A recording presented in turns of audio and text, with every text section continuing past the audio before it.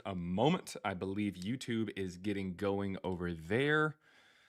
Nice to see you. Yes, it is. Let's see here. Give me one moment here because I gotta get all this YouTube stuff. It's all kinds of crazy stuff here.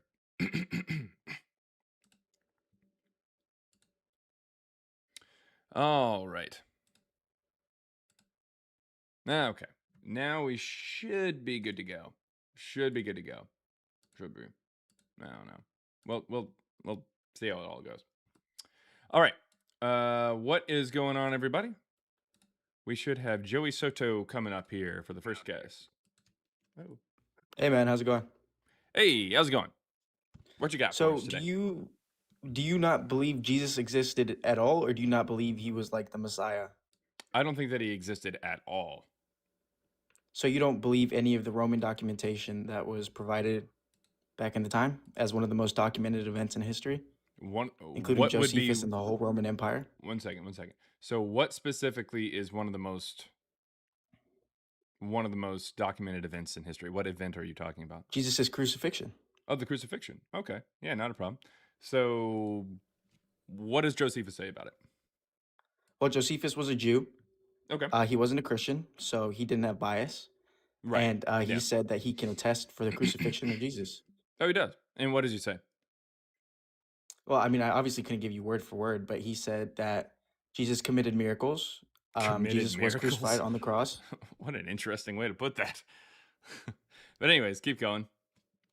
Sorry, I meant committed to miracles, not committed miracles. Doesn't make it But better. All right. Jesus was But crucified on anyways, the cross. yeah, okay. I mean, how can you argue that it wasn't one of the most documented events in history?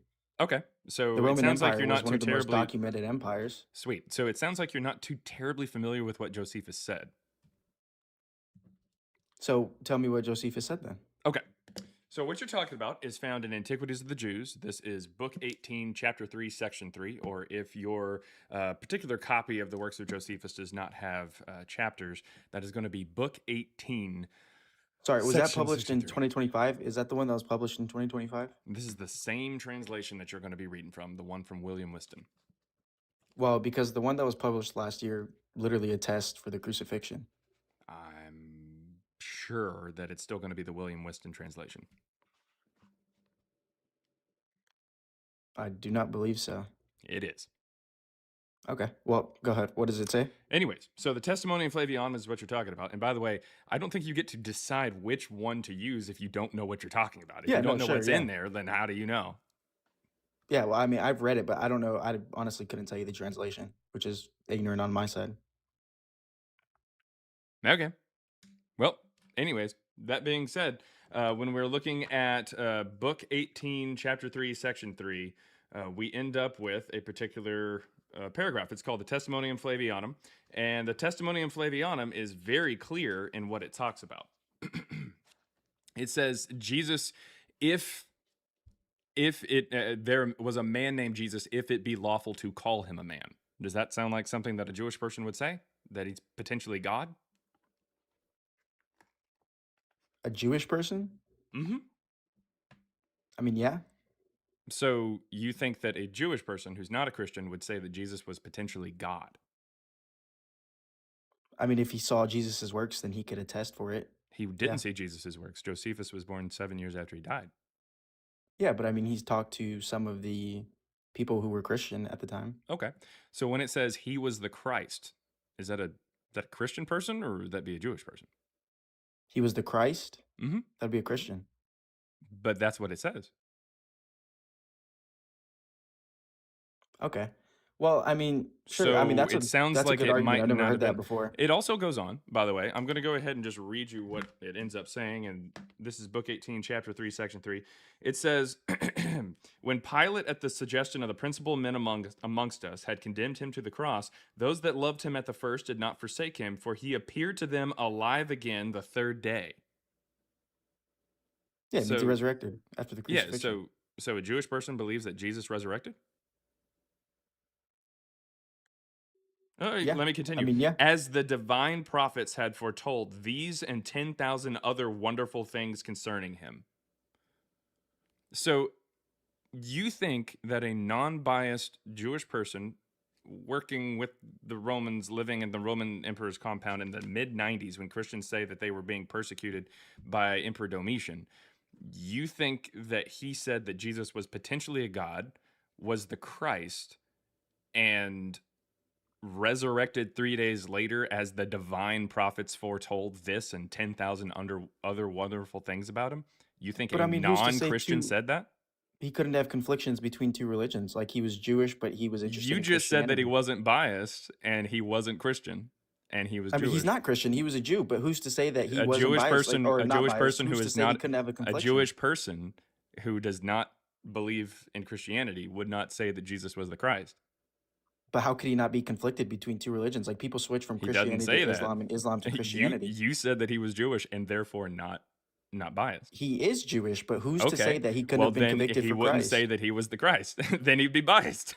You were trying to use that as an argument to show that he was not biased. But now you're having to bend a little bit and say, well, he could have been a Well, I mean, it's little not necessarily biased. bending if people could be conflicted between two religions. He could be Jewish, but he could be conflicted for Christianity. Okay. That doesn't make him So biased. That could he make him see the does think truth. that Jesus was the Christ?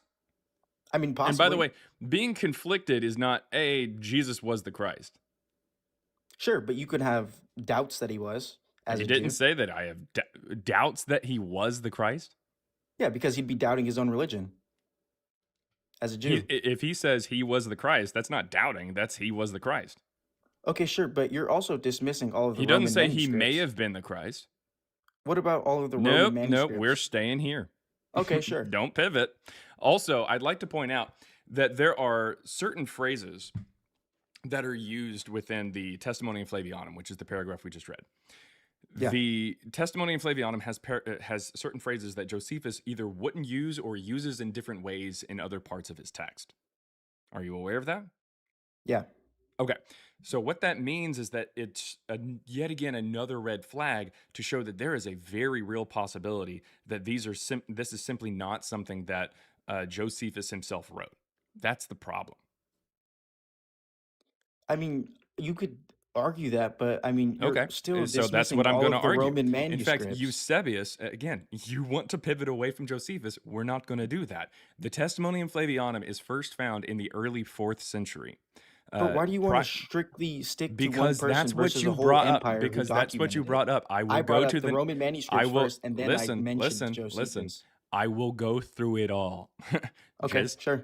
hold tight, little buddy. We're going to get through this one first, and I'm going to dismantle the entire Josephus argument before we move to Tacitus, Pliny, Suetonius, Lucian of Samosata, Marubar Serapion, Thales, Phlegon. I'm going to move through all of them as much as you want me to, but right now we're on Josephus. All right? Let's do it. Okay. So the Testimonium Flavianum includes phrases that he doesn't use or uses in different ways, like the one that says miracle worker, the one that you said was committed miracles or committed to miracles or whatever. That phrase he uses to mean poet elsewhere. Unfortunately, that is not obviously what we're dealing with here. Jesus was not a poet. Now, again, the Testimonium Flavianum doesn't show up until the early 4th century by a man named Eusebius, who is an admitted liar and church propagandist hired by Constantine to write a history of the church. All right, in roughly about 315, 320 is when he writes. That being said, multiple church fathers before him had quoted from Josephus, some quoting from the exact same book, and still nobody mentions anything about the Testimonium Flavianum. They don't mention a sentence from it. They don't mention the paragraph itself. It's just not mentioned. Okay. What this tells us is it was added later, and Eusebius is the author. That phrase that we end up with, that Josephus uses to mean poet, but it gets translated as miracle worker. This is a phrase that Eusebius uses quite a bit in his book Demonstratio Evangelica there in the early 4th century. And when he says, let us now make use of Josephus the Jew, and then gives us the Testimonium Flavianum for the first time in history. Okay, but I don't see how this disproves the existence of Christ Slow at down. all. This just disproves that Josephus was talking about him. The paragraph before it and after it are talking about things that Pilate did that were bad. And the paragraph right after the testimony of Flavianum says another sad calamity that befell the Jews. In other words, the paragraph before it and after it go together. It's clearly been inserted into the text. Okay, Wars of the sure. If you Jews, could give me another one book from second, Josephus. Go ahead. I could pull up the exact quote from Josephus from the book you're reading out of to prove he was talking about Christ. I mean, I understand that the paragraph is very clearly about Jesus. The issue is the fact that he didn't write it. That's what I'm trying to tell you. You're saying Josephus didn't write it? Correct. It is an interpolation from Eusebius. That's what I'm saying. Well, give me 1 second and I'll prove to you that you're wrong. Let me pull up the book. Yep, go ahead.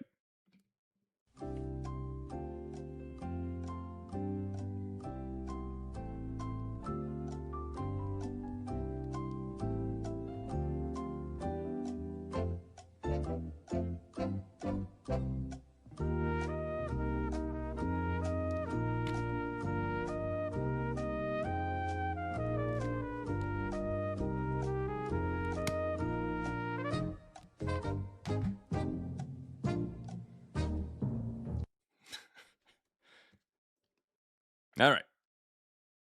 You find anything? Yeah, right. book 18, chapter 3. Section 3. Yeah. That's what we read, dipshit. And is that not proving that Josephus wrote?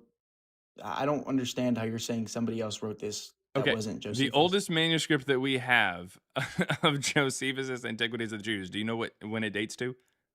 The oldest manuscript we have of it? No, not sure. It dates to the 10th century. It's from the Catholic Church is who preserved it. So Eusebius in the early 4th century is the first person to quote it. And he left.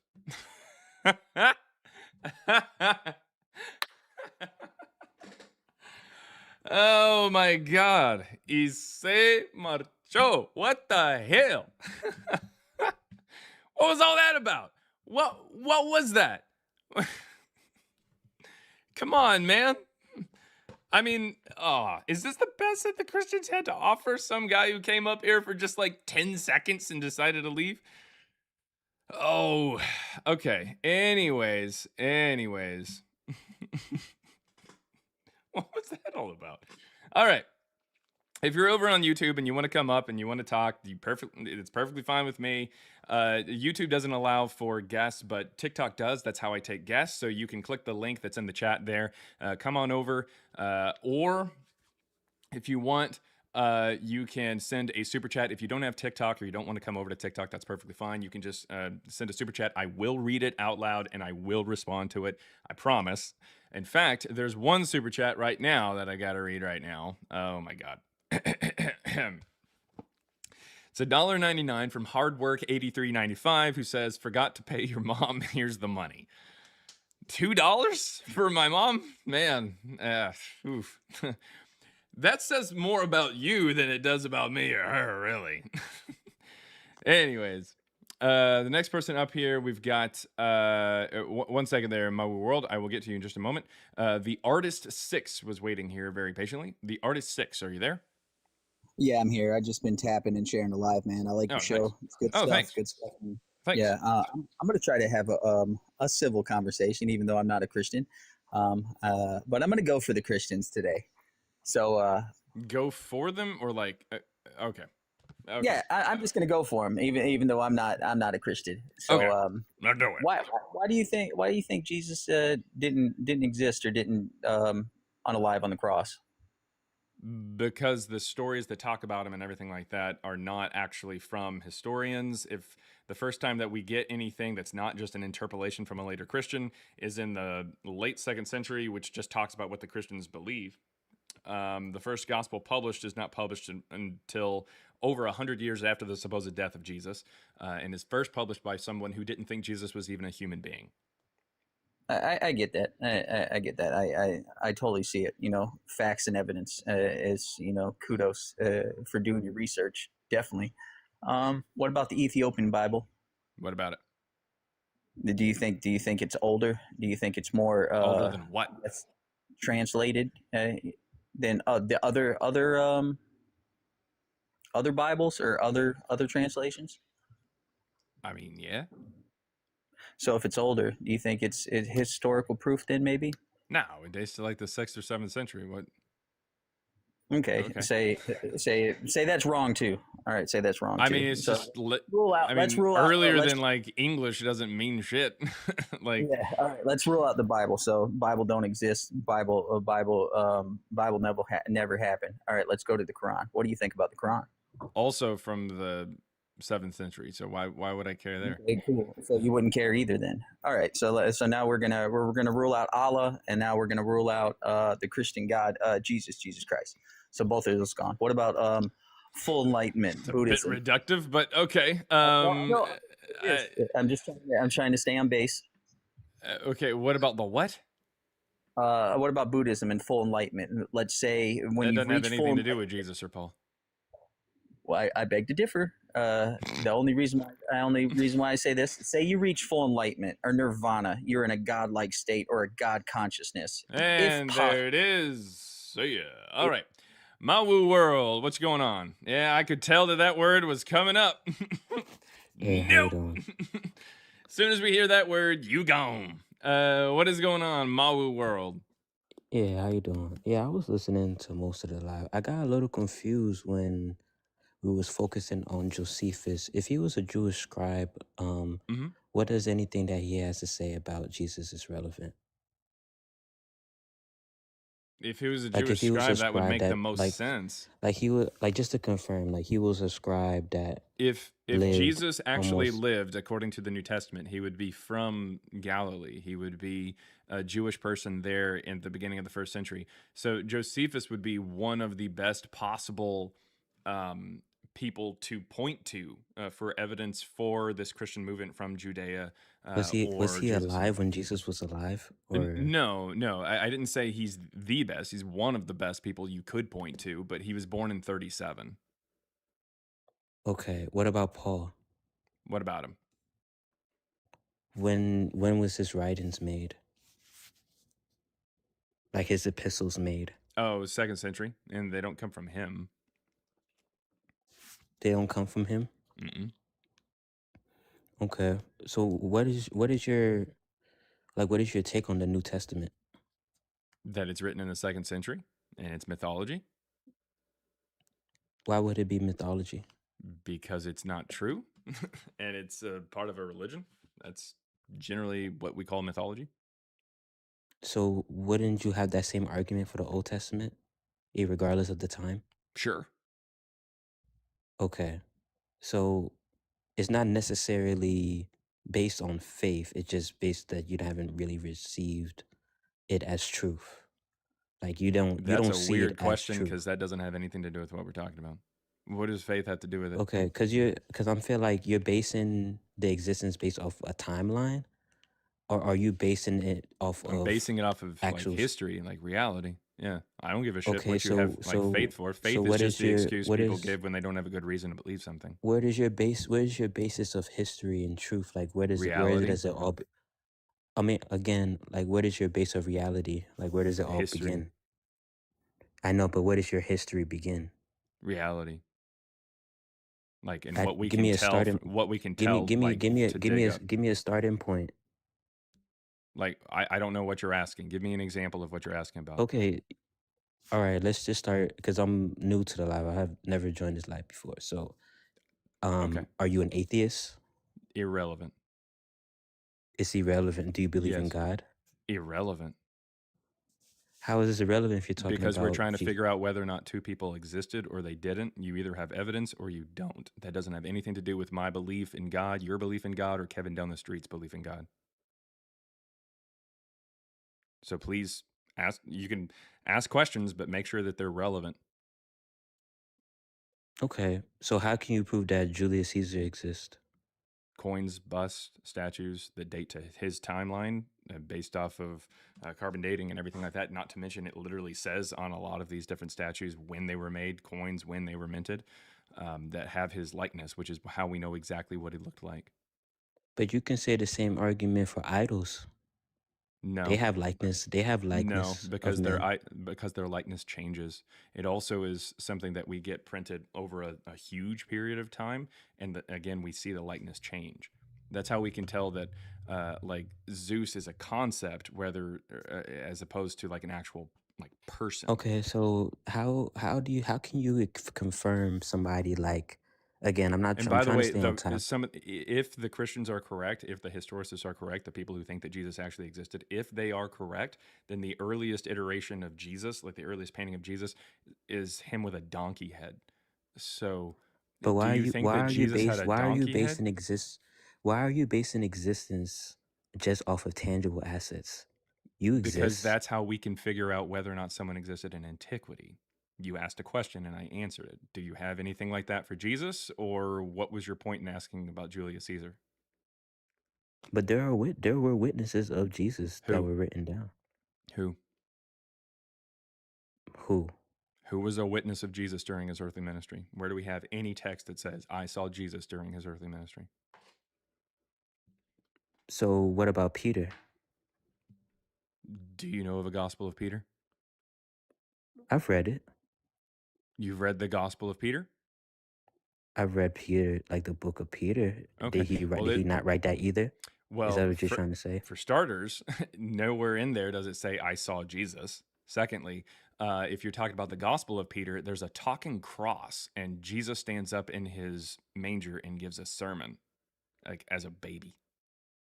So, We talking the same Peter in the New Testament. I mean, if you're talking about the Gospel of Peter, because there Like is a Gospel of Peter. like First Peter. First Peter and Second Peter are epistles, not gospels. There is a Gospel of Peter; it's the Gnostic Gospel. But that being said, there is First and Second Peter, and neither one of those says, "I saw Jesus during his earthly ministry." But who? Okay, the question is, Also, Acts who wrote 4. first? Also, we If don't know. if it's Also, Acts epistles, who? 4:13. Acts 14 Mhm. says that Peter is illiterate, so it wouldn't have been Peter. So I know what question you're about to ask, Can and it's we not can going to we go go? anywhere. Can we? I'm learning as I'm talking to you. So where does it say Not a in problem. Acts that Peter was illiterate? It says so in Acts 4:13. Acts 4:13. As they looked on Peter and John, so fearlessly outspoken, and also discovered that they were illiterate persons. The Greek word is agrammatoi, which means literally without writing. Untrained in the schools, they were surprised, and now they recognized them as having been with Jesus. Because, in other words, they didn't read this anywhere. They didn't they didn't read about it. They were very clearly somebody who saw it, according to this story.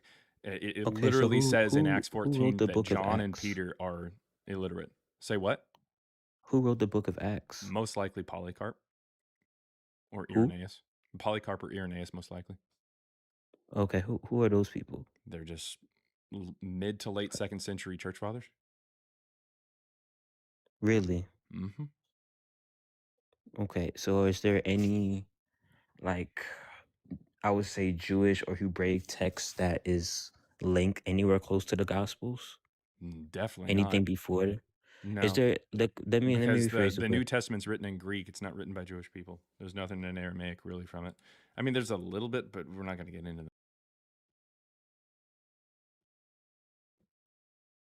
All right, you there? Hello? Yeah, Yeah, you I'm there? here.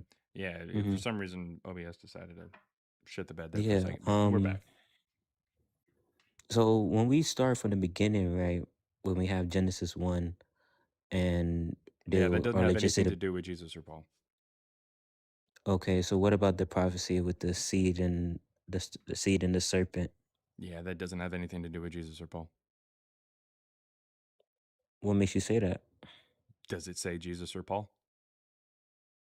I mean, not verbatim, Okay, but so there is an anointed one. even if there was a prophecy in the Old Testament that said Jesus and Paul are going to live, does that mean that the prophecy was fulfilled?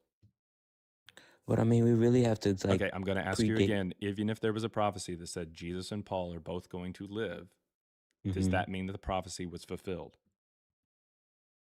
If there was, I would say sure. Like What? If there was a prophecy, that means that it was fulfilled? So just having a prophecy in general means it is true? But in the Gospels, it said that he fulfilled Okay, well, I prophecies. don't give a shit about what the Gospels say. You haven't shown me how they are actually historically reliable. So I don't you're not listen, basing it. listen, You listen, don't want to listen, base it listen. off No, the Bible. listen. I don't give a flying fuck if you can find a verse that says someone is going to live. I don't care. That doesn't mean that it actually came true. Show me that it came true, and then we can establish that they actually fulfilled the prophecy.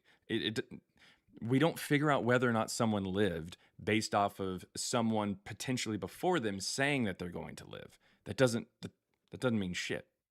We have to figure out whether or not they lived. Okay, so you're not a man that works based on faith.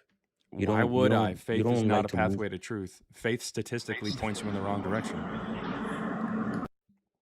If you Well, were to, if you were what to is get, faith to what does faith faith is mean to you? faith is the excuse people give when they don't have a good reason to believe something. Because they don't have the excuse to believe something. No, faith is the So excuse that people give when they don't have a good reason to believe something. Otherwise, it would be trust. Trust is based off an experience or based off of a known information that is given to you from a trustworthy individual. Faith is just, hey, I don't have any evidence, or this person has not provided any evidence, but yet I'm still going to believe them just because. so with everything that you do in your life, you need evidence in order to proceed. When did I say that? I'm just asking. I'm not answering Is because that's everything irrelevant to in whether your life that's based? Is irrelevant. everything in your life based That is on evidence? irrelevant based off of whether or not we use faith or trust to determine history. We use So evidence here, sir. you're saying that you can never use faith to determine history. Yeah, that's not what we do. Yeah, that's not a thing. Like you can just kind of say, "Oh, hey, Jesus was a But do you velociraptor," and I have believe faith that that he was a history? Do you believe that velociraptor, but history that can be doesn't mean anything. fabricated? History could be fabricating. Yeah, I mean, people could change something. Like, are you talking to like artifacts or something? Like, what are you talking about? No, I'm just saying, like, okay, like you're saying Jesus and Paul never existed because there's not enough Correct. evidence, right? No, there's Can we evidence s- we against can them. The stories that we have of Jesus and Paul don't line up with the first century. Like what we've actually found from the first century and what we know from the first century doesn't line up. Hell, the story of Jesus doesn't even line up with the story of Jesus in the New Testament. It contradicts itself. Okay, can we suggest that truth can be hidden in plain sight? Yeah, I'm not even going to play that fucking game. So the story of Jesus and Paul, the stories of Jesus and Paul contradict themselves in the New Testament. So it's pretty bad. Like Jesus, What's even the in the natural form, like he's what's the born 10 main years before he's contradictions you born. So like Jesus in what Matthew are the is main said that in Matthew, Jesus is born during the reign of King Herod, who dies in 4 BC. But in Luke, he's born during the reign of Quirinius, the governor of Syria, who starts his reign in 6 AD. So 10 years apart. So Jesus is born 10 years before Jesus is born. That's an impossibility. So the way that the New Testament presents Jesus is bullshit. So where does it confirm that they died at those certain dates? And how is it really confirmed that So it's even an accuracy? for starters, even if it's not those particular dates, there's an entire person between them. Matthew 2 explicitly states that after Herod the Great dies, because Jesus is in Egypt waiting for him to die, Joseph is, it says that Herod Archelaus started reigning Judea in his father's stead. This is in Matthew 2. Okay. What that means is that when Quirinius is the governor of Syria, which is mentioned in Luke 2, he says that he's over the census. And that wouldn't make sense if there was somebody who was reigning over Judea at the same time. But that doesn't seem like a big gap of time though, 10 years. Yeah, Like, are you capable of being born because during the how you presidency gotta of Clinton and the ask yourself presidency how of long Obama? was. No, But I'm saying how listen, long not a was. gap to being born. You can't be born 10 years before you're born. That's what I'm saying. But the follow up question was how long was Jesus in Egypt? No, I I don't the think you question. How fucking long was Jesus understand, in dude. Egypt? I don't think you understand. The Egypt part is not really that big of a deal. Jesus can't be It kind of born. is. No, listen. Matthew said he's born, and then 10 years later, after Herod dies, and then Archelaus reigns, and then another person comes in to to fill the void of the banishment of Herod Archelaus. Then Luke says Jesus is born. Does Luke bring up the nativity? Yes. Okay, and you're saying that that happens after Herod dies. Yes, because it says it's during the reign of Quirinius, the governor of Syria. Okay, but does Luke ever say that Herod dies before No, or after? no, because it does. No, technically speaking, he does mention Herod. He says that Herod the Great was alive at the same time as Mary and Elizabeth being pregnant, so they would be pregnant for like a minimum of 10 years. But my question is this. But from my understanding, I think Jesus was in Egypt for a long time No, before but Herod and then died. he comes back and he gets born. That's not what I'm saying. Well, But I'm that's saying that unfortunately what it would be. you're I don't think you're not understanding looking what's at happening looking here. at of course, is an inconsistency in the gospel there, right? But Yeah, at the that end an of the day, inconsistency but okay, would be a contradiction in this case. what's true between Matthew and Luke is that the nativity did happen and Jesus was born. No, even the nativity is different. Irregardless, Even the nativity is different. just so you thinking just because there Literally, was the a only thing that's similar in Matthew and in Luke that lines up is Jesus is born in Bethlehem, and he has it has Joseph and Mary as his parents. That's the so only thing that lines up. if On top somebody's of that, tombs. even critical scholars today don't say that he was born in Bethlehem. They say that that was a theological motif or there's a theological reason for saying that. Most critical scholars today would claim that Jesus was actually born in Nazareth, is what they say. I mean, geological maps change all the time. Same thing with streets. You say It's just geological maps? like What are the we taking a look maps. at some igneous rocks? The fuck are you talking about? I'm saying maps and locations can change over time. All right, man. Well, it is clear to me that your brain is filled with nothing but wilted lettuce and old batteries. So we're going to go ahead and move What did I on say? to the next person, Donut Milk. What is going on? Jesus Christ. That was weird. It's like playing Jenga with wet bars of soap. What do you got there, Donut Milk? Well, I completely agree with you on the Paul thing because Paul decided to put himself in the Bible. He never met Jesus. Didn't he? Took it as an opportunity to get more money. But with the Jesus, there's contradictories throughout the whole Bible Some people don't have about him. I lived in Israel for a while. Lived in Syria, and I got to learn a lot. And it's the fact that, like, when Jesus was born, that timeline is completely off. I agree with you. He was not born in Bethlehem. It's, the whole. I guess this is. I heard you talk about the faith in Jesus. But faith and truth are kind of on the same line, but different. And having truth, trust. What? I'm not really sure what you're talking about. What? I'm not really sure what you're talking about there.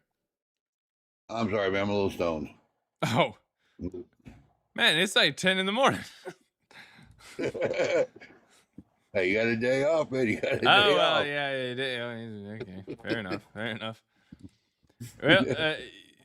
Well, that being said, yeah, Jesus and Paul, they never existed. It's not so much like a plot to control people per se. We don't really see any like nefarious intent. That's kind of tough to prove, but I mean, eventually, yeah, the Roman government mixes in with Christianity. Christianity becomes the official religion of the Roman Empire in 380.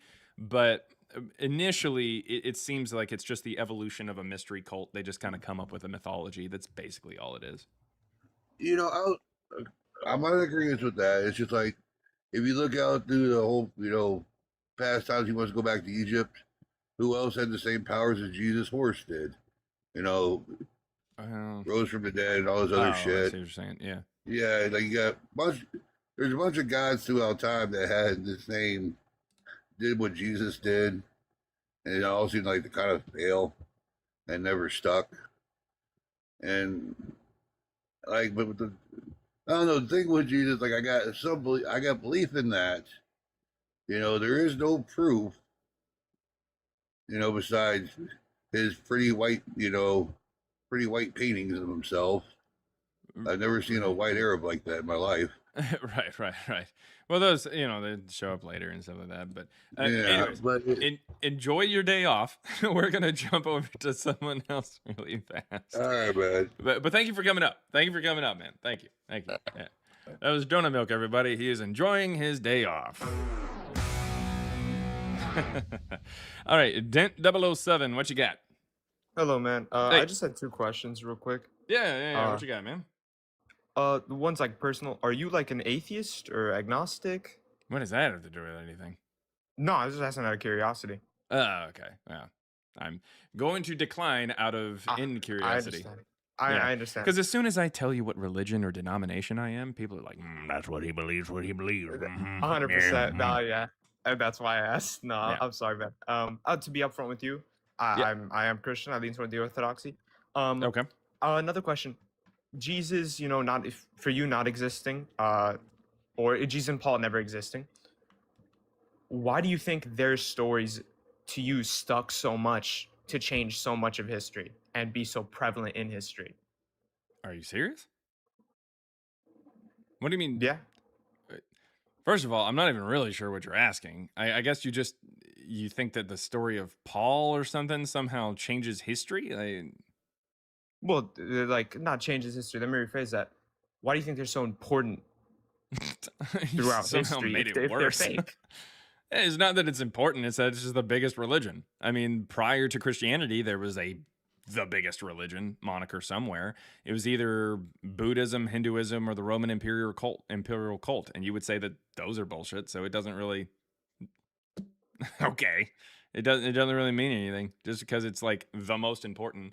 Hell, one of the most important religion, the most widely accepted religion in like Rome or the Roman Empire at the time in like the 1st century was the Roman imperial cult. That doesn't mean that like Jupiter's story was somehow like cutting through and it was just like something that we can all look to and Jupiter was a real person. Like, no, that's not how that No, works, 100%. man. Just Well, the then largest I- religion doesn't mean anything about the actual historical claims or the accuracy of the information. That's not how that works. Well, I mean, I'm not asking that.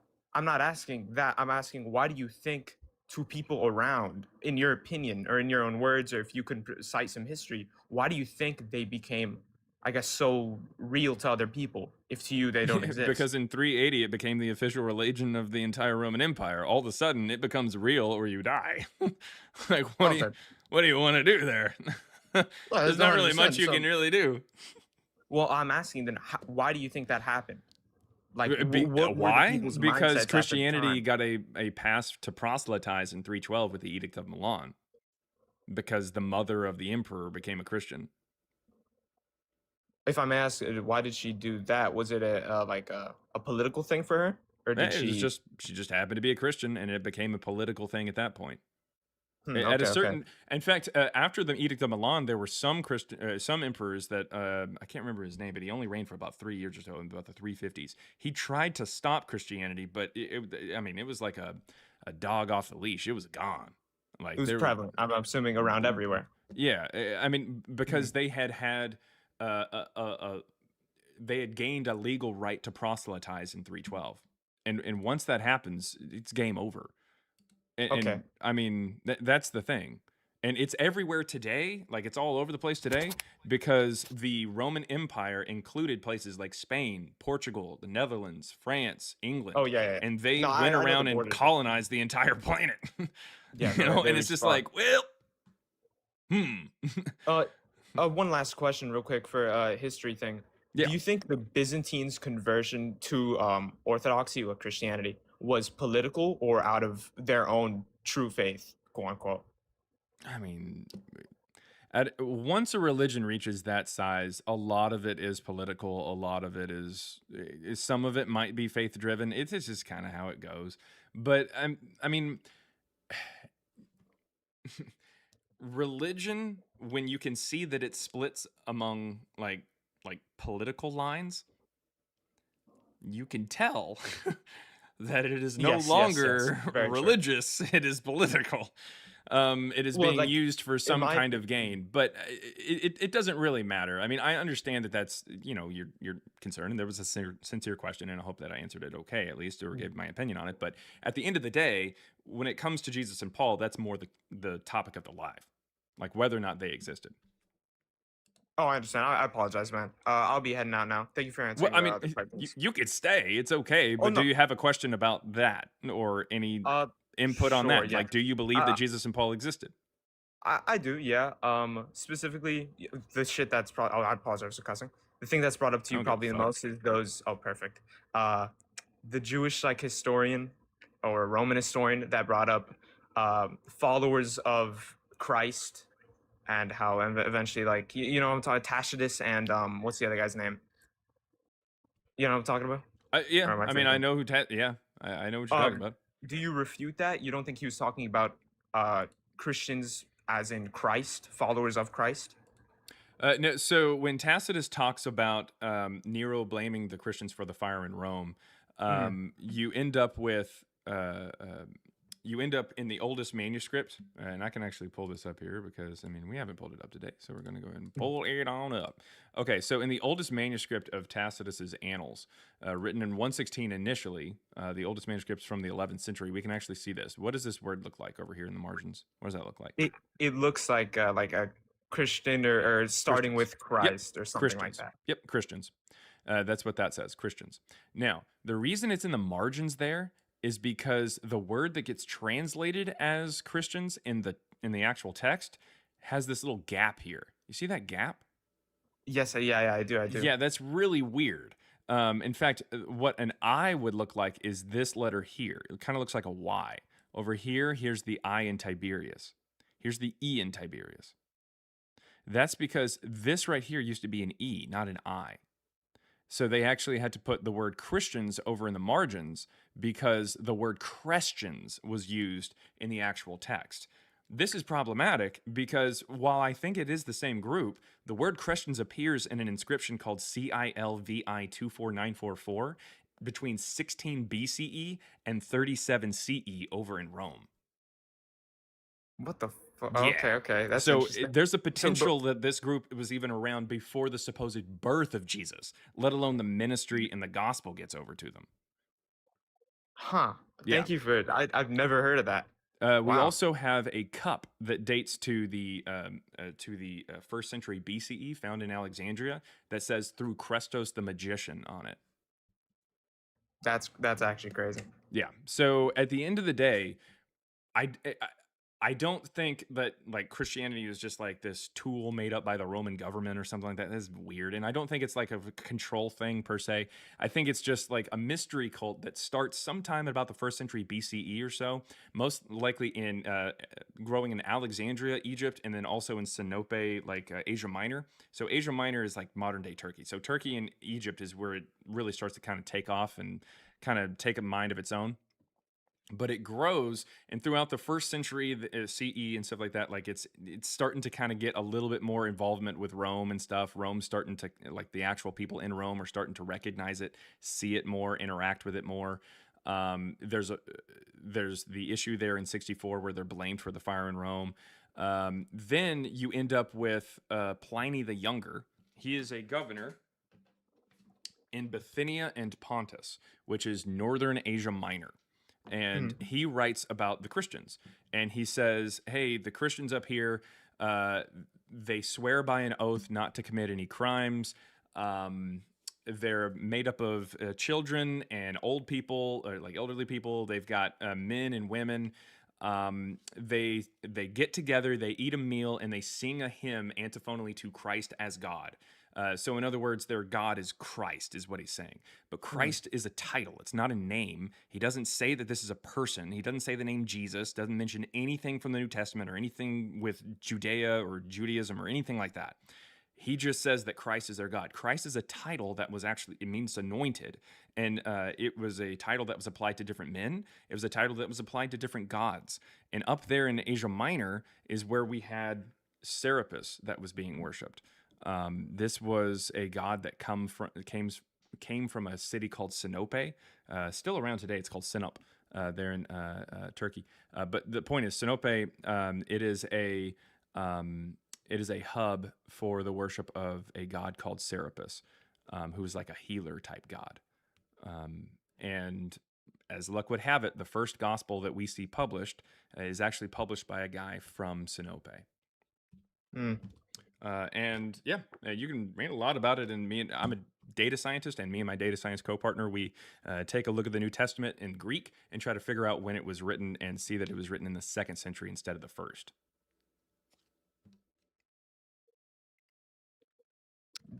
Damn, yeah. I mean, I don't know what to say. I'm not gonna sit here and argue because you are, yeah, you like you just said, you're a data scientist, and I only know what I've looked up personally and what the little knowledge I have.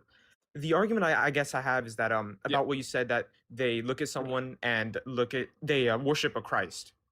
Yeah, Christ. Even now, that's what they call yes, their God. Yeah. Even now we have Christians say things like Christ is king, and we know they're not talking about, like what you said, an anointed one. Because at this point now we have the text, and so people will refer to Jesus as Christ. As some of the text says, we preach Christ Jesus.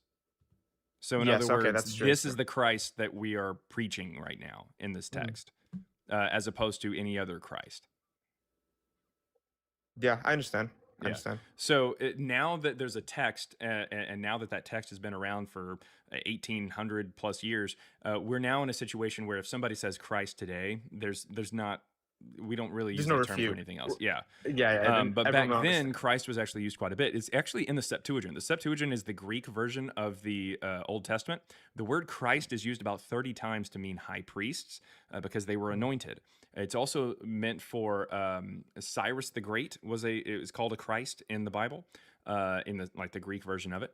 And then in the the Intertestament books, or the Jewish Apocrypha, Alexander the Great is also called a Christ in the Maccabees. Literally the first line of the Maccabees 1, it starts off with Alexander, the Christ, because he's anointed. But are there any what's the word? I guess talked about group of people who would say that they worshipped Christ before we know as Jesus came around? No, Christians, because we don't see the story quite yet until about 140 is when we first get the first gospel published. Yeah. People will tell you that the first gospel was published in 70. There's no evidence whatsoever that any of the New Testament was even around in the 1st century. No one mentions anything from it.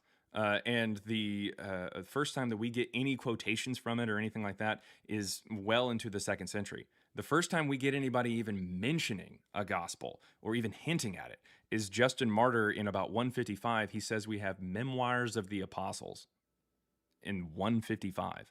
So literally a little past the halfway mark of the 2nd century is the first time we get anybody who even mentions gospels or anything like that. Holy shit. All right, man. Well, I will be. Thank you so much for the talk, and I'm definitely gonna look up more stuff on it, and maybe one day I'll come back and yeah, we'll absolutely. And if you want, check out the book.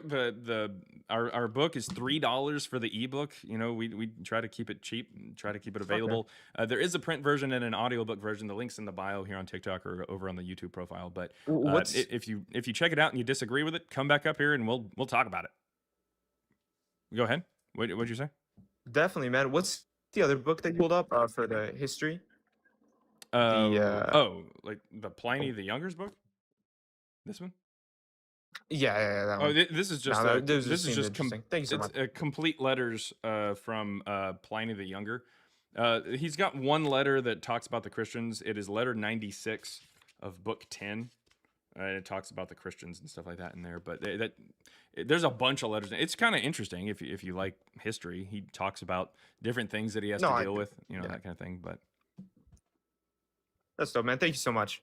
Yep. Yeah, thanks. Have a nice one. Thanks for coming up. Yep. That was Dent 007. Dent 007. Thank you very much for coming up. That was a good guest. Just kind of coming up, asking questions, that kind of thing. Not bad. Not bad at all. I wanted to really quick, before we get to the next guest, I wanted to get to the super chats over there on YouTube. Again, if you send a super chat over on YouTube, I will read it out loud and I will respond to it. Even if it's, calling me a loser, which I'm sure these next ones are because they seem to be coming from Hardwork 83.95. $2 from Hardwork 83.95 says, keep up the good work. Then he sent another one for $1.99 says, don't keep up the good work. Then he sends another for $1.99 that says, read this. Then we got $2 from Michael or Michelle. Michael, I think it's Mikel. I don't know. Bryant B2N says, I challenge you on your BS. Sounds good. Well, come up. The request button is over on TikTok.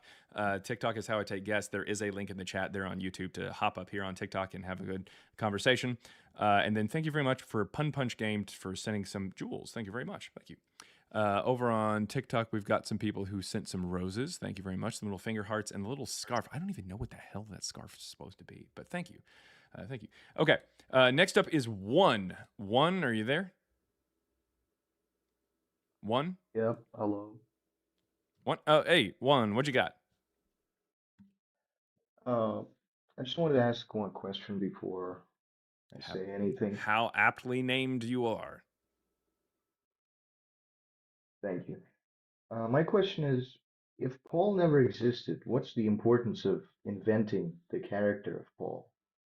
So Paul may just be a stand-in for Marcion himself. Marcion, he's the first person to publish a gospel as well as Paul's letters in 144 in a canon that he calls the New Testament. He's the first one to ever call a canon the New Testament. It's published in 144. And his name means, it's pronounced Markion. It means little Mark. And Paulos just means the small one. It's actually not even a word. Or not a word. It's not even a name, like a first name. We don't have any evidence of somebody using that as a first name. It's a diminutive. It means the small one. And again, it's just it's a matter of it's a matter of it possibly being just almost like a nickname, if you will, or a stand-in for Marcion himself and how he's spreading the gospel message. It could be, no idea, but nevertheless. It's not so much that they invented Paul per se, like for any particular purpose, because there's not a lot of biographical information found in the Pauline epistles, especially the early versions. Oh, that's interesting. My another question would be, why does the secular mainstream science and history have a sort of consensus that Jesus did exist as a historical figure? Yeah, it's because of the fact that generally speaking, people put a certain level of reliability on church tradition and church fathers in order to get to that. Like, for instance, Bart Ehrman is the leading scholar, if you will, on this particular topic. He's agnostic, and he said, or at least claims to be agnostic atheist or something, and he says that Jesus existed. Earlier on in his career, he was very firm on that, said Jesus definitely existed. Possible that he's got a little bit more lax here recently, but nevertheless, he does say that Jesus existed. That's his position that I haven't seen him really change from. The point is, one of his big gotcha moments, or his big, like, this is my best argument, is when he says, Paul met James, the brother of Jesus. And in order to do it, in order to say that, he's got to believe that Paul not only existed, even though he's never mentioned outside of Christianity, he also has to say that Paul wrote in the first century, which is never mentioned outside of Christianity, and that Paul wrote that particular line, and it was in the earliest iterations of Paul's letters, which we are now finding out isn't the case. When Marcion published Paul's letters in 144, they do not include any mention of James, the brother of Jesus. So that's the earliest iteration that we have. We don't have any evidence of any Pauline letters prior. Oh, wow. I've actually heard about this. There's very little about the brothers and siblings of Jesus. Oh yeah, there's very little Yes, about him. Yeah. I guess my final question would be, for a long while I was in the camp of Paul, like, betrayed Christianity, turned it into Paulianity. What's your view on that? I mean, I don't think that Paul existed, so So the reason why people lots of times will say that is because they see that Christians tend to follow Paul as opposed to following Jesus. And I get where they're coming from there. I mean, I do, but nevertheless, Paul was always sort of kind of part of the story, if you will, because Jesus is like the God who comes down to give like a little bit of instruction on how to do things or to kind of create the religion in this mythological origin story. And then you end up with Paul, who's really the only, like, he's supposed to be like the representative for this God on earth, who's supposed to tell you what that all means and how to actually apply it to you and your community. That's so, yeah, I mean, I understand that people would have a problem maybe with that, but nevertheless, that's just kind of been the case from the beginning, really.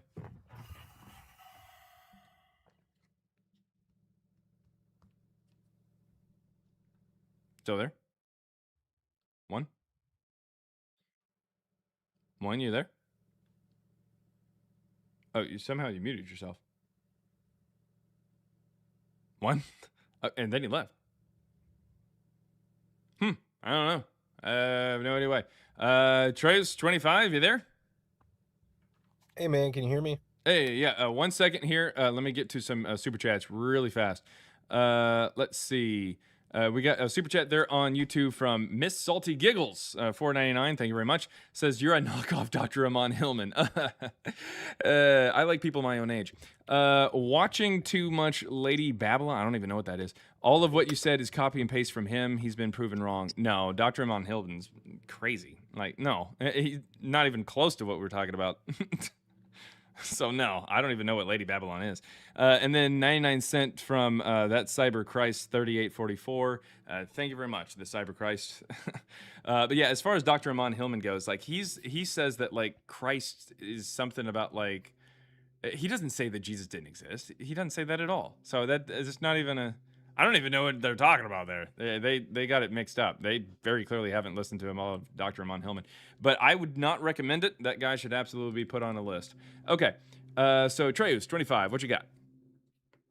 Hey man, so first, just like about me, you know, like I grew up very, very close to the church, and it's almost, I mean, it's almost refreshing to hear, you know, like people talk about refuting historical concepts that a lot of people just accept. So like I've been on this train for a while, wrestling with, you know, the existence of anything like that, but you know, as far as the historical writings of Tacitus and all the other historians, like you've pretty much covered that. I was going to address that, but you've already talked about that quite extensively. The thing that I still struggle with is that at the time of Jesus in Rome, the rabbinical model was very common just for Jewish, you know, like you mentioned Christ in they would have been pastors, is what we call them now, and rabbis, to take apprentices in Judea and sort of go around Rome and minister to people and even perform, like, you know, your minor miracles. You would have had Hani, the circle drawer, Hanina Bendosa as a Galilean healer, which Jesus would have known.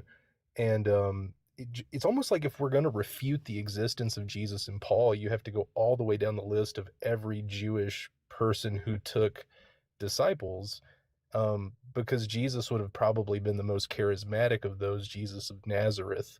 Yeah. And it just kind of seems weird that the draw- other people were mentioned by people who were around, but Jesus wasn't. Yeah, I mean, well, you could just about make the case for any writing from that time that has to do with Jews in Rome teaching their religion. Now, Oh, you mean the Christ Roman and Empire? Is that what you mean? Surely you don't mean in Yeah, Rome, like right like the city. No, Judea. Oh, okay, like the empire. Oh, okay. Okay. Yeah, and like, so like Gnosticism was a huge religion at the time as well, and we all know that Gnosticism existed and they accepted Christ, just like other religions sort of embraced or rejected Christ, because Rome was a melting pot of religions. What do you think Gnosticism is? Well, like the demiurge and the imperfect universe, they believe Jesus came to fix that. So Gnostic Yeah. Christianity was like The right, OG. well, I'm just saying that The first gospel published is talking about that kind of stuff. Yes, I know. So when I So think like about proving what we the have like existence for of Jesus, like Jesus, Matthew, Mark, Luke, and John, that's just like offshoots of that like demiurge type concept. yes, right. And so like one polarizing charismatic figure at the time who like garnered all the attention seems to be harder to, in my opinion, prove. Like it's in the same way I would have a hard time proving that he didn't exist, in the way I would have a hard time proving like Judea didn't exist and rabbis didn't Yeah, exist no. at the Well, time. technically, rabbis didn't exist at the time. The first rabbi is Yochanan ben Zakkai in 70. So, yeah. Anyways, 70 70. AD. Yeah. Wow. Okay. Yeah. The word rabbi doesn't even show up before then. Josephus Oh never wow. mentions That's it. It's well, not in the Old okay. Testament. It's not in any kind of. It's not Philo of Alexandria. It's not. He doesn't mention it. It's not in any intertestament books, apocrypha. Nothing from that time has the word rabbi on it or in it. Oh, okay. Yeah, Well, that's I that's think actually how we rabbi can tell is that like Jesus didn't exist, because in Matthew 23 he discusses how rabbis dress and what they do in the synagogues. Like it's pretty obvious that this text is filled with anachronisms. That's how I can say that the Jesus presented by the New Testament, even the natural version of him, didn't exist, because it's got anachronisms. There's problems in this. It's trying to tell this story of this natural person who's running around going to places that don't exist yet, talking about concepts and pointing them out to his disciples when they don't exist yet. And then there's contradictions, there's geographical problems. I mean, it's bad. It's really rough. so like in the Old Testament, rabbi was used many times, which It would was have come not. before Jesus. It was not. There's not a single use of the word rabbi in the Old Testament. In First Chronicles 25:8, I think that speaks of the Talmud. What? Yeah, in First Chronicles No. 25:8, The word rabbi does not appear in the Old Talmudim. Testament. Really? Mm-mm. That's crazy. Hold on. I mean, maybe in some English translation or something like that, but not in any kind of Hebrew or Aramaic version. The word rabbi does not appear in the Old Testament. Wow. Oh, okay. Sorry. I guess I'm actually learning here. Thank you. I mean, I suppose there may be some English translation or something like that that might try to say it, but what was the verse you gave? First Okay. Chronicles what? First Chronicles, I believe it was 25:8, speaks of the Talmudim. And it says, and they cast lots for their duties, small and great, teacher and pupil alike. Like this is the NRSVU at least, which would be the, what's used in seminaries and teacher stuff. there is probably not going to be rabbi. Yeah, I mean they had teachers, like they had teachers. See, this is There's words that that we translate as sage or something like that.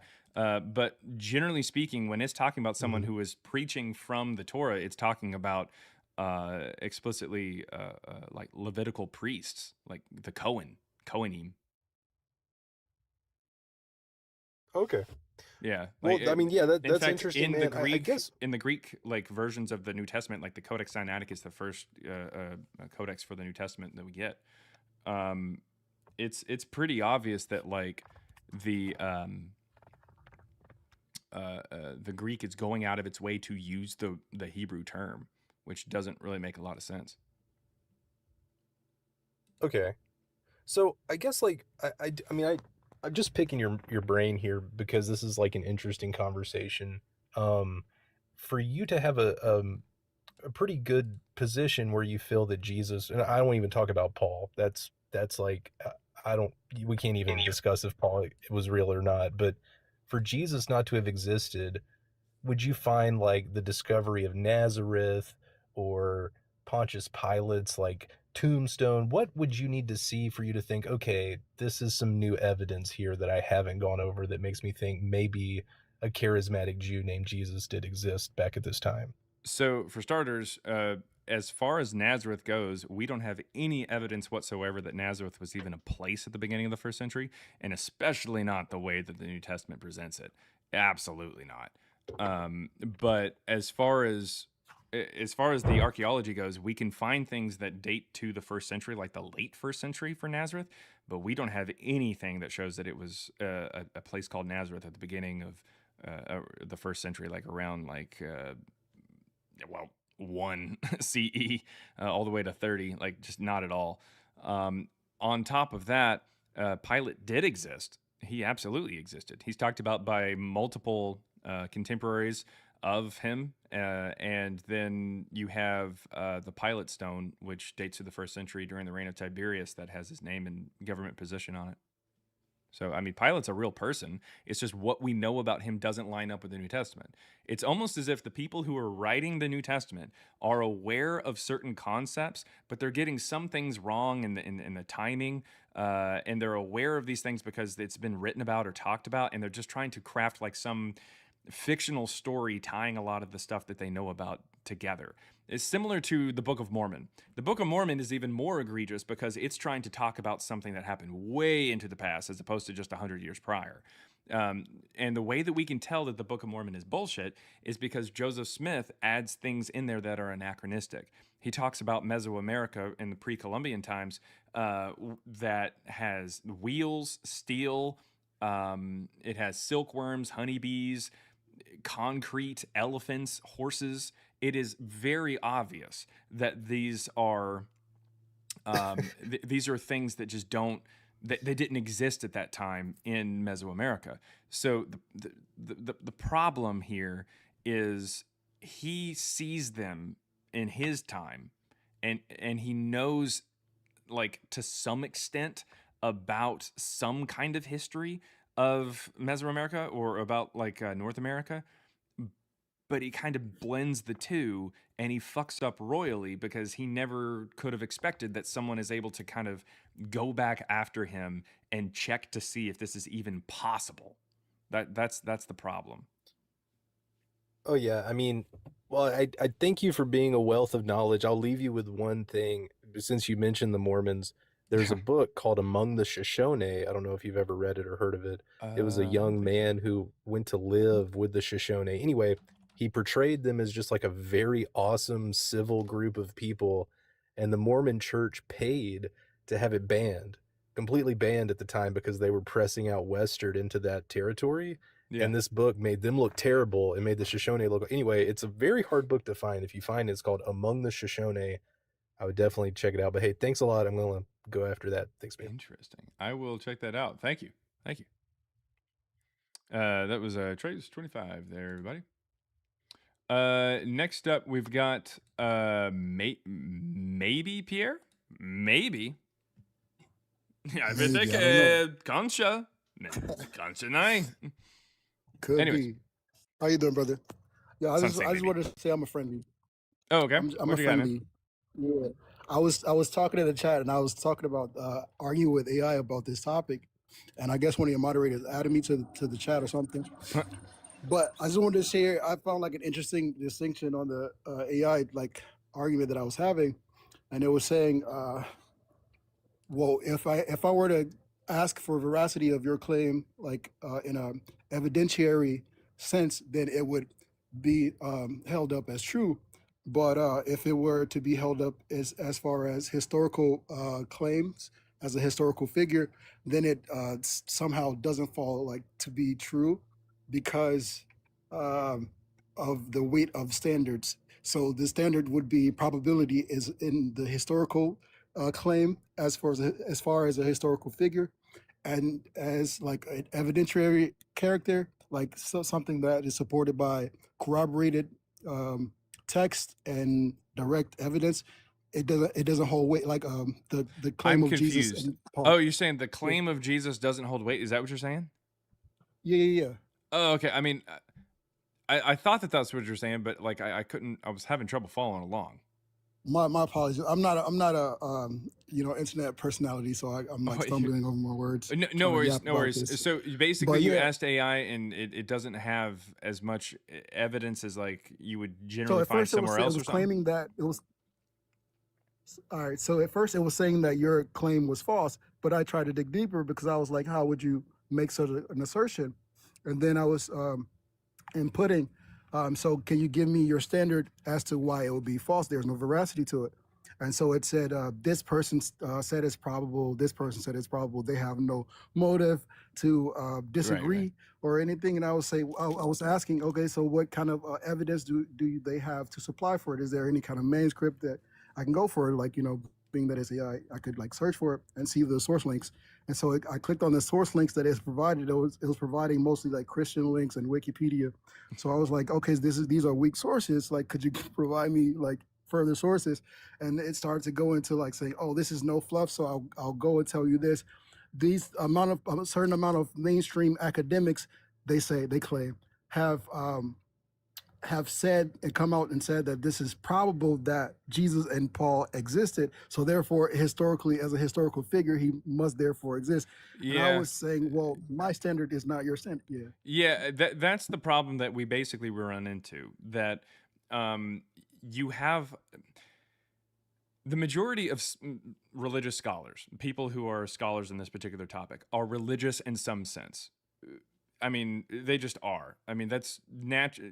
Religious scholarship is naturally going to attract people who are religious in some sense because, duh. Like, there's not a lot of people who are like, hey, I don't believe in this stuff. I'm going to go to school for it until I have a PhD in it. Like, that's not. Now, I understand that some people who go through the process become non-religious. That's definitely possible too. But there's not a ton of atheists just knocking on the door of, some university saying, I'd like to learn about the Bible, please. Like, not a ton. It happens, but it's not as prevalent as you think. So the point is, when those people who have a dog in the fight actually say, hey, Jesus definitely existed, that can kind of skew it a bit. And then you have a bunch of non-religious scholars who say he likely existed or probably existed, or say, I don't have a problem with his existence. That's definitely going to help skew it that direction as well. Then you have a few non-religious ones who say he definitely existed. And then finally, after all that, you have this fourth category of non-religious scholars who is, albeit small, says, nah, he didn't exist. But that particular group doesn't generally rock the boat so that they can debate and they can teach and they can have these jobs within academia. Because, I mean, if you're going to be talking to a classroom filled with a whole bunch of people who this is their favorite character in their favorite book that they've sworn their entire lives to, yeah. Mhm. You got to come with receipts if you're going to tell them that their favorite character didn't exist. So Yeah. it's tough. It can absolutely be tough. And mythicism, like I'm a mythicist, but like mythicism absolutely, it can sound absolutely batshit insane. That's why on YouTube there was a super chat where somebody compared me to an absolute crazy person, and it's just like, okay, yeah, like that. I get it. I get it. Sometimes hearing that Jesus didn't exist can come across as conspiratorial because a lot of people who talk about this topic are conspiracy theorists. It's crazy. Right. But I'm not a conspiracy theorist. Yes, we landed on the moon. Yes, we did actually send a bunch of people to the moon and stuff like that. 9/11 was probably not really an inside job. Likely not. But we're not really going to get into a lot of that kind of stuff. What I'm saying is that ultimately, I'm not just going to sit here with a tinfoil hat on and claim that we've talked to aliens and shit like that and that Bigfoot exists. I'm going to get up here and I'm going to talk about things that we actually have evidence for. And as a data scientist, I'm going to take a look at stellometry. I'm going to take a look at whether or not we have ways to confirm our theory on the New Testament being written in the 2nd century. Like this is information that we can take a look at and actually dive into that people just haven't done out of fear of pissing off the biggest religion in the world. And it's just Right, and which not. what you're doing. You don't need to do that. You don't need to approach it that way. Yeah, what you're doing, I think, is really the essence of like the scientific, method in its core. You know what I mean? So like to actually branch out and not be so much concerned about destruction of a certain worldview shouldn't be the aim as to whether or not something has any veracity to whether a public figure who people look up to existed or not. So that's all I wanted to say. Right. I agree. Yeah. Well, and thank you very much, maybe for coming up. Yeah, for sure. Yeah. Great live, That was man. Keep it oh, going. thank you. Thanks. That was maybe Pierre. Maybe. Was it Pierre? Maybe. All right. Next up, we got well, let me hit the super chat real fast. So we got a super chat over there on YouTube. Thank you very much. Again, if you are on YouTube and you don't want to come over to TikTok, the link is in the chat if you want to come over to TikTok and request up. But if you don't have a TikTok account, you don't want to create one or blah blah blah blah blah whatever, you don't want to join over, you can send a super chat and I promise I will read it out loud and I will respond to it. We got $2.79 Canadian from Yamoom, or either that I think it's your mom. J4P that says, do you believe in the existence of Muhammad? The short answer to that is yes. We do have contemporaries of Muhammad that talk about him there in the 7th century. I mean, they talk about him. Do I think that he was visited by an angel? Fucking no. Do I think that I don't even really think that he really had much of a hand in the Quran itself. I don't think so. I think that he was the militaristic leader, and kind of like Trump's big beautiful bill, he didn't write anything about it. He didn't really write anything. He didn't have anything to do with it really, like personally. It's just that like writing it. It's just that he's the leader, so he's attached to it, if that makes sense. So anyways, the point is, yeah, he definitely existed because we have contemporaries of him. We do not have that for Jesus. $1.99 from, oh my God, from Hardwork 8395 says, you are not a crazy person. Your mom be crazy though. Yeah, well, unfortunately, I can't stop that. What is going on? Jawi. Jawi, I think that's how you pronounce it. What's going on, man? You there? You got to unmute. I said an invite there to unmute. You there? Jawi? I can't send another invite for a while, so you're going to have to click the little microphone button. Jawi, you there? Going once? Going twice? All right, Big Hopper, you there? What's going on? Can you hear me? Yeah, I can hear you. What's going on, man? Not much. I got a quick question. If Jesus never existed, where did the idea come from for all of the miracles that he performed? A lot of them come from prior material. Walking on water, Orion, changing water to wine, Dionysus, healing, Asclepius, Serapis, like they're just driving thing like spirits and stuff like that out. That was just kind of like a folk kind of shit that was going around at the time. I will admit that there's some that I don't really have much of a. I haven't really dug a lot into the supernatural stuff because that's not really what I focus a lot on.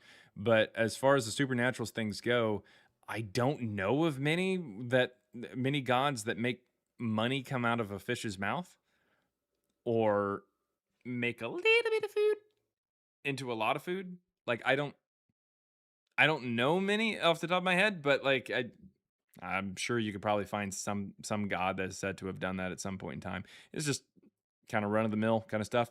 There's a little bit of creativity and originality within the Gospels, I will admit, but it's not a lot. All right, cool. That's all. I That was was just it? sitting here thinking about that, listening.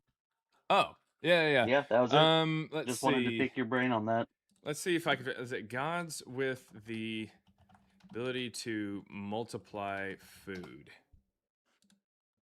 There's Jesus. Oh, okay. Well, I mean, sort of, kind of. There's some stuff within Hinduism, Annapurna, I guess, the Hindu goddess of food and nourishment. She is the provider of universal abundance, and believers pray to her to nourish the body and multiply food resources. There's that. Oh, Demeter. There we go. Ceres, Demeter, Roman/Greek mythology, the goddesses of agriculture and the harvest. While they do not conjure food out of thin air, they are the supreme deities responsible for fertilizing the earth, multiplying seeds, and creating bountiful, life-sustaining crops. I mean, even if like no one explicitly did like bread and fish and stuff like that and multiplied it, you have the building blocks for it all over the place. So I mean, yeah, it's just kind of par for the course. But yeah,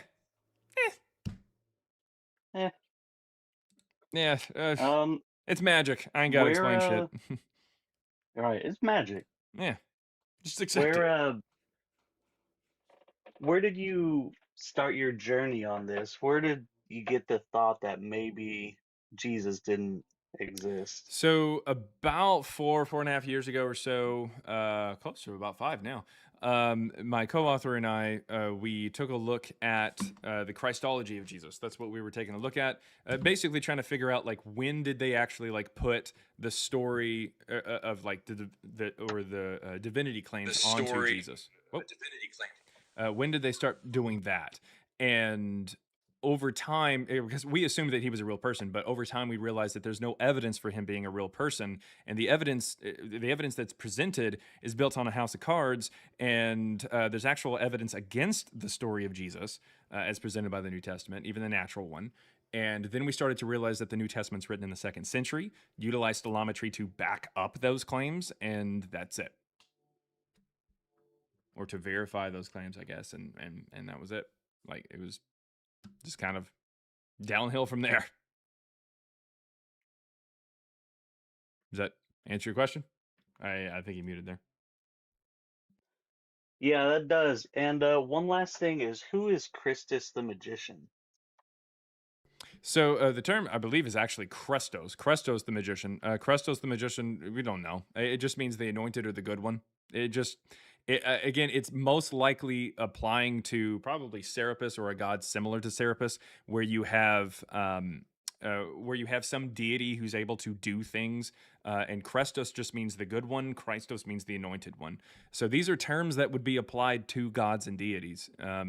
It's just in Alexandria, this hotbed for different mystery cults and different religions and stuff floating around and different syncretic things. That's just it's just par for the course that we would find something down there that is using that terminology in like a magic or like spiritual, supernatural kind of way. But it absolutely wouldn't have fuck all to do with Jesus. That doesn't even make any sense. Like it's well before the story of Jesus supposedly gets down to Egypt. So yeah, no. The idea that it has anything to do with Jesus is stupid. I see. I see. The Bible somewhat talks about having magicians in Egypt and Pharaoh's court. Oh, well, Would yeah. it be maybe sometime around that? No, that would be well before, or the supposed story of like Moses and dealing with Pharaoh's magicians and stuff is well before. Even the time that it's written is well before, because we would say that the story of Moses and the Exodus and stuff like that actually gets pinned down sometime in about the 3rd century BCE. That cup dates to about the 1st century BCE, so about 200 years later after the thing. I mean, I doubt that they really had anything connected to it, but I do see how you kind of made that connection in your head there, but I don't think it has anything to do with it. All right. Well, cool, man. That's all. Yep. Well, thank you very much. That was a big hopper.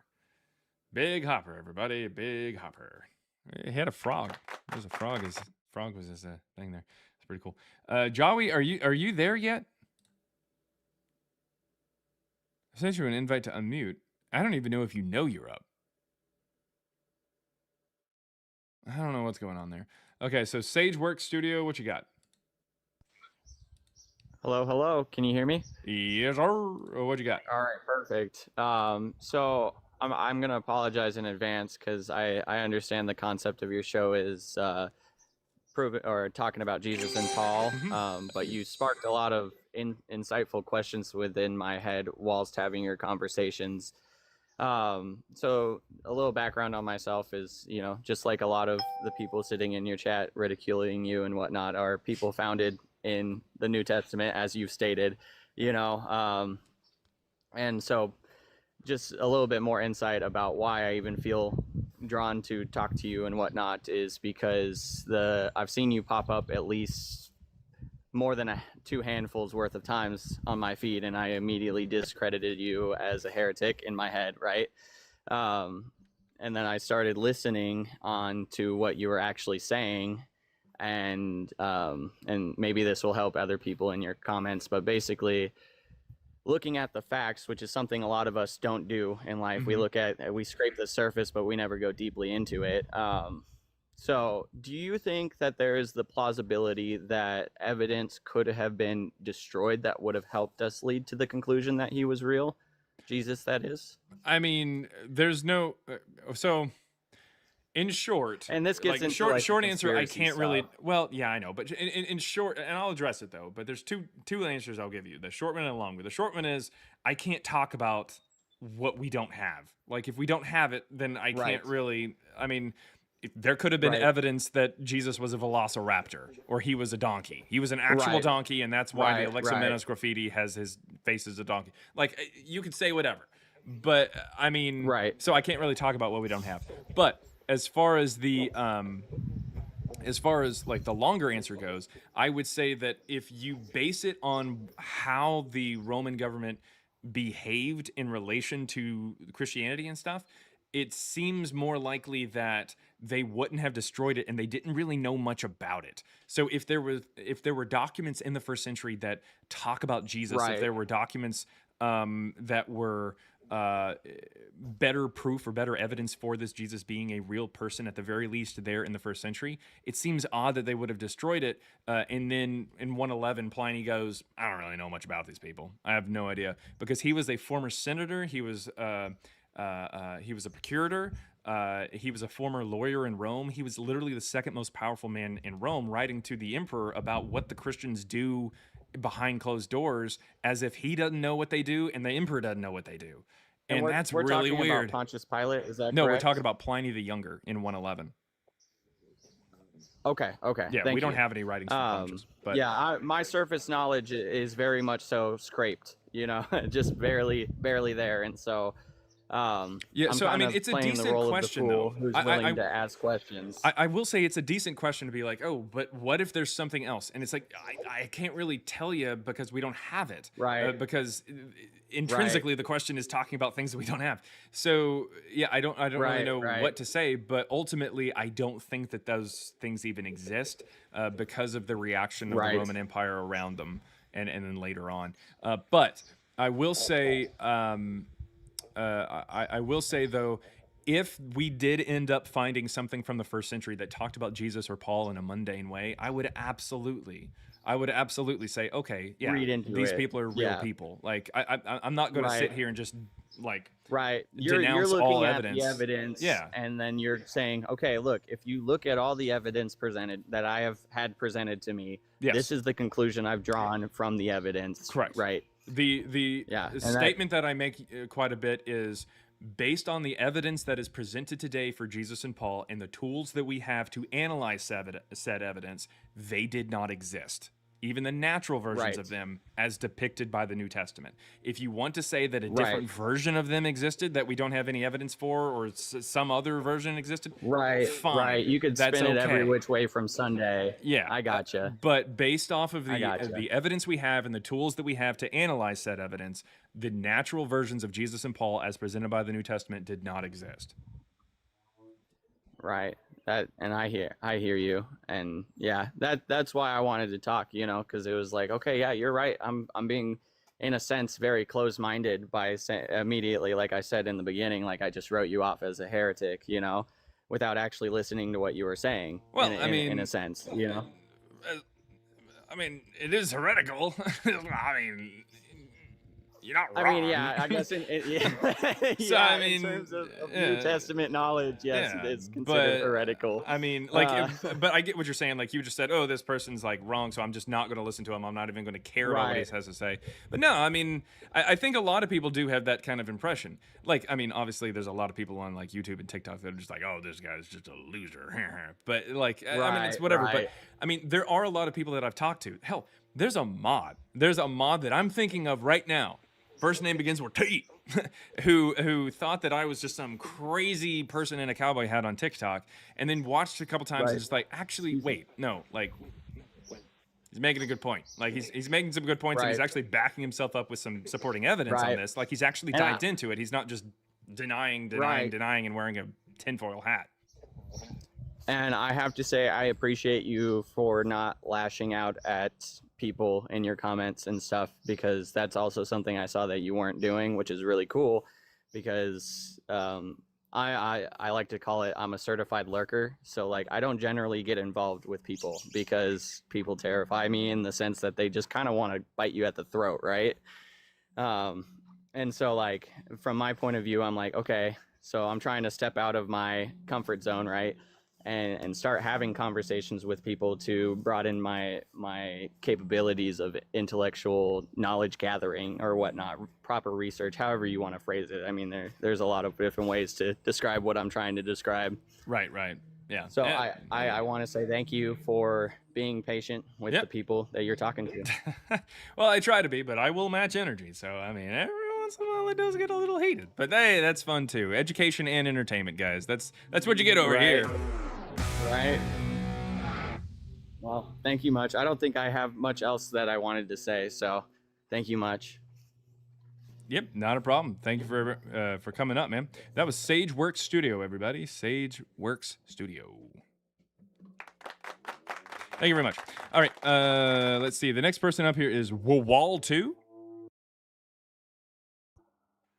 Hey, man. How are you doing? I'm doing all Hey, right. can I'm you doing hear all me? right. Yeah, I can hear you. There's a little bit of a delay. I don't know why the internet's kind of being a little weird today. But what you got for us, man?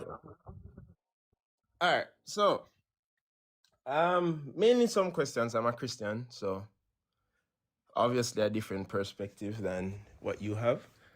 But so my question is, I fundamentally like what do you do with all the historical records that people claim are historical records of the existence of Jesus, referring specifically to both early Christian writers and also non-Christian writers. Like what? So, all right, so like I'm just going to list a series of sources that are generally accepted as being reliable sources for.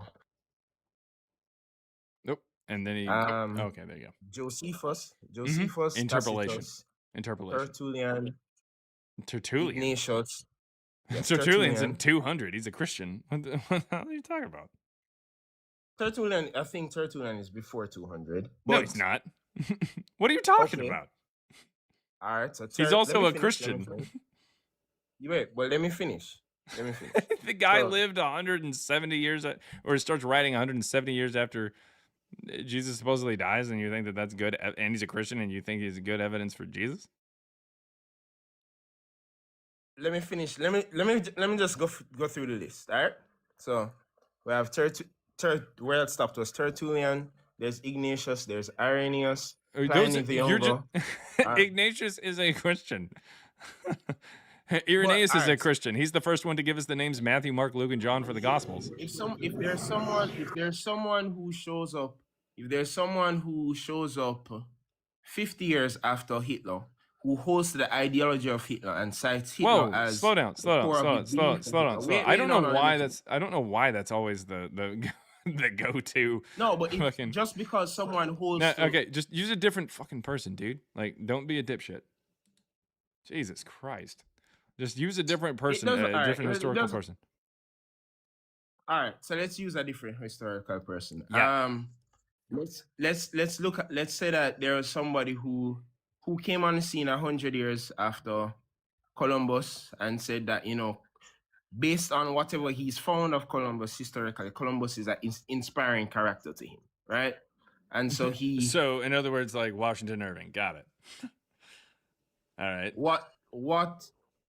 Just because that person holds the same position or the same ideologies of Columbus does not mean that Columbus didn't exist. That bears no weight in the discussion of whether the person existed or not. So just because Tertullian was a Christian or Ignatius or Irenaeus were Christians, no, he's already bought into the idea. The gospel's already been shared. The first gospel shows up in 144, and you're talking about a guy who comes around and starts writing about 60 years later. 50 to 60 years later, and it's like, what? Like, what are you talking about? Of course that guy's going to be... Yeah, all right. So firstly, you like, you're trying to give me evidence for the first person. Like, you have... No, all right, pause. You're trying to give me evidence for the person. Somebody coming around 100 years after Columbus and, like talking about how Columbus was this person. If that was the only evidence we had of Columbus, then that would not be good evidence for Columbus. That's what I'm saying. Agreed. Agreed. So but that's well, then why'd you make the point? That was your no argument. because I'm literally repeating your argument. no. You're isolating parts of the argument. Well, yes, You're because like isolating. you tried to find a person who we knew existed using No, other pause, ways. pause, No. pause, pause, pause. Let me finish. No. Let me finish. Shut up. You are now muted. Listen, you tried to find a person who we know existed, like Columbus, all right, who we have multiple writings from and multiple writings about from contemporaries and everything like that. We know he existed. And then you tried to say, oh, hey, here's someone 100 years later. If he agreed with them, would he be good evidence for him? No, he would not be. He would not be good evidence if that was the only evidence. If I asked you, or if I told you I don't think Christopher Columbus existed, and you said, what about this guy 100 years later? That would not be good evidence. I would be using the same standard. But you picked a guy who we actually know existed using other ways in order to try to compare it to Jesus. You are giving me the evidence for Jesus. And the best you can come up with, one of the first things out of your fucking mouth, is someone 170 years after the supposed death of Jesus who bought into the gospel story that had already been around for another 50 or for about 50 or 60 years prior. So that's not good evidence, man. Like, it's just not. And your comparison is dog shit, and you should feel like dog shit for even trying to make the comparison. Continue. All right. So that's I listed 7 people.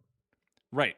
Are you Most saying of that which all were of Christian. these 7 people, for some reason, are no? 3 you were listed. Okay, you listed Josephus. 3 were. I told you. You listed Josephus. Cool. That's an interpolation from Eusebius.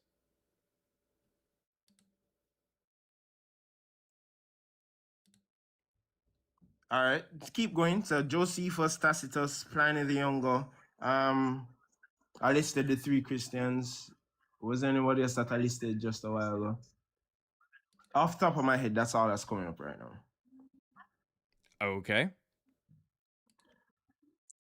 And all, by the way, you are, which may not matter to you, but you're in the minority of people that would agree that these sources are incredible, as in sources that are not credible. I don't give 2 shits, dude. I don't give a shit if I'm in the minority of anything. The minority of people thought that the Earth went around the sun at one point in time. I don't give 2 shits. Why would I care about that? Right, but what I'm saying is, then your claims about these people that are considered historical characters actually needs to be supported beyond just a one-word dismissal. So, and also you mentioned something earlier that what is your evidence? Okay, what is your evidence for Jesus or Paul? Like, because obviously we're not going to accept. I'm not going to accept like people 170 years later that bought into a gospel story. What is your evidence that they existed? Jesus and Paul existed. Who did you mention again? Pliny the Younger was. Pliny the Younger doesn't say 113 Jesus AD. and doesn't say Paul. So next. Pliny the Younger makes reference to people who believe in a character that existed as a part of history within the last 50 years. No, he didn't. Like, you've never read that text if you think that that's what he says. All right, tell me what Pliny the Younger says. So Pliny the Younger runs into Christians in 111 and writes a letter to Emperor Trajan in late 111, early 112, saying that the Christians swear by an oath not to commit crimes and everything like that. They meet together, share a meal on a fixed day, and they sing hymns antiphonally to Christ as God. They do not say that, he does not say Christ is not a God. He's just saying that Christ is their God. He uses the word Deus, Deus, which would be like their head God. So, I mean, he doesn't say Jesus, doesn't say that that's a man, doesn't mention any kind of connection to Judaism or New Testament or anything. And about the claim that this God was crucified by the Romans. Pliny does not say that. Do you think Pliny says that? Is that your argument? Well, you haven't even. If you think he doesn't even mention the word crucifixion. I literally told you the entirety of what he says about that Christ. Pliny speaks about the quote unquote cult that is Christianity. Yeah, that's what I said. I literally said that, dude. Right. Like I don't think you're listening, and you've Joseph, definitely never read Josephus, anything. Joseph, Okay, stop. Josephus Stop. speaks of that same Stop for a person. second. Do you recognize that you don't know what you're talking about when it comes to Pliny, and you've never read it? Because everyone else in the chat recognizes that you have no idea what you're talking about. You've never read it, have you? Pliny, I have not read I haven't read the actual excerpts of Pliny. Okay, yeah. So you're just kind of regurgitating some list or some AI thing that just kind of spat something out at you, correct? No, not exactly. It wasn't. Then where I did you never get did the any idea of AI Pliny research. if you never read it? Where did you get the idea? No, well, that was I've known of Pliny for a while. So From you've known of research. Pliny I may not be so you've quoting it. researched it, but you've never read it? I may not be quoting exactly what the research like revealed right now, but Pliny. So you The did point research, of but you research never of read Pliny. it? That's what you think research is? I did not read the actual excerpts from Pliny. But So you Pliny think is that's good one part of research? six. Pliny is You one think part good of six research characters of is the just story. knowing about somebody but never reading what they said? There's also Like, it's literally one letter, dude. Like, it's not even that big of a deal. This is a tiny ass book here. Letter 96 of book 10 is what it is. All it is just like that's the entire letter. Just 2 pages. all right. So Like you said you did research and you are using Pliny. That was the person that came out of your mouth, and you've never even read just a few paragraphs? So here's my question then. So what your I need you point to is understand. I need you to admit to everybody that when you say research, you do not mean I've read the actual text. in some cases yes, in some cases I Okay, haven't necessarily so read that. here's what we're going to do. I want you to either drop down and go do research, real research, and then come back, or only present the people that you know about, because otherwise it's going to be like talking to a goat, because I have no idea what you know and what you don't know, and I'm going to have to explain these things, and you fought tooth and nail over what you had not read. When I shared with you what was actually in letter 96 of book 10 of Pliny's complete letters to Trajan, like when I shared that information with you, you tried to say nuh-uh and tell me what was in there. Only talk about what you've actually read, and we can continue this conversation. Do you understand? All right, so I have a question which Do you you haven't gotten to. understand? I understand what you said. Okay, so I have a only talk question which about you what haven't you've gotten actually read. Who else would you like to go ahead and talk about? No, well, here's my question, which is the same question I asked earlier. Okay. Is what you would make of each of these cases of historical people that have in any way claimed Jesus in any sense, is that all of these characters, or let me just ask, what would you make of each of those characters? So I don't know what you're asking. What do you mean characters? Like so each of earlier you these said- authors? Is that what you're saying? yeah, authors that have written in some capacity or another. So so for you, because Tertullian, Irenaeus, and Ignatius believe they are incredible sources, is that correct? Okay. Irenaeus, Tertullian, and Ignatius are incredible sources? Incredible as in not Like, credible not credible. sources. Okay. Yeah. I mean, asking if that's your it's not really going to do much. You're just pointing to members of a cult and saying, "Look, these cult members said it's true, so it must be true." Like, that's not going to get us anywhere. not that it's true. I'm not making any kind of claims as to the truth of Christianity. That's exactly I'm what we're just- trying to do. We're trying to figure out whether or not the claims of Jesus are true. No, we're trying to, well, the question that's posed is, did Jesus exist? Not Yeah. even if Jesus is a deity, which is a different question. I don't give two flying fucks about that, man. I'm talking about Right, whether or not right, he that's what I- actually right. existed, and you Right. starting to pointing to people in the cult for proof that he existed. So- Can I point to Mormons for proof that Moroni existed? That's You can dumb as point shit. you can point to Mormons of truth that Joseph Smith existed. No, because Joseph Smith made claims. Can I point to Joseph Smith that points to like the claims that he made are real? No, but Yeah, see how that the works? question Yeah, the people who the have bought question into a BS story that there's no evidence for, I can't just point to them and say, "Oh, well, they there you go." the question the question is not whether the claims are true of the deity of the individual. So even Joseph I don't Smith care about the Joseph deity. Smith, That's okay. You're right? about to But get dropped because you keep bringing up that, and that's not what I'm talking about. what I'm saying is that more in the same way that Mormons can point to the truth of the existence of the individual who is Joseph Smith. Okay, can they Muslims prove can to can okay, you know what? Can they point to the natural story of him finding golden plates? that's separate from the idea of whether he existed or not. No, they Sweet, can't. But sweet. Oh, okay. So here's the problem. In the Book of Mormon, we have 11 signed affidavits at the very beginning that say that they actually saw, right here, this is the 3 and this is the testimony of the 8 witnesses. 8 witnesses, 3 witnesses. Yeah. That say that Joseph Smith actually did find these golden plates, and some of them say that they saw them. Does that mean that it's true? I mean, it's good reason to investigate it. Okay, so when we investigate it, do we just ask them and they say it's true, so therefore it's true? That wouldn't be I wouldn't think that's sufficient. Yeah. So in other words, the people who have bought into a story that doesn't have any evidence behind it when you investigate it should not be used as just a reason to think that it actually happened. Correct?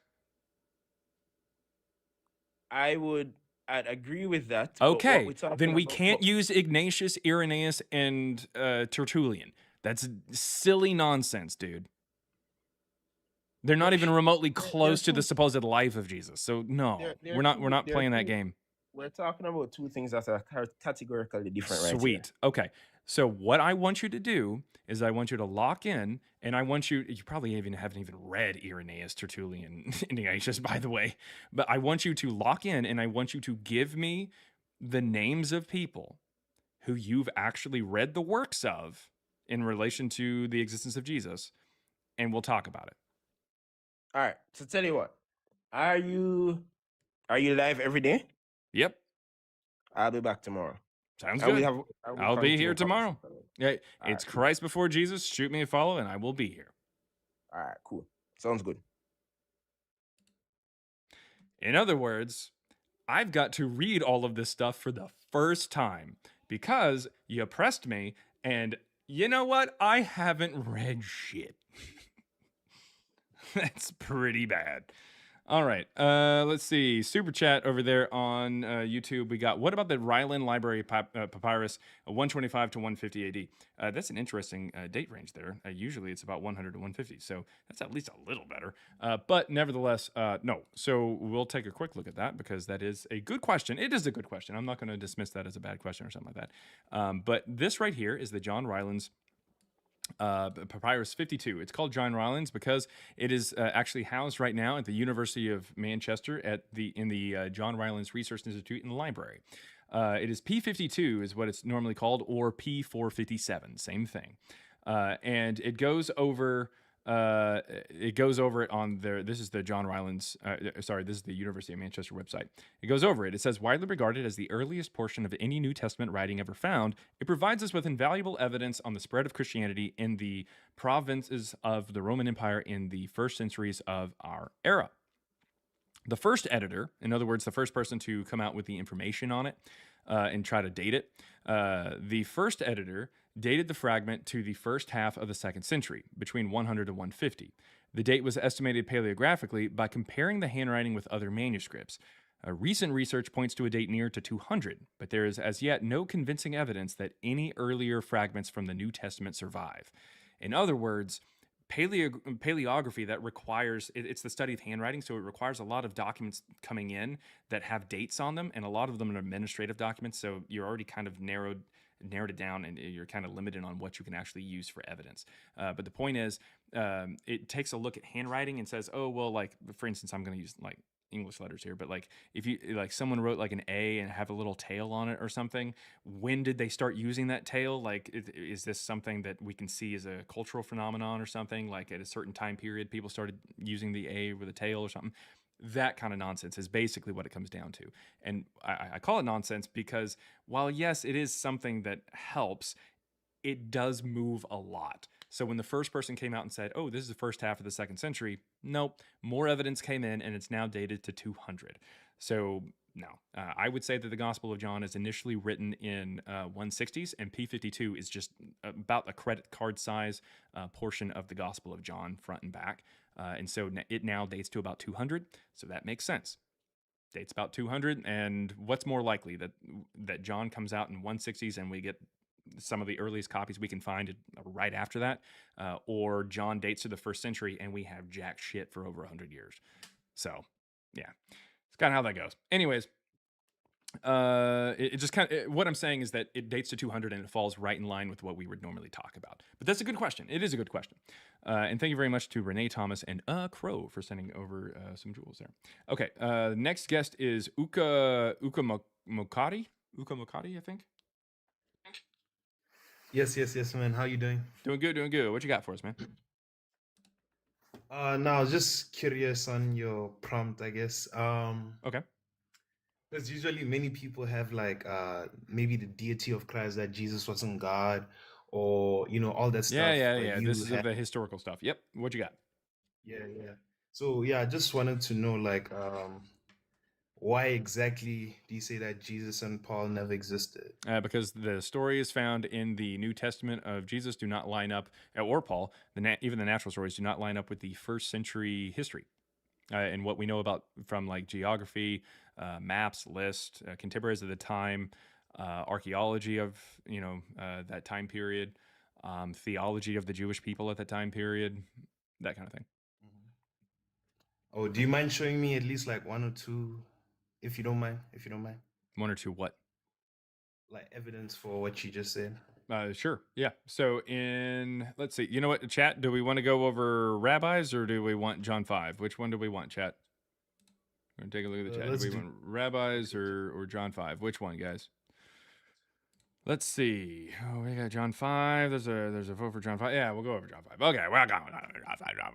All right. So John 5. Here we go. Pull up the verse here. Okay. John 5 is a guitar player.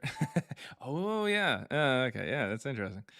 It's kind of weird. Okay, so in John 5, it says, after this, there was a festival of the Jews, and Jesus went up to the Jerusalem. Now, in Jerusalem, by the sheep gate, there is a pool. Notice that it changes from past tense to current tense here. That's very important.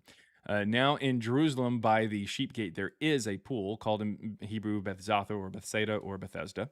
Yep, right there. Which has 5 porticos. In these lay many ill, blind, lame, and paralyzed people.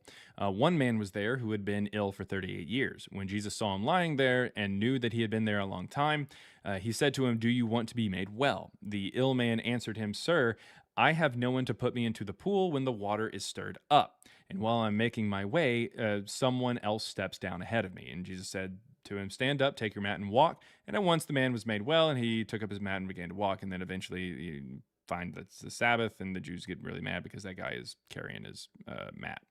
But anyways, the point is, this pool here is actually found. We actually did find that pool, and next to the sheep gate, as the Gospel of John actually talks about. We have researchers from the 20th century that found it. Now, here's the thing. The pool and the 5 porticos are part of an Asclepion. An Asclepion is a temple to the Greek healer god Asclepius, who we have a lot of information on. And being the Greek healer god, people would go to these temples in order to be healed and get into the waters that they believed Asclepius would heal you while you were in it. That's the concept there. This is not, however, something that would have been there in 30. There would absolutely not be, especially on the Sabbath, a Jewish person visiting an Asclepion in 30 during the Second Temple period when Jesus supposedly lived. The Asclepian Well, that they found dated to about 135. Hadrian, the emperor who wins the Third Jewish-Roman War, there in about 135, 136, he built a lot of Serapions, which are like temples to Serapis and Asclepians in the area. So this is that's the issue that we're dealing with here. And the okay. porticos that are mentioned there, according to Christian scholar Daniel Wallace, would not have actually survived the siege of Jerusalem in 70 at the end of the First Jewish-Roman War. He tries to use that, Daniel Wallace tries to use that to argue that John is actually written before 70, because it explicitly says in John 5 that the pool is there. And he harps on this quite a bit and says that this word is very important because that means it is currently there while the author is writing, which I would agree with. And as long as John is written post 70, which even mainstream scholars agree to, and I would say it's written far into the 2nd century, doesn't even matter. As long as John is written after 70, the porticos that are mentioned there and the way that they are being used and the pool and everything like that, the Asclepian would not be there when Jesus is supposedly alive. This is an anachronism. Okay. It's a historical impossibility, which means the story, even the natural story, is not true. Okay, so let me know if I'm getting this wrong, right? You're basically saying that at the time when this gospel was written about the pool, right? Mm-hmm. The evidence for it is inaccurate because of the way John writes it, that at his time it was there, but then like historical evidence later shows that it wasn't. Or maybe I'm not understanding it No, properly. it was there at the time of the gospel being written, but the gospel is being written well after 70. Even Christian scholars acknowledge that all the consensus right now, the most popular opinion for when John is written is somewhere between 90 and 110. So it's definitely after 70. Okay, so I like to think about it like this, right? If I write a story about an event I see or have seen, and I write it in the what can I say, present tense, right? The story itself is in past tense. After this, there was a festival. Jesus went up to Jerusalem. And then it goes present tense. It says there is a pool which has 5 porticos, and these lay men people. And then it goes right back to the story in past tense. One man was there who had been ill for 38 years when Jesus saw him lying there. Yeah. Okay, nah, I see that. I'm gonna definitely take a look into it. Can you show me the other one if you don't mind? The other what? The other evidence. You said there was 2 you asked the chat that you wanted to show Oh, me. yeah. Rabbis don't show up until 70. The first rabbi is Yochanan ben Zakkai, according to the Mishnah, which is taken down by rabbis themselves. That starts in 70 after the fall of the temple and at the end of the First Jewish-Roman War. So when Matthew 23 has Jesus talking about rabbis to the disciples and even discussing how they dress and where they sit in the synagogues and how they act and how they talk and treat people, it's pretty clear that that's 40 years before the first rabbi, which means it's anachronistic. It's, again, another story that doesn't line up with the time. Okay. Yeah. Okay, that makes sense. Yeah, Definitely this happens actually quite a bit because the people who were writing these stories are writing in the 2nd century when those porticos would have been there, when rabbis would have been prevalent. They're writing based off of what they know and casting it back into the story. So because of what they know at the time doesn't match up with what was there back then, it basically makes it historically inaccurate.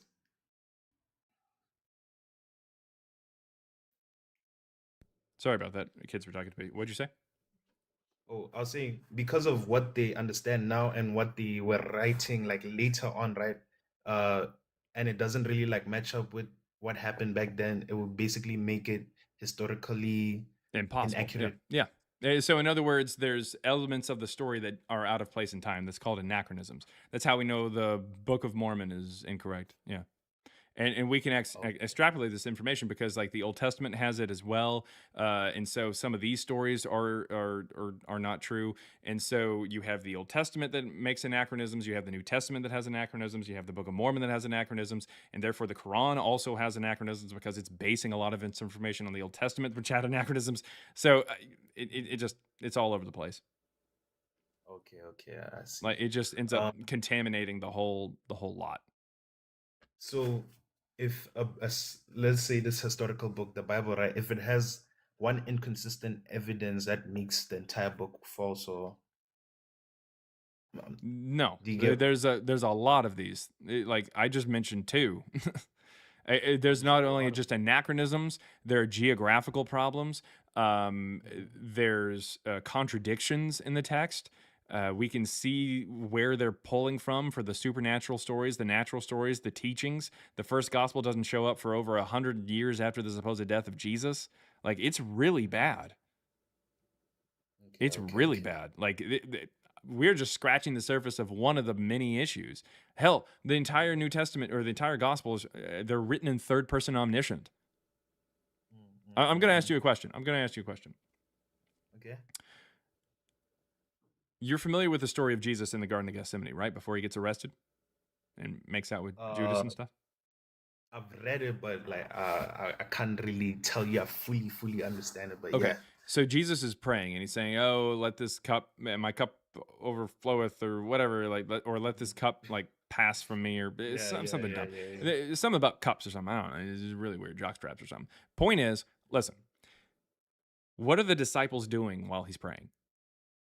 They were asleep. Then how do they know what he said? I don't know. Yeah, it's written as if it's fiction. It's a third person omniscient. The author is not saying I did anything because they didn't. It's not. That's not how it's being written. It's not saying you did something, so it's not second person. It's third person. It's saying they did something, like just in general, and that's fine. You can write history that way. But omniscient means that you're able to hear behind walls. You're not citing your sources or anything like that. No one was even awake to hear Jesus. Like that. Wait, that's silly. Omniscient. Hold on. Wait, doesn't being omniscient mean like having perfect knowledge of everything? No, that's okay.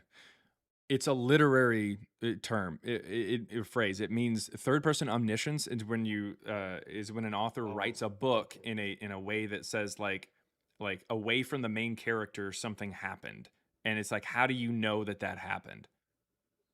Does that make sense? Like that's how you know it's fiction, because like Harry Potter, in the Harry Potter books, which are written in third person, because J.K. Rowling is not saying I did this, they're not saying you did this, they're saying Harry does this. They're following him, but every once in a while there's scenes where Harry isn't in there, he's not in the room. So it's see my point? Like, so it's very clearly fiction, because how would Harry know? So like, you know what I mean? And it's able to hear thoughts too. Like it's able to hear like what the thoughts would be of somebody. Like that's omniscient. Yeah. Third person omniscient. Okay. Now I get it. So because that story is written in third person omniscient. Yeah. Right? Yeah. And that's indicative of fiction. Yeah. As opposed to really telling a story of someone that somebody gave to you or something like that. Yeah, because none of the disciples would have been awake to give that information to somebody else. Okay. I really like how you go well into your research. I think this is dope. I had a question, but it left my head. I didn't see that coming, but yeah, keep going. Yeah. Yeah. I think I'm gonna call it a day.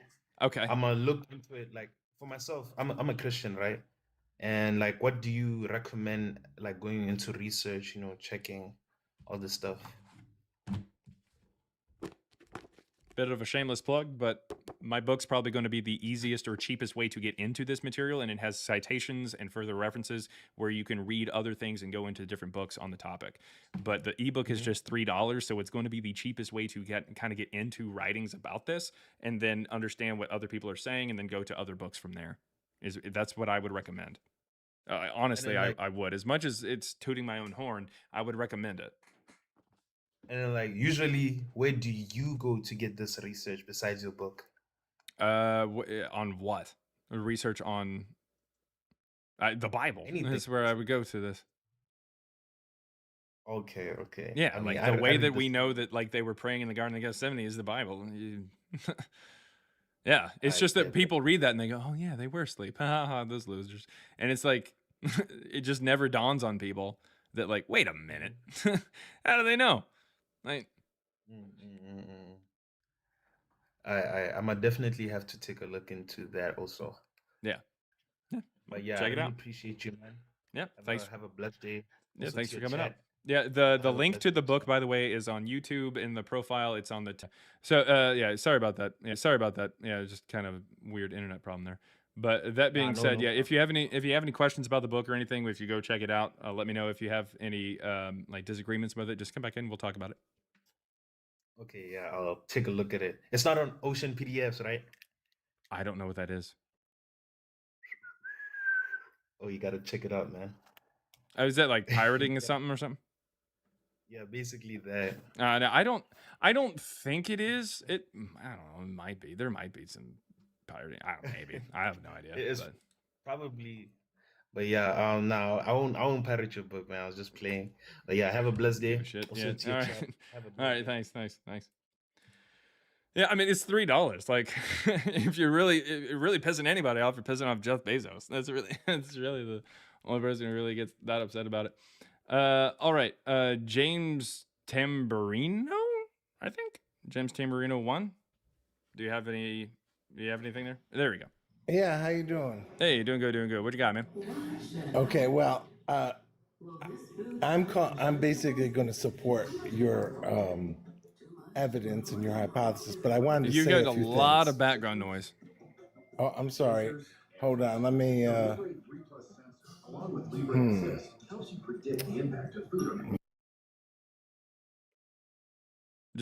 Just.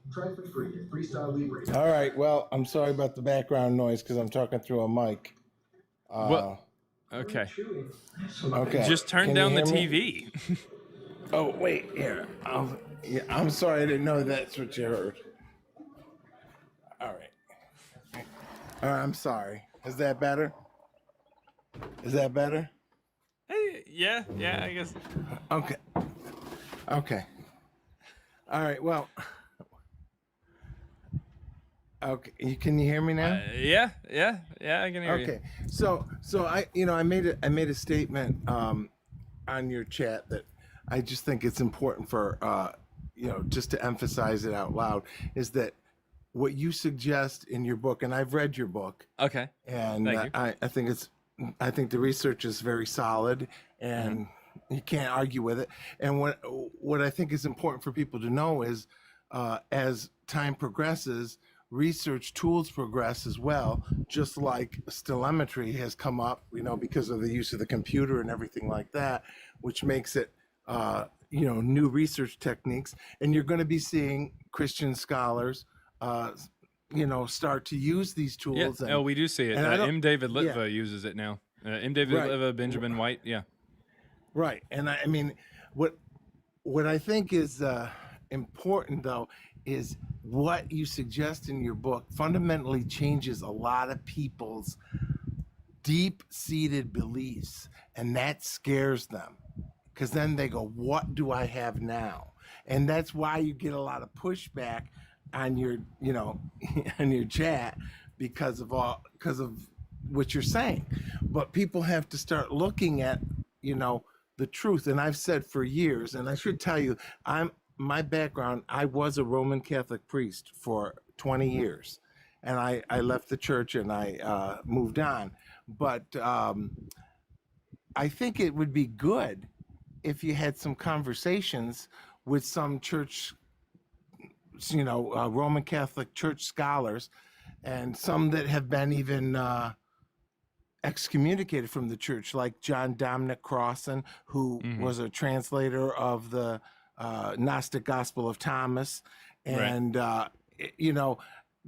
because, I'm aware of all these things that you're talking about. So I know what the discrepancies are, and I can And so I agree with your book 100%. I'm not here to Yeah, disagree no, with you. I know what you're saying. So so I'm just basically trying to tell you that it would be nice to hear from, because you're hearing from a lot of people who are believers without the knowledge, and they come on and they're like, I think I got something, but they never read it all through. They never read the whole. Yep. Well, what Pliny I'm the doing Younger, is I'm trying to not only educate them, but encourage them to go read it. There are some Good, people in the chat who just, I think lots of times they're just trying to get a rise out of me or whatever, but they're just like, oh, you're yeah. actually strengthening my Christian faith. And it's like, good. Go and read your Good. text and then come back over here and show me why you think that it's real. I'd love to have a conversation once you are more knowledgeable on the topic. Go do Right. it. And that's good. And I think it's good that you're educating people. I really do. And I think that people just need to calm down a little bit and start to go and read some of these things and see the contradictions. But what it doesn't mean, though, is it doesn't say just some of the values that even though many of the church fathers may have tried to weave mythology just to have people follow a certain way of thinking, and how things were kind of put together, kind of, a little bit under the table. It doesn't mean that you can't go by some of the values, being a good person and all of that, but it does fundamentally change belief systems when you look at it. And that's why people get so scared. Yeah, they do. I mean, they do. But I mean, I've said for a long time, there's mythologies all throughout the Bible, and you've mentioned a whole bunch of them yourself. Like look at Chronicles of Narnia, which they try to say is like another Christian Bible to some degree, but I mean, there's mythologies everywhere. But the fundamental truth, the values underneath that doesn't mean that they're all wrong, like being a good person, helping your neighbor, all of that. As long as they're the right ethnicity and stuff, because Jesus was actually kind of racist. But of course, yes, of course, you're absolutely right, absolutely right. Anyways, what I'm saying is that, like, for the most part, I think that we can kind of, as a society, we can evolve and progress past the need to kind of take a look at these ancient texts and say, hey, what can we get from them? We don't need anything from them. We can acknowledge that they existed and this was a particular way of life or a particular way of thinking at some point, and maybe even progressive for a little bit of time. But ultimately, we've moved past it. But I do want to get to some other guests. But thank you very much for coming up, and thank you for taking a look at the book. If you can get someone who is more knowledgeable on this, maybe some particular maybe a former priest or a current priest or anything like that you possibly know, tell them to come on and have a conversation. Reach out. Our email address, it's there in the book, and you can actually have them reach out in an email, and we might be able to actually have a sit down or even a Zoom call or something like that where we can have a conversation. Okay. So that's, that seems fine. Thank you very much, and keep going. You're doing a great job. Well, thank you. Lord's work. yeah. Well, thank you. That was James Tamburino, James Tamburino, former Catholic priest, and it sounded like he was excommunicated, which is interesting. Even more fun. Anyways, next up, we've got somebody who had been waiting there for a bit. Sent you an invite to unmute. This is it Costin? Costin? Yeah, that's right. Costin. Hello, man. How are you? Doing good. What you got, man? I saw you chirping in the chat quite a bit, telling me that I was wrong on a whole lot of things. So I feel like you were probably very, very knowledgeable on this stuff. So let's get into it. A lot of bad things, man. No, I'm just kidding. I already forgot what it was about. It was such a long time waiting, so I already was doing something else. Anyways, man. I believe that you said that we had instances of the word rabbi being used prior to 70. Prior to 70s, exactly, yeah. So where do we have instances of the word rabbi being used prior to 70? And he decupped. Just so you know, I can't hear you when you're off the app. Okay, there you go. Yeah, no. It was a term before the 70s. 70s was only where do we see that? They were actually institutionalized. Yeah, where do we see that? Unfortunately, I don't got it right now, but I don't want even to talk about it right now. Well, you felt strong enough about it, and you felt like you had a good enough argument to chirp there in the chat. Yeah, I was occupied with something else. In the meanwhile, I lost it right now. It's on my phone. So but you it's used to have the all evidence, but you don't anymore? correct. Because if I go to it, then you're not gonna be able to hear me. So Yeah, not a I problem. want So you can actually hop off for a total of about maybe 30 seconds, read that, and then come back on. Like just minimize. Don't no, forget that. close out of the thing. No. You said it there in the chat, so I want to hear about it. I'm calling you out on Well, it. Go ahead. You tried to call me out, so I'm calling you out. Go I ahead. did, and it's hypocritical of me if I don't have the evidence right now Well, to yeah, show it. if you don't have the evidence, then you probably shouldn't say anything. You're right. You're correct. Well, that's my bad. All right, well, keep going. What do we got? My question to you is, why do you think Christianity came about? Like, who had to win Say from when it? or why? What did you say? Why? Oh, why do I think Christianity came about? Because you seem to be much more knowledgeable than me. I have to be honest with you. So, I mean, why it came about was probably just out of just evolution of prior mystery cults and stuff like that, Greco-Egyptian beliefs. The earliest kind of reason for a lot of the syncretic stuff is Serapis. He was brought down, a statue of Serapis was brought down from Sinope, which is on the coast of the Black Sea, northern Turkey today. Down from Asia Minor down to Alexandria, Egypt, by Ptolemy the First Soter, and was started to be worshipped down there. It was the intention was to bridge the gap between Greek religions or Greek mythology and Egyptian religions as well, and kind of join those people and cultures together. Yeah. So it's no surprise that Alexandria has Christians, and they're written about pretty early, and we see some evidence of them existing about the 1st century BCE. And then it's also no surprise that someone from that same main city, Sinope, where the statue of Serapis was brought down, ends up giving us the first gospel published. That's Marcion. So.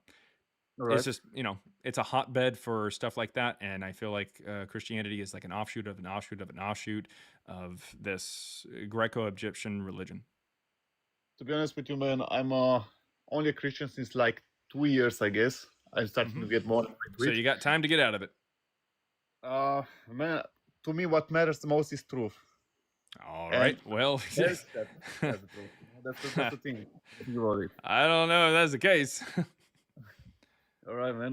Because it sounds like you're an adult convert to a religion. Like, well, I grew up into it actually, but I didn't really believe in it. Then I had a guy who tried to convince me about Islam, and he was making some very strong points. Afterwards, when I did my research, the Islam claims totally crumbled.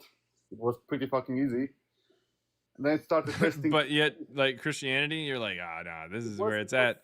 What was the evidence that was presented to you that suggested that like it was historically reliable when talking about Jesus or Paul? What was the evidence they presented? The martyrdom was one of the strongest ones. The martyrdom of the. But now I also got. There's no evidence of martyrdom of any of the disciples. There's no evidence of their lives. What are you talking about? You fell for that? That was where you fell for it? Yeah, correct. The martyrdom of who? The martyrdom of Paul. The martyrdom. There's no evidence that he existed, let alone died. What are you talking about? Like literally, no. I'm not even shitting you. The only people in antiquity that even talk about Paul are the Christians.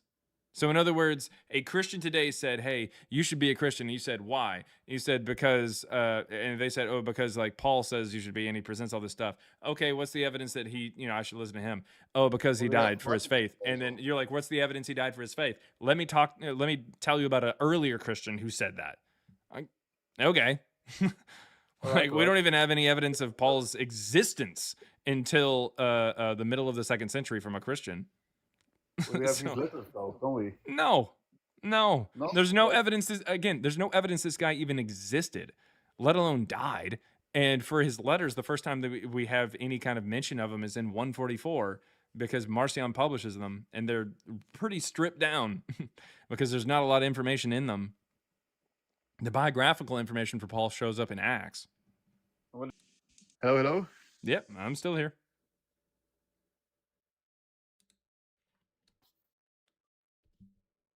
You still there? For a little bit. Yeah. I'm here. I'm here. All right, wonderful. There is nobody contemporary talking about Paul or about Jesus. There are people even outside of Christianity talking about Jesus, like 50 years ago, 50 years afterwards, and talking about Christianity. Wait. That is the case, but we don't have like people. Yeah. Yeah, there's no contemporaries talking about Jesus and no contemporaries talking about Paul. Correct. Yeah. Totally correct. There is people talking about Christianity and about Jesus like 50 years after. Like we have writings about them. No. From people. We do. No. From who? From who? The guy earlier, the guy earlier talked about Josephus. No, Josephus doesn't talk about the Christians. That's an interpolation from Eusebius, a little over 200 years after the death of Jesus. All right. Man, I might have been misled, but it's good for me because I'm getting informed this way. Maybe some misconceptions that I might have had. Mm-hmm. The people in the chat might as well get to know them too. So, all right. One other strong thing that totally catch me was like the writings of Luke and how accurate they were to the area that they were written in. Like names the writings of Luke. Luke? Exactly, yeah. This is not going to go well. This is not going to go well at all. All right. You think Luke is somehow someone who's like accurate? Well, the writings were pretty accurate. No. Like naming.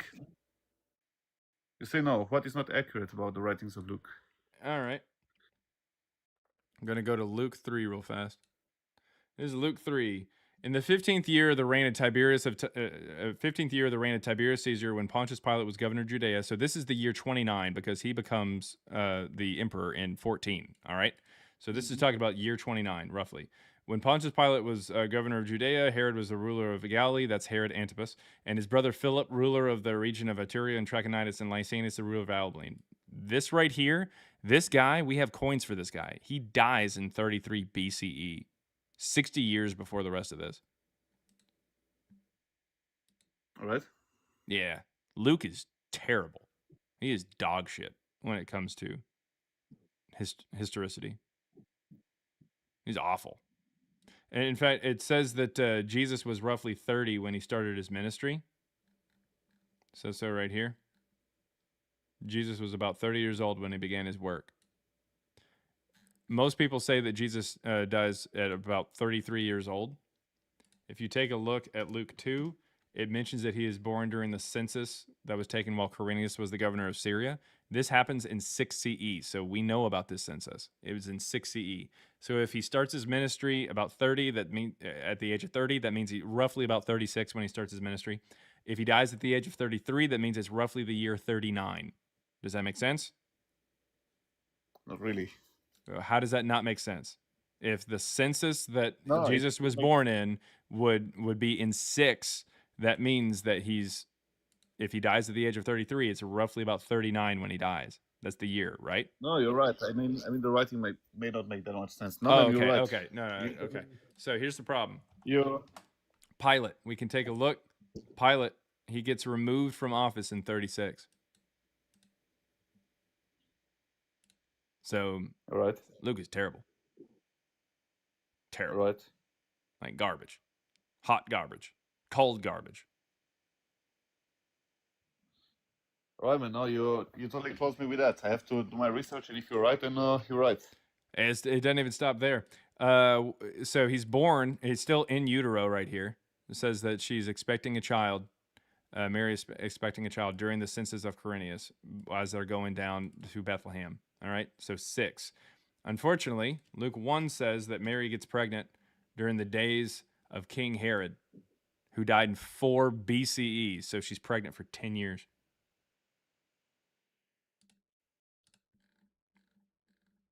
Here's where she's pregnant. There's Elizabeth conceiving, birth of Jesus foretold, and she ends up meeting with John the Baptist.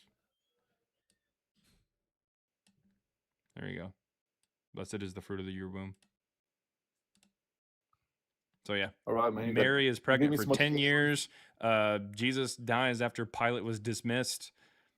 A guy who has been dead for 60 years is apparently still the ruler of he's still the Tetrarch of Abilene after he's been dead for 60 years. Like it's terrible. All right, I see. I see, man. All right, I cannot say nothing about that. You totally show me the evidence, and I let the next guy talk about it because I definitely have more research to do right now. Sounds good. Sounds good. Thanks for coming up. Thank you too. All right. See you. That was Costin, everybody. Costin. I would say you've only been in Christianity for 2 years, but you still have time to leave. Why? Because it's costing you too much of your brain. Okay. That's it. All right. Isaac and Spencer, what's going on? Hey, man. How are you? Doing good, doing good. Is this Isaac or is this Spencer? It's Isaac. Okay. So I've been watching your stuff, and I'm just curious. I'm going to take a little bit of a different approach here. And that approach is what is there to gain for Jesus to be completely made up? What is there to gain? What do you mean? Yes. Like for them to completely make Jesus up. Like what's the benefit of that? What's the benefit of coming up with Odin? Even in the first. What's the benefit of coming up with Hercules? What's the even in benefit the of second coming and up with third- literally any religion? Even in the 2nd and 3rd century, like what is the benefit of that? What do they have to gain? Because they were killing Christians in the 2nd and the 3rd century. That's factual. That's true. So what is there to gain for coming up with creating this whole religion and this whole figure?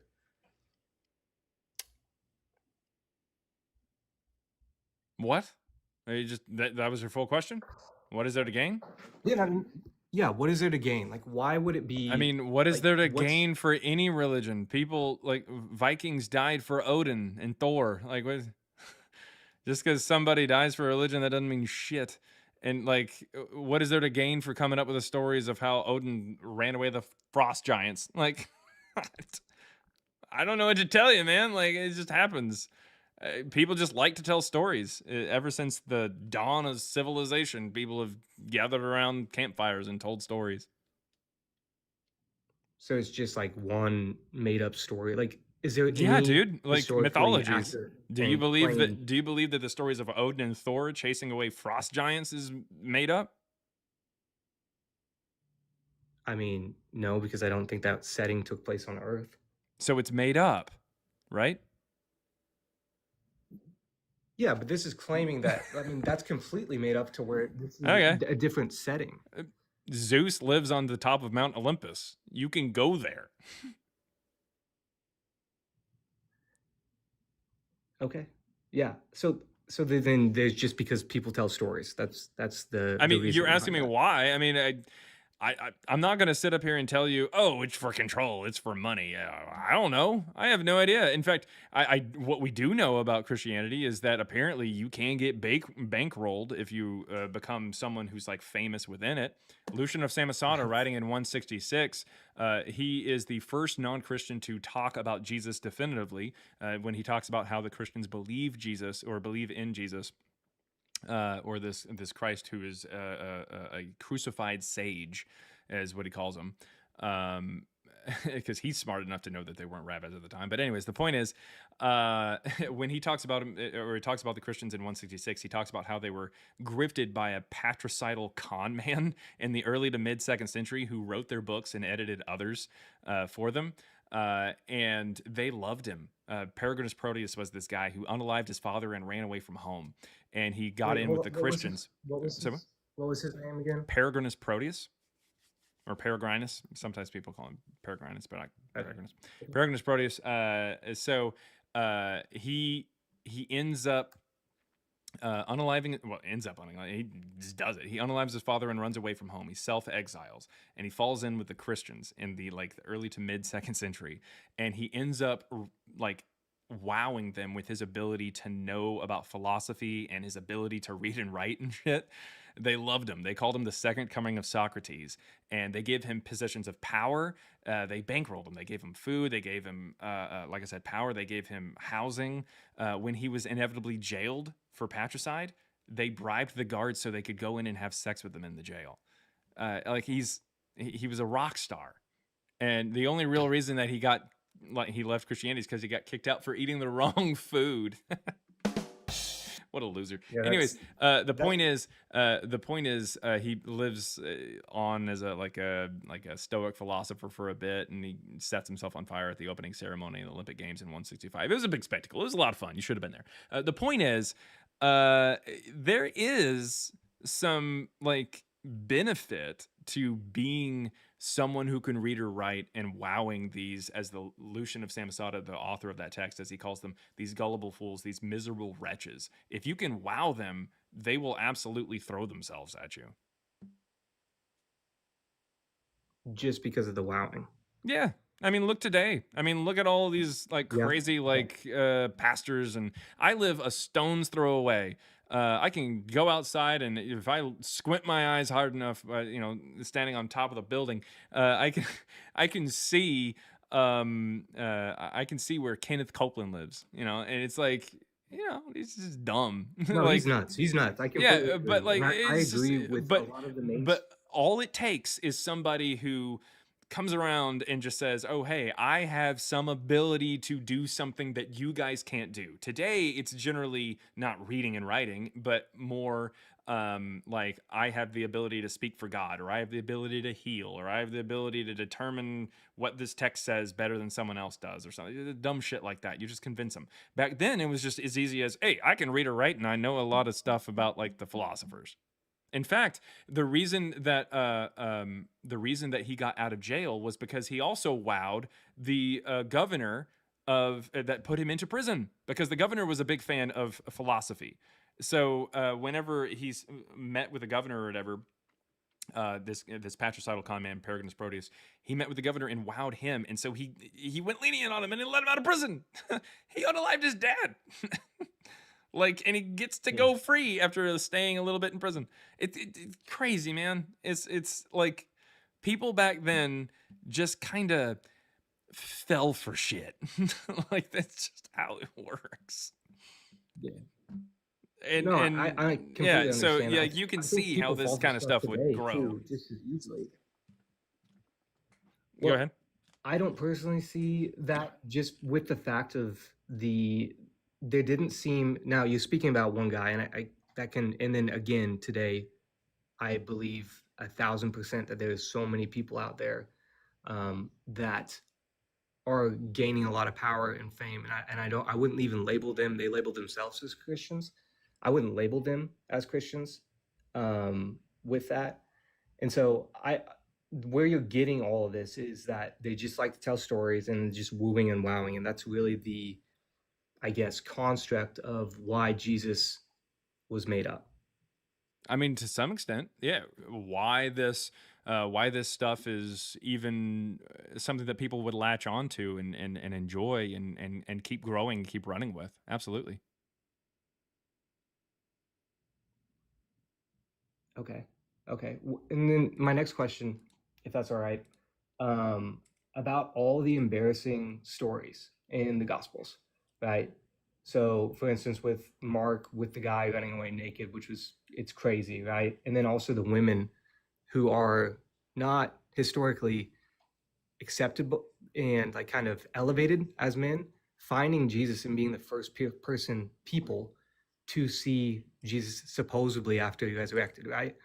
Why would that be made up if that wasn't more accurate than not? Because wouldn't it be a man to go and see, and maybe even some, I don't know, political figure at the time? Not necessarily. If we're gonna just I'm just curious, because, but why would it not? Why would it be women that saw him supposedly, if he really did resurrect? Why would women are the oracles of Greek culture to the tomb? And why? Okay, can you explain what you mean by that? So in Greek culture, you had the women; they were the oracles.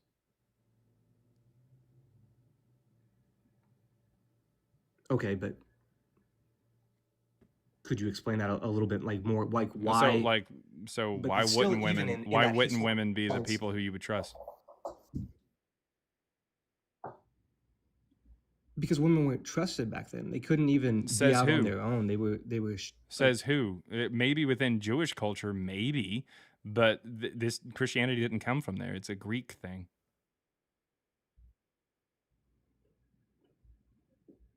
So in Greek culture, women could do whatever they wanted, and they were. I mean, like not women were men. literally They the were, like, oracles same for the level of gods. men. They were the oracles for the gods. Where are you getting the idea that women couldn't be trusted when dealing with like a theological concept like this? I think that's pretty historically documented that women haven't always been in the same No, it's position been men. historically documented. I don't give a shit about that. It's been pretty historically documented that Greek oracles were women. But I'm not talking about Greek oracles. I'm talking about unfortunately, in women the are culture, in the, what in the culture? time What of culture? What culture? In the 1st and 2nd century, that women What were culture? not in the same. There's multiple standing cultures. It's as- not all one culture. What the fuck are you talking about? I'm talking about in the 1st and 2nd century. Maybe not. Maybe I shouldn't Which use culture, the though? word culture. In the first, I'm not getting into a culture. I'm saying in the time period of the 1st and 2nd century, Mhm. my understanding, and like even in America, like women didn't even have the right to vote, like just exist. Things like what? That women were the first people to see Jesus. It goes completely The against oracles what that within was. Greek culture were women. Where are you getting the idea that like women can't be the people who speak for the gods? I guess that's more in Jewish culture, but Yeah, and Jesus there's no was- evidence that this was Jewish culture, that this actually came from that. It's written in Greek. But Jesus was a Jew. No, was he wasn't. not? He didn't live. Well, I guess he didn't live in Yeah, dude, you're presupposing that Jesus is a real person and this is a real story with real Jewish women. Nah. Like, all right, like if you want to assume that, you can, but that's not where are you getting this? that women weren't.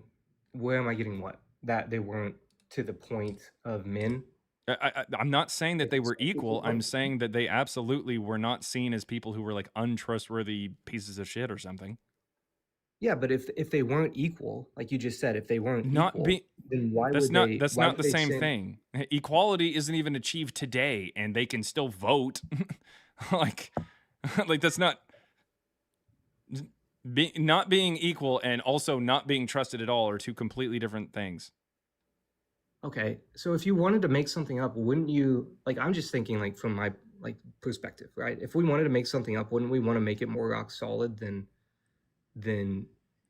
some of the embarrassing stories? And Like what? Like what was obviously embarrassing? don't believe- I mean, I can't even, because you don't believe that Peter or any of the disciples even existed. Well, But I mean, why what would- do you think is embarrassing of the story? the fact that Peter denied Jesus? That's embarrassing? Yeah. I mean, if you genuinely believe Okay, that cool. Jesus Well, they're also was- just taking it from Wars of the Jews because the Roman general Simon says that he's not part of the war at the end of the destruction of the temple. Like that's where they're getting the information. That's where they get the story. The concept comes from Wars of the Jews from Josephus there. So it's not really I don't know if anybody really considering that to be embarrassing. Do you see anybody making fun of the Christians for that or something? making fun of the Christians for denying Christ. Yeah. Like I for mean, Peter.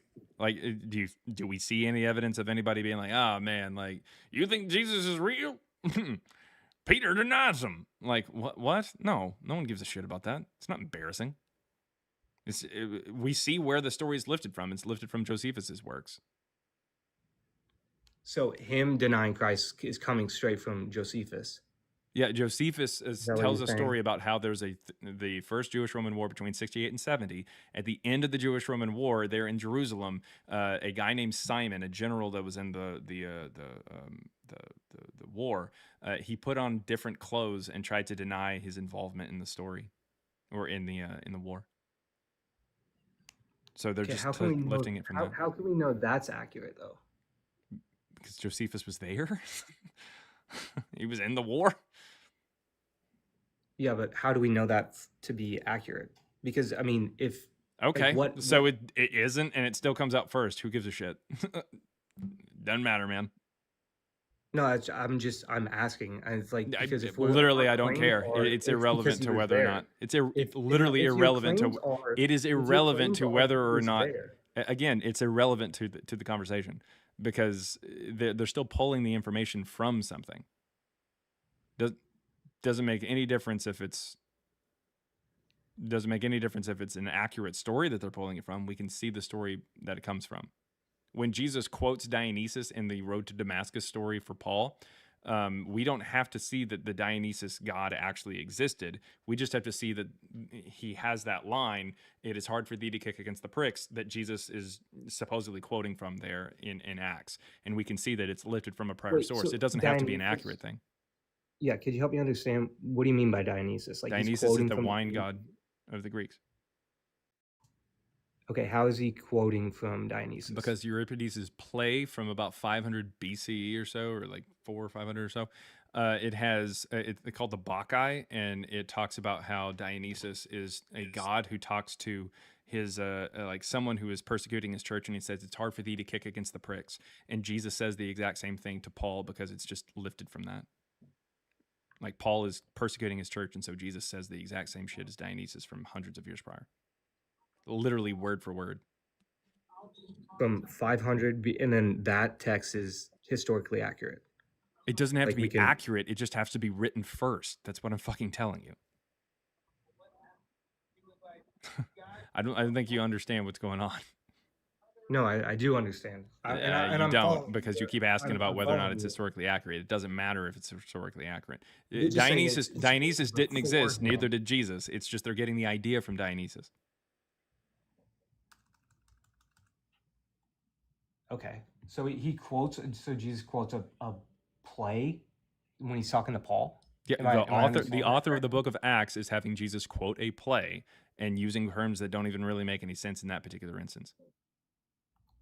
What's the play called? The Bacchae.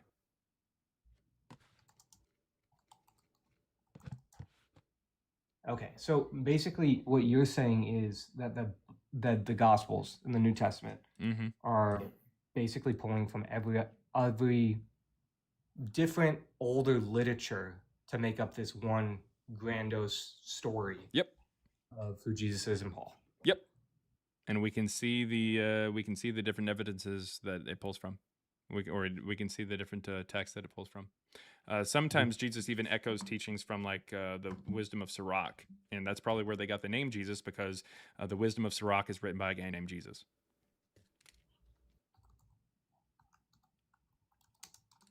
Gotcha. Okay. Okay. Well, I appreciate your time. I don't have much else to say. I just kind of, my main understanding is it doesn't seem, even if they were to make this grandiose story, like to be a, let's say, follower of Jesus, right?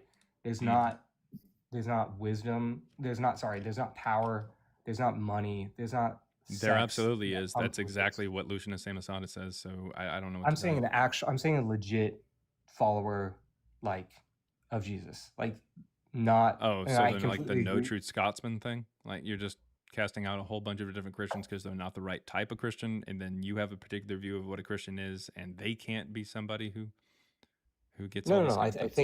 I think if you take the Gospels as reliable and you actually read the Gospels as reliable, I'm saying if you do that, right, there's a pretty clear and cut difference between what an actual Christian looks like and what people who claim the Christians look like. We don't have any evidence that anything from the gospel actually happened. That's the problem. You're looking at some story and you're saying this is what a true. It's like looking at Harry Potter and saying this is what a true wizard looks like. Okay, fantastic, dude. Like, well, I don't know what to tell you. Couldn't you look at Harry Potter and decide what a true wizard would look like, though? I mean, based off of that book, sure. But like, we don't have any evidence that that's what a true wizard is, because true wizards don't exist. I don't know what to tell you, man. No, Like, I don't. I don't. fiction I don't is disagree fiction, with and you you. can look at the fiction and you can try to say this is what it's supposed to look like, but it's still fiction. Doesn't make it less fiction. I just don't think that the people who actually supposedly, right, follow Jesus are not gaining power, they're not getting sex, and they're not getting money. Like Prove the it. people, like, what do you mean prove it? Well, you're making the claim. Prove it. I've proven the other side, or I've given evidence for the other side, given the evidence that they're not getting that. That they're not actual Christians? No, give me the Or- evidence that they're sure, or that they're not actually getting plenty of PMW. Plenty of what? Praise and worship? Yeah. What do you mean? No, and not P and W, PMW. But anyways. Okay. So you want me to prove that they're not Christians, or? I don't give a shit. Like, prove anything that you've been saying. You're saying that they're actually not Christians if they're actually getting like sex and power and money. And I mean, you've said that those aren't real Christians if they're getting that. Show that. Give me evidence for that. Or give me evidence that a true Christian wouldn't get that. Like, either way, whichever way you want to go with it. Are we talking about written evidence, or are we talking about just like literally personal any evidence, dude? That back then you couldn't get that if you were a Christian, and if you did get that, you're not a Christian. Give me any evidence of that. No. So the whole premise of Christianity is that Jesus was God. He was. Yeah, cool. Don't give a shit. All right, Blizzy, what you got? That was really Hi. weird. Hi. Can you hear me? Yes, Blizzy, what you got? Okay. No, I'm just saying that I totally agree with you. You're going by ancient writings that spoke about this deity of Jesus before Jesus even existed, correct? Say what? I said you're going by what you're saying about Jesus not existing from stories, ancient writings about similarities of the Jesus story of something that happened before Jesus even came along, like the Dionysus, like you said. Yeah. Why? Okay, so I do agree with you. I was raised in Christianity, like over the top Christianity with my mom, and like I've always been interested in this. And like one thing that they do say is that you shouldn't worship any God in an image, but worshiping Jesus, you're doing the same thing.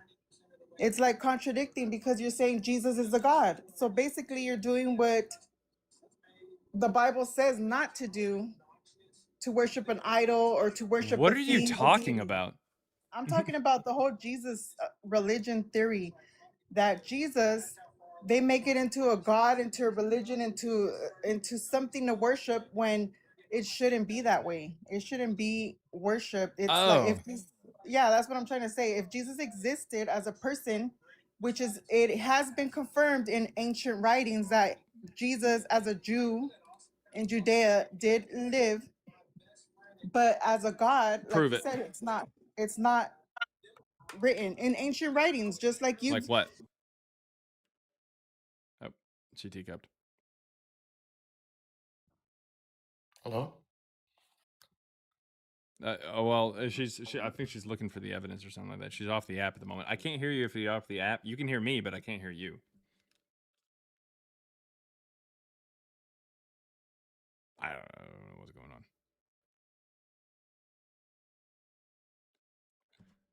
on. She may come back. I don't know if she will or not. But in the meantime, what you got? This is user 225571971140.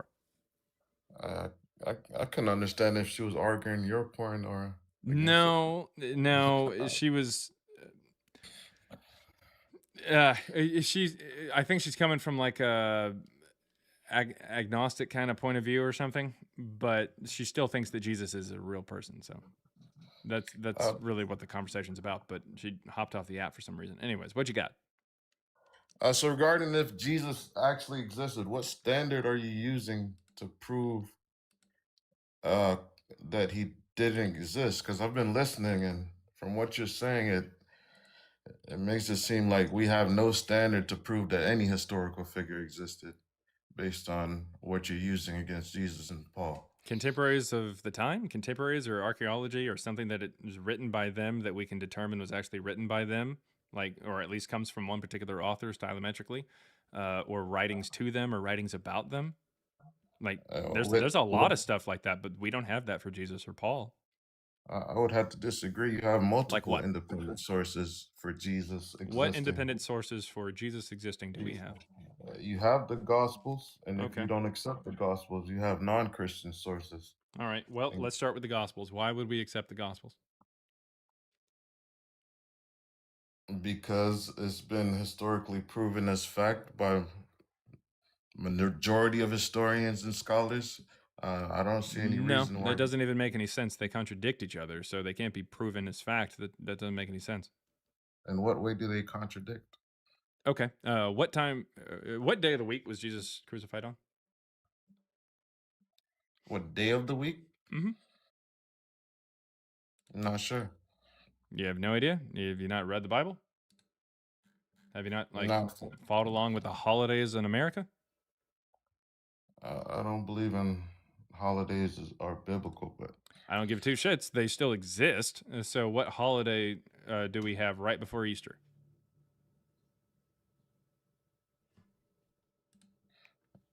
You have Good Friday. Okay. And what do you think Good Friday is?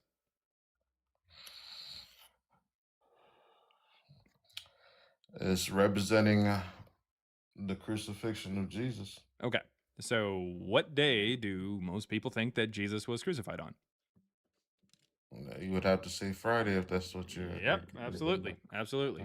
It's before the Sabbath. That's what it says in the Bible. And the Sabbath is what, according to the Jewish people? Saturday. Saturday. So if it's the day before Saturday, it would be Friday. All right. So Jesus is crucified on Friday, according to the Bible.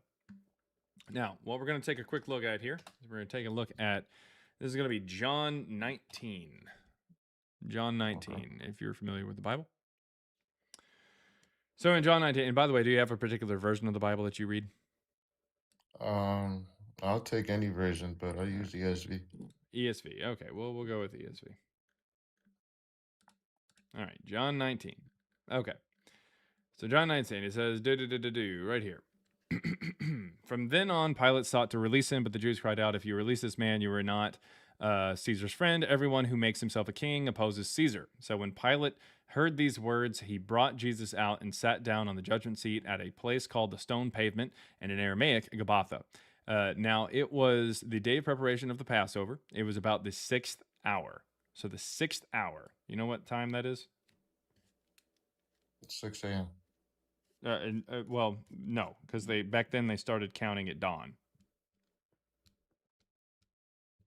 So what would the 6th hour be if they start counting at like 6 a.m.? It'd be noon. Yep, it's noon. It's about noon or so. He said to the Jews, behold your king. They cried out, away with him, crucify him. Pilate said to them, shall I crucify your king? The chief priests answered, we have no king but Caesar. So we deliver an order to be crucified. So he gets crucified after noon there, right? On Friday, right? Okay. Oh, right? I mean, that's what that's what the Bible said, right? So he gets crucified after noon on Friday, correct? Right. All right. So, unfortunately, if we go to Mark 15, it will explicitly tell you what time Jesus. I didn't see where it said Friday in that verse. I just see that it's talked about the 6th hour. Yeah, it said the day of preparation of the. It's the day of the preparation of the Passover. It's right here, and it's for the Passover, yes. But later on, what it tells you is that it's a special Passover because it starts on a Saturday. It'll tell you right over here. Let's see. Jesus almost finished. Blah, blah, blah. The side is pierced. Jesus is buried. After these things, Joseph of Arimathea was a disciple of Jesus, but secretly one of the family. Blah, blah, blah, blah. Came and took the body. Where do we have buried in linens? Well, it's since the day of Jewish preparation. Where is it at here? Give me 1 second here. It's right before. Here it is. Okay, since it was the day of preparation, and so that the bodies would not remain on the cross on the Sabbath, for that Sabbath was a high day. What that means is that it lines up on the Sabbath, the Passover, which starts on a different. The Passover is connected to the moon cycle. All right, but the Sabbath is just the 7th day. Does that make sense? So the Sabbath and the Passover can sometimes line up, and that would be what a high Sabbath would be. So here it says, since it was the day of preparation, like it talks about earlier, and so that the bodies would not remain on the cross on the Sabbath, which would be Saturday, they had to take him down. So I mean, right here it's explicitly telling you that he was crucified on a Friday, and they were wanting to take him down on the Sabbath. But it's also trying to connect both the day of preparation for the Passover and the Sabbath. Does that make sense? Okay. So in John, it is explicitly talking about Friday at afternoon is when he's crucified. Is that correct? I see that it talks about it was before the Sabbath. It doesn't explicitly say Friday. I can't say that, but it does say it's prior to the Sabbath. So right here, since it was the day of preparation, and so that the bodies would not remain on the cross on the Sabbath, for that Sabbath was a high day. So in other words, they're removing him from the cross because the next day is the Sabbath. Right. That's the day he'll be removed. But where does it talk how long he was on the cross? Do you think he was on the cross for more than one day? That's possible. You think that's the case? I'm saying that's possible. The verse doesn't explicitly say Friday. What contradicts it? Well, which one do you want to take? Do you want to take, I mean, you've now ran into a second contradiction, and we'll have fun with this one. Do you want it to be Friday afternoon that he's crucified, or would you like to say that it was the day before, at least? It was at least the day before. Okay, so he's crucified on Thursday or earlier. Is that correct? Thursday, possibly Friday.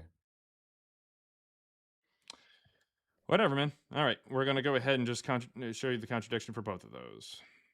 Thursday, possibly Friday. Okay. All right. Well, over here in, let's see here, over here in Mark 15. In Mark 15, let's see. It explicitly tells us what time Jesus was crucified, and it was the third hour when they crucified him. Is that possible? And is it possible to be crucified? So now your only bet, or your only bet, is to go with Thursday is when they crucified him in John. What verse was that? Was Mark 25? You said? Nope, Mark 15:25. And it was the third hour when they crucified him. Yep. So it can't be Friday, right? Because they can't crucify him they can't crucify him at the third hour on Friday if he's still in court at noon on Friday. So it can't be Friday that they crucify him in John, right? And then John, it said, what was the verse that for the 6 hour? You mind pulling that back up? Let's see here. Right here. It was 6 hours. He said. That's John 19, verse 14. So this one doesn't say they crucified him at the 6 hour. Yeah, I know. It says he's still fucking alive. He ends up getting crucified after that. That's why I said afternoon. Okay. So very clearly, so if John is talking about Friday and Mark is Friday, if Jesus is crucified on Friday, then John would end up being contradictory to Mark, because you can't be crucified at the third hour and then still in court at the 6th hour. Does that make sense? That would make sense how you're putting it. I'd have to research more. Okay, so that's a contradiction, right? Like I said, I'm not familiar with it. If you're saying if it's talking about the same day, that would be a contradiction. Is Mark saying that he's crucified on a different day than John? That would be another contradiction. Which contradiction would you like to go with, the time or the day? I don't see the verse saying the day.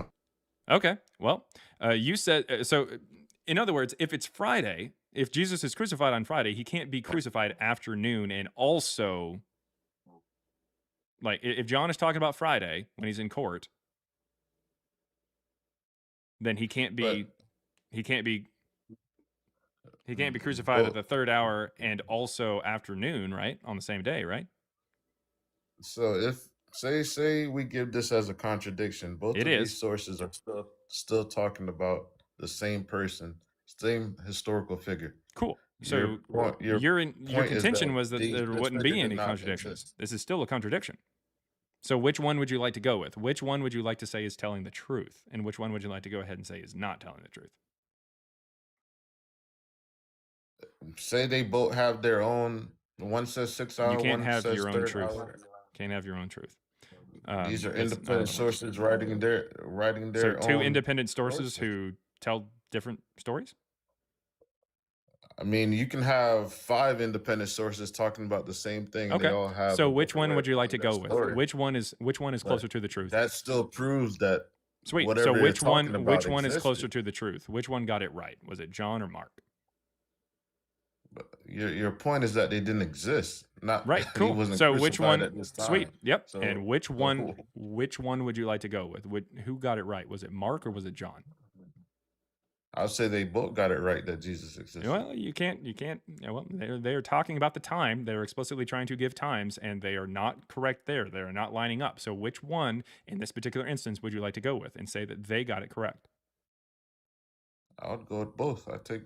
That's not possible. I understand that you were trying to carve out part of what they're saying and say, well, this lines up, so I'm going to accept this. And the part that doesn't line up, I'm just going to dismiss. But the part that doesn't line up, you got to choose one. Or you can choose none. You can't choose both, though, because you can't be crucified at the 3rd hour and still in court at the 6th hour. That's impossible. Do you recognize that as an impossibility? I recognize that if we're talking about the Do you recognize that you cannot be crucified at the 3rd hour of one day and then still in court the 6th hour of the same day? Do you recognize that is an impossibility? I recognize that. Okay. So that means that that's a contradiction, and you're going to have to pick which one you think, or neither, which one, because they can't both be true at the same time. That's an impossibility. So which one do you think is closer to the truth? Which one do you like? I would have to research more on the time that he was crucified. I thought the point of contention was Jesus existing, not the time that he was crucified. Yep. And you asked me for a contradiction, and I showed you the contradiction. Would you like another contradiction that shows that Jesus definitely couldn't have existed in the way that the Bible is talking about? Do you believe that a figure named Jesus existed? People have that name. That doesn't mean that the Jesus presented in the New Testament existed. The Jesus Christ of Galilee that's talked about in the Bible, the Gospels. No. Josephus, Tacitus. Do you believe that person existed? Nope, because there's interpolations into Tacitus, into Josephus that we haven't even got to. But we're still on the Bible, man. We haven't even made it out of the Bible yet. We're still saying that the Bible isn't even historically reliable. So whenever the Bible talks about the birth of Jesus, it says in Matthew 2 that Jesus was born during the days of King Herod, who died in 4 BC. But then in Luke 2, it says that Jesus is born during the census of Quirinius, which happened in 680. That's 10 years later. It even gives 2 different genealogies for Jesus. 2 different genealogies? Mm-hmm. In what way? Because it has a completely different, like, grandfather for Jesus, like the different lineage for Joseph. Are you not familiar with this? No, I'm not familiar, but Matthew 1 says doesn't matter. This is unfortunately, it doesn't give us a lineage. It doesn't give a lineage for anybody else but Joseph. So I don't know what to tell you, man. But he didn't come from the lineage of his father. Then I don't know why it gives 2 different lying, contradicting genealogies of Joseph. Then. But you're attributing that to Jesus. That's what the Bible does. You'd have to show that. All right, right over here. Let's see. Jacob, the father of Joseph, the husband of Mary, of whom Jesus was born, is called Christ. And Joseph's father is who? Jacob, the father of Joseph. So who's Joseph's father? Jacob. Okay. Yep, Jacob. All right.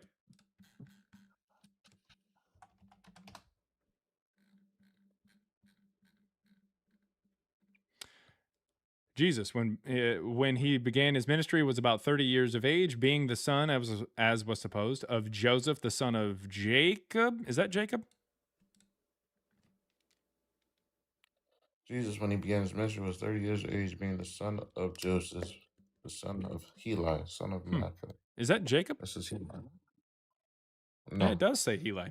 That's really weird. It's almost as if this is another contradictory statement in the New Testament. And have you looked at ways that's been explained? Yes. Or what are the explanations for it? I don't have. It's You have a made up computer fucking in front of you. I don't have bullshit. nothing. I don't have. That's how that works, man. Joseph's father couldn't be Jacob and Heli. That doesn't make any sense. Those names aren't even close. It's bullshit, dude. Like that's the explanation.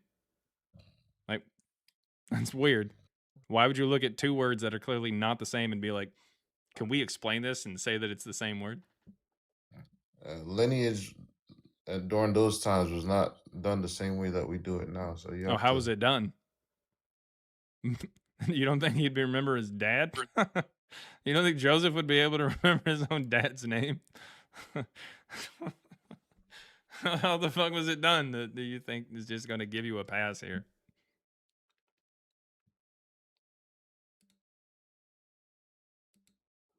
I guess you can't hear me when I get off. No, I You hear can't. me? No, I can hear you now.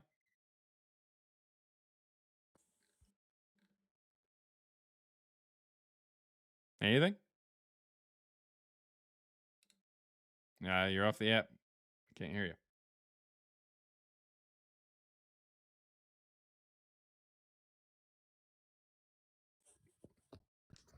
All right, so I'm back. So you're showing contradictions that you believe are in the Gospels. I'm still not understanding how that proves Jesus did not exist. Because the Gospels are not reliable, and you named the Gospels as the first thing when I asked you for ways that we can tell that the independent sources about Jesus are like, or what independent sources for Jesus we have. The first thing out of your fucking mouth was the Gospels. And you feel that way about the Old Testament as well? This is not relevant. The Old Testament prophesies Jesus. That's not how we determine that a person existed, is by looking at somebody saying they're going to exist. That's not how we determine history. Well, if you have documents that were written before this person was born, then we wouldn't be able to look at them to prove that he was born. It's not that hard. I don't know how you can't wrap your head around the idea that the way that we determine if a person is born is if they were born, not someone saying they're going to be born. That has nothing to do with it. I mean, if you're talking about a historical figure, yeah, because that's what we're fucking doing, dipshit. We're talking about a historical figure and seeing if they actually existed in history. I'm not asking you, hey, did some people say that Jesus was going to be born? I didn't ask you that. I'm saying Jesus and Paul never existed. I don't care if every verse of the Old Testament says they're going to be born. There's no evidence that the prophecy was actually fulfilled. That's what we're dealing with right now. I don't care about whether or not there's a prophecy. That's not how we determine whether or not it was fulfilled. The existence of a prophecy does not automatically mean that it was fulfilled. Do you believe that there was a Jesus crucified?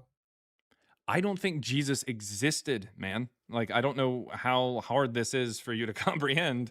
The Jesus, even the natural Jesus, as presented by the New Testament, did not exist. That's what I'm saying. So how do you argue against the written sources of his crucifixion as well? The sources is what we're dealing with, and you said the first thing out of your mouth when I asked for sources was the Gospels, and we're going through and showing that they are not reliable in the slightest, but they were so reliable to you that you named them first. You listed them first as the sources, the independent sources for Jesus. You have non-Christian sources as well. That's fine, but I'm destroying the first thing on your list first. If you wanted to start with that, you could have started with that, but you said Gospels. That was the first thing out of your mouth when I asked for independent sources. And now I'm showing you that they contradict each other a lot.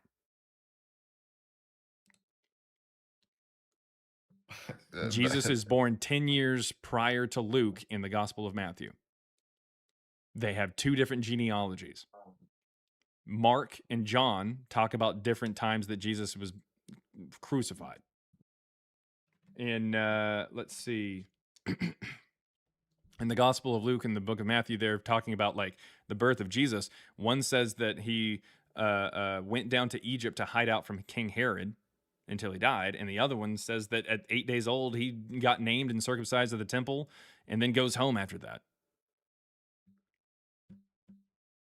It's almost like they're like basing their story off of just their own creativity and not a real history. Even when they try to talk about who's in charge, they get that stuff wrong too. Like, the Gospels are not historically reliable. Go ahead. Okay, and then so we're gonna take the Gospels out. Okay. How do you argue against the non-Christian sources writing about the crucifixion? Like who?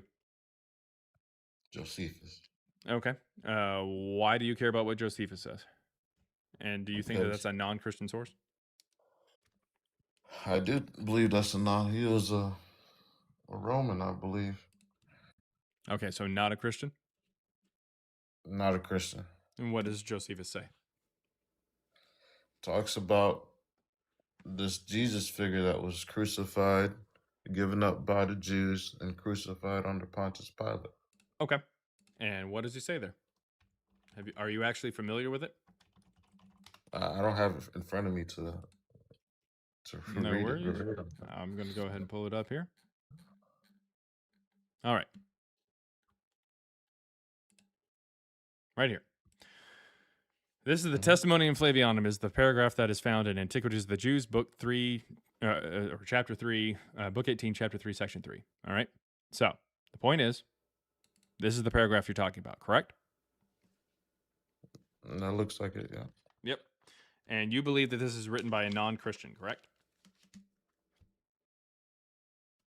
At the time he wrote it, yes. Okay. About this time there lived Jesus, a wise man, if indeed one ought to call him a man. So right off the bat, he's potentially a god. Think that's what a non-Christian would say? I think that's someone who have witnessed his crucifixion. Nope, because Josephus was born in 37, so he wasn't even there. Wasn't even alive. I don't. Where are you getting that from?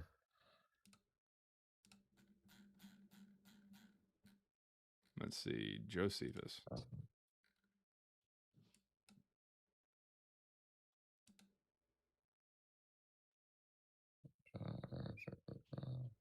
Yep. This is Wikipedia.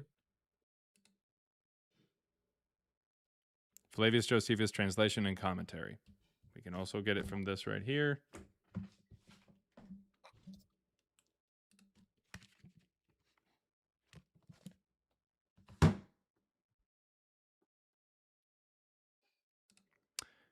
Anyways, when it comes to the Testimonium Flavianum, which is what that paragraph is, we see a massive amount of glazing in the first sentence. For he was one who performed surprising deeds and was a teacher of such people as accept the truth gladly. He won over many of the Jews and many of the Greeks. He was the Christ. Think that's what a non-Christian would say? Misspoke earlier. Josephus was the Jew. Tacitus was the Roman. But don't give a shit. Do you think this is what a Christian would say, or a non-Christian would say? He was the Christ? Thanks.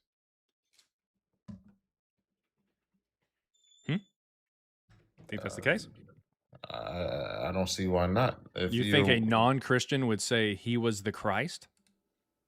If you came into knowledge of something that changed your view on something. So he was a Christian then? He was a Jew. Okay. Well, then why would he say he was the Christ? Because you see a man get crucified and raised again. He didn't. Because he's alive in 37. That's when he literally starts his life. So where is his writing coming from? It's almost as if he didn't write this. That's the point. So we'll continue on.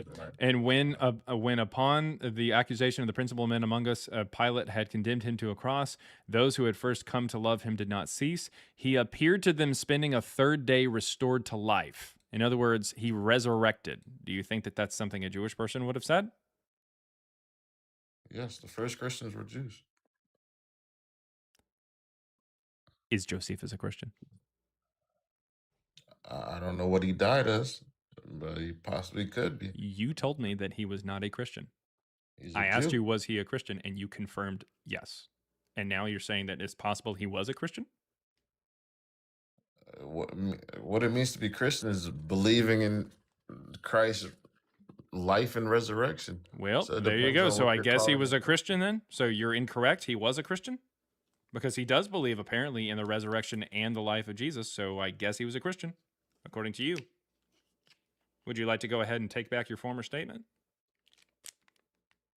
That he was Jewish? That he was not a Christian. I asked you, he was not a Christian, and you said that's correct. You confirmed that.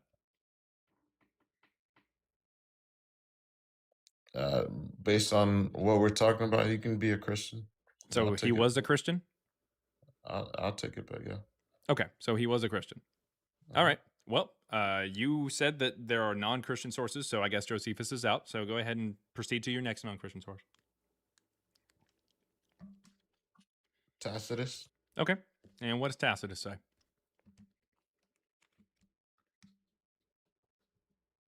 I don't think you're familiar with it, are you?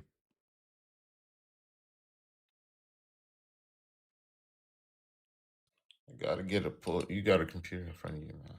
If I Cool. get off the This app, is you can't now hear me. apparently the third source for Jesus that you don't know anything about. You actually haven't read before? Is this true? I've read it before. Okay. What does it say? Tacitus also talks about a Jesus figure existing in the first century, who the Jews worship. No. Doesn't mention Jews at all there. Do you have it in front of you? No, I know it because I've read it, and I can tell you haven't. Can you pull it up? Can you tell us more about what you haven't read? No. Makes sense. Is there anything that you actually have researched and actually have read that you'd like to talk about?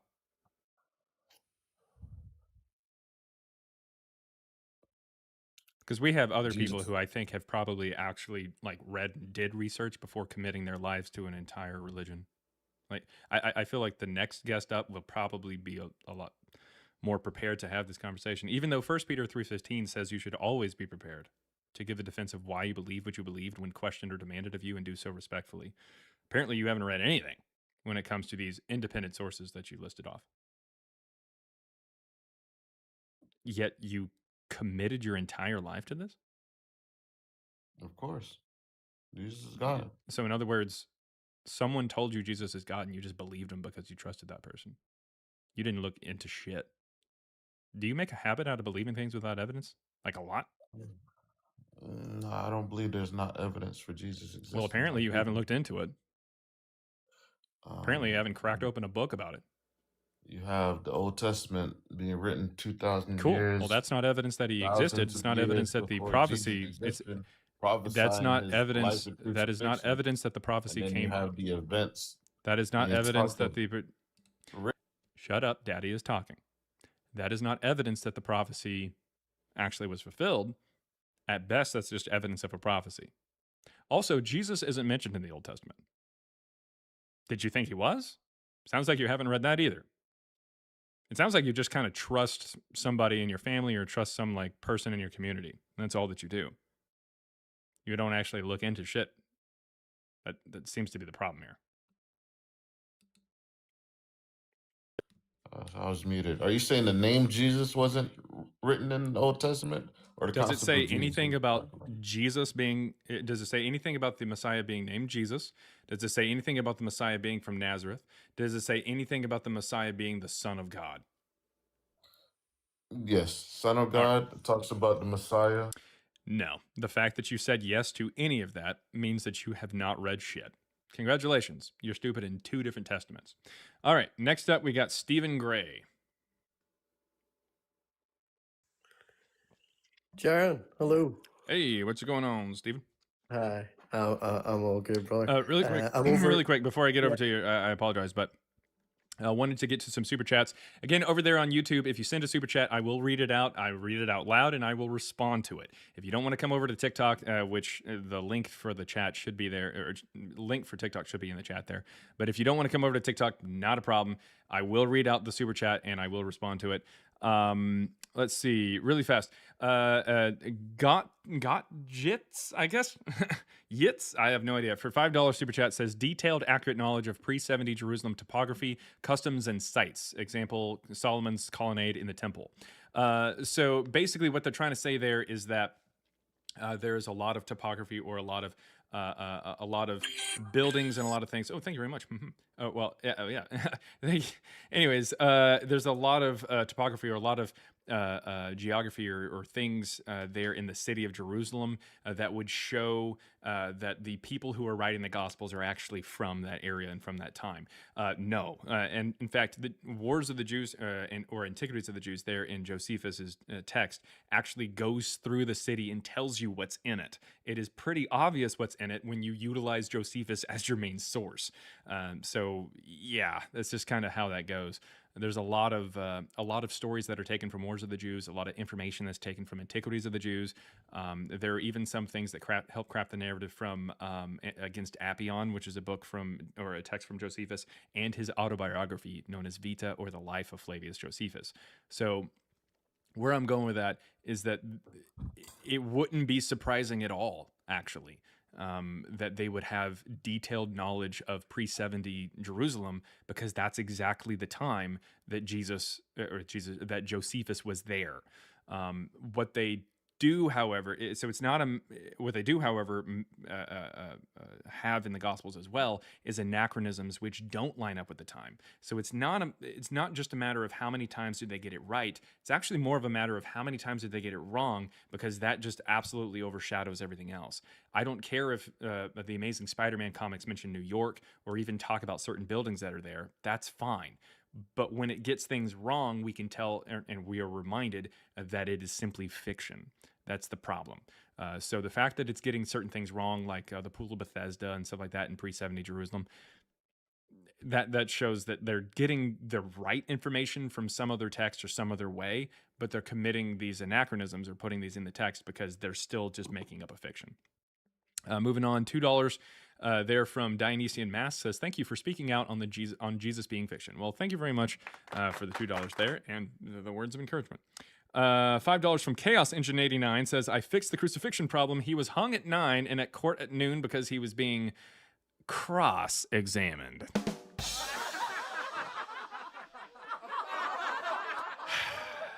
I'm not crazy about it, but I do get it. $2 from Everlasting Godstopper says, a lively discussion about moms. And just the fact that you had me say that means that Google is probably going to think that that's what this live is about now. $2 from AXP Spicoli says, how do you feel about queefs? And Jesus Christ. Oh my God. And then $2 later on, it says Aero 405. Okay, cool. Hail Latras. Yes, Hail Latras. Yes. And then, thank you very much from Shirt Brother, $20. Thank you very, very much. There says, you're such a badass on this topic. Keep it up. I try to be knowledgeable on this. I try to be approachable on this. I understand that every once in a while we might get a little spicy, but I try to match energy. I try to give a lot of information out really quick. And if people don't catch it, I can repeat it, but it can be tough to kind of follow along. That's why this is on YouTube. If you want to watch this back, you can actually check it out on YouTube. You can actually turn on the live chat as well when you're watching it later on, and it'll show you all the comments that are flying through here. So, at your own risk, guys. Okay, let's see. But thank you very, very much, Shirt Brother, for, again, the words of encouragement. And then $5 from Christina the Godless, host of Girls Gone Godless, who is also on YouTube, by the way. You should definitely check out Girls Gone Godless. It is 3 girls who've gone godless. It says, please put shut up, daddy's talking on shirt immediately. Maybe. I might think about it. Maybe. Probably. It's a pretty good idea. Mods. Yeah. Anyways.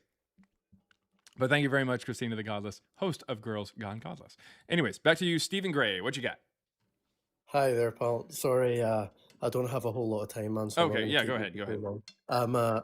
I'm a deconstructed Christian, but I'm really interested in like the biblical scholarship, and I'm open to sort of mysticism or whichever you'd like to call your views. And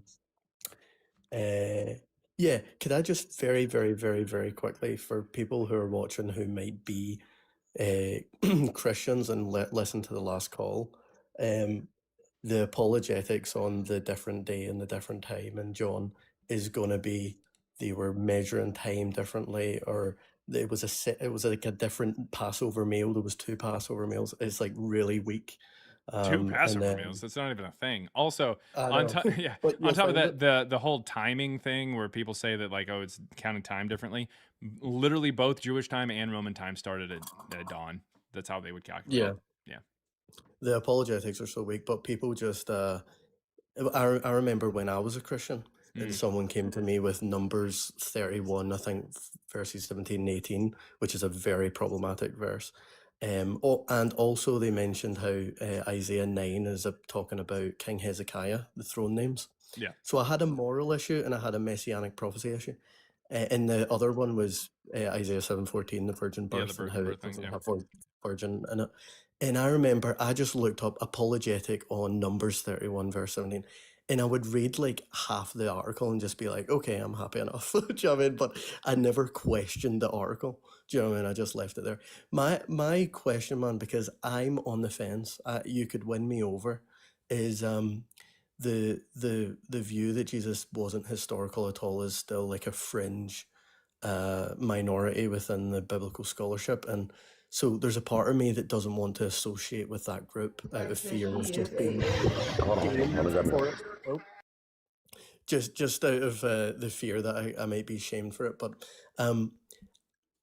I get there's no statues or coins or anything else other than text that we have for Jesus, but that's kind of what you would expect. I mean, he wasn't a king. He wasn't, he was just some Right. guy. Jesus' mythicism is not based off the idea that we don't have evidence for him. It's based off the idea that the evidence we do have is literally contradictory to what we have for the first century. Like what I was saying earlier, in Matthew 23, Jesus talks about rabbis and even talks about like how they dress. First rabbi shows up in 70. His name is Yohanan ben Zakkai. He starts the first rabbinic school after the fall of the temple. Prior to that, you'd go to the Cohen, or the Kohanim, which would be plural, for writings. Those are the Levite priests in the synagogues and the temples.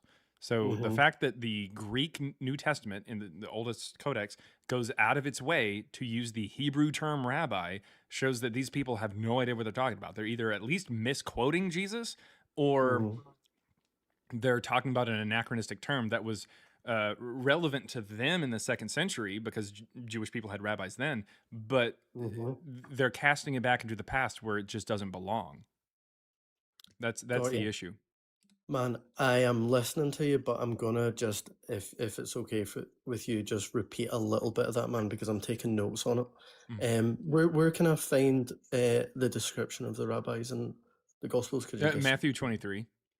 The term rabbi is used throughout, but Matthew 23 is the most egregious because it's literally him talking about them. Yeah. And your assertion is it was just like Levitical priests and scribes at that time. That there wasn't like I mean, there were sages, but there are particular words that would be used for that. A rabbi is rabbi itself is an anachronistic term that wouldn't have appeared prior to 70. So Jesus definitely wouldn't have been saying it in 30. Oh, here, I forgot one thing, by the way. The other apologetic for the genealogy in Luke is that it's about Mary, but it literally says Joseph's son of In fact, Heli. there's an early gospel, a Gnostic gospel called the Proto-Evangelion of James. You can read about it in Bart Ehrman's book.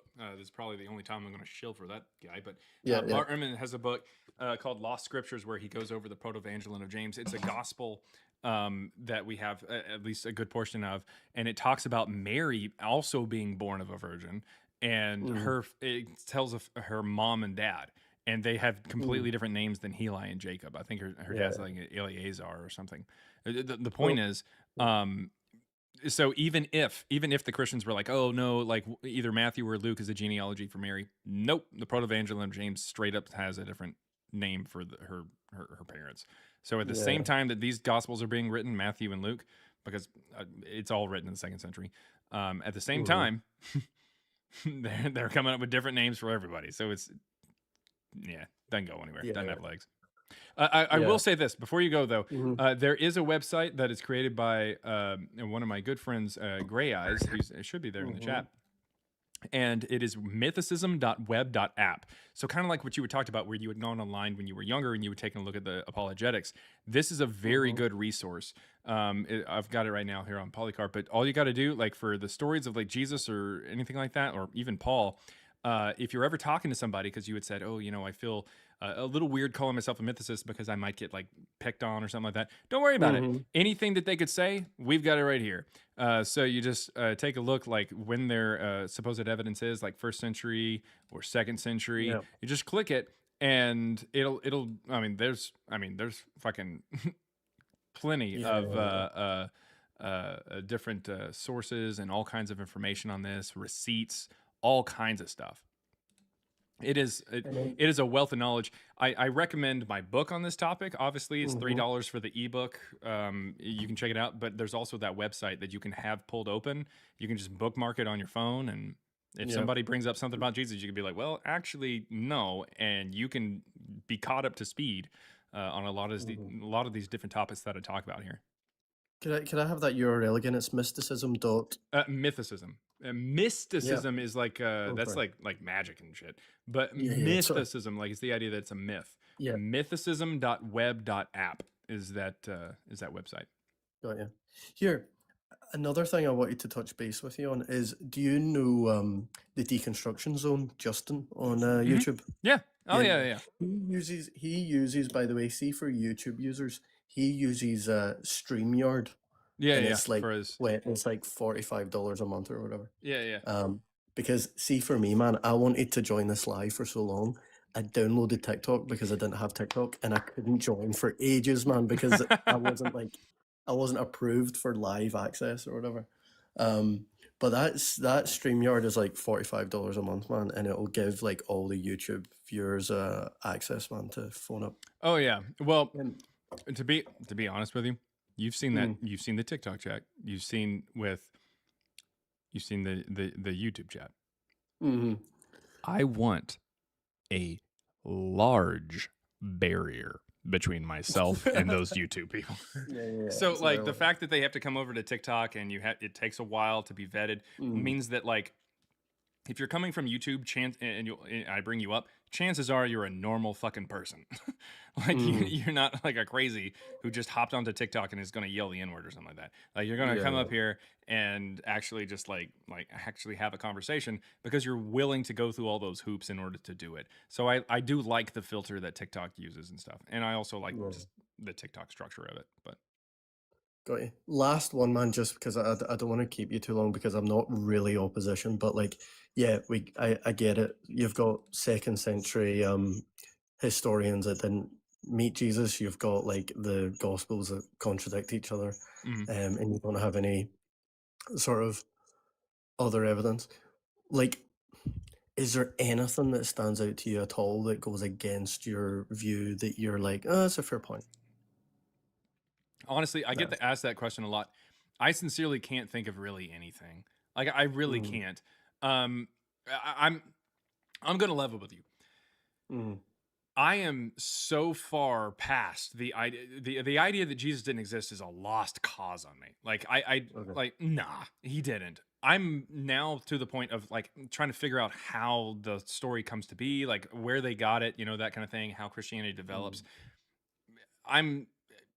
Jesus and Paul never existed, but I'm trying to figure out like how it comes to be. So like, at best, I might like every once in a while someone will come up here and be like, "Oh, this is how I think that Christianity started," and I'll listen to them, because like there's a lot of just these fair points on how Christianity develops over time and stuff like that, and that's where I'm interested in.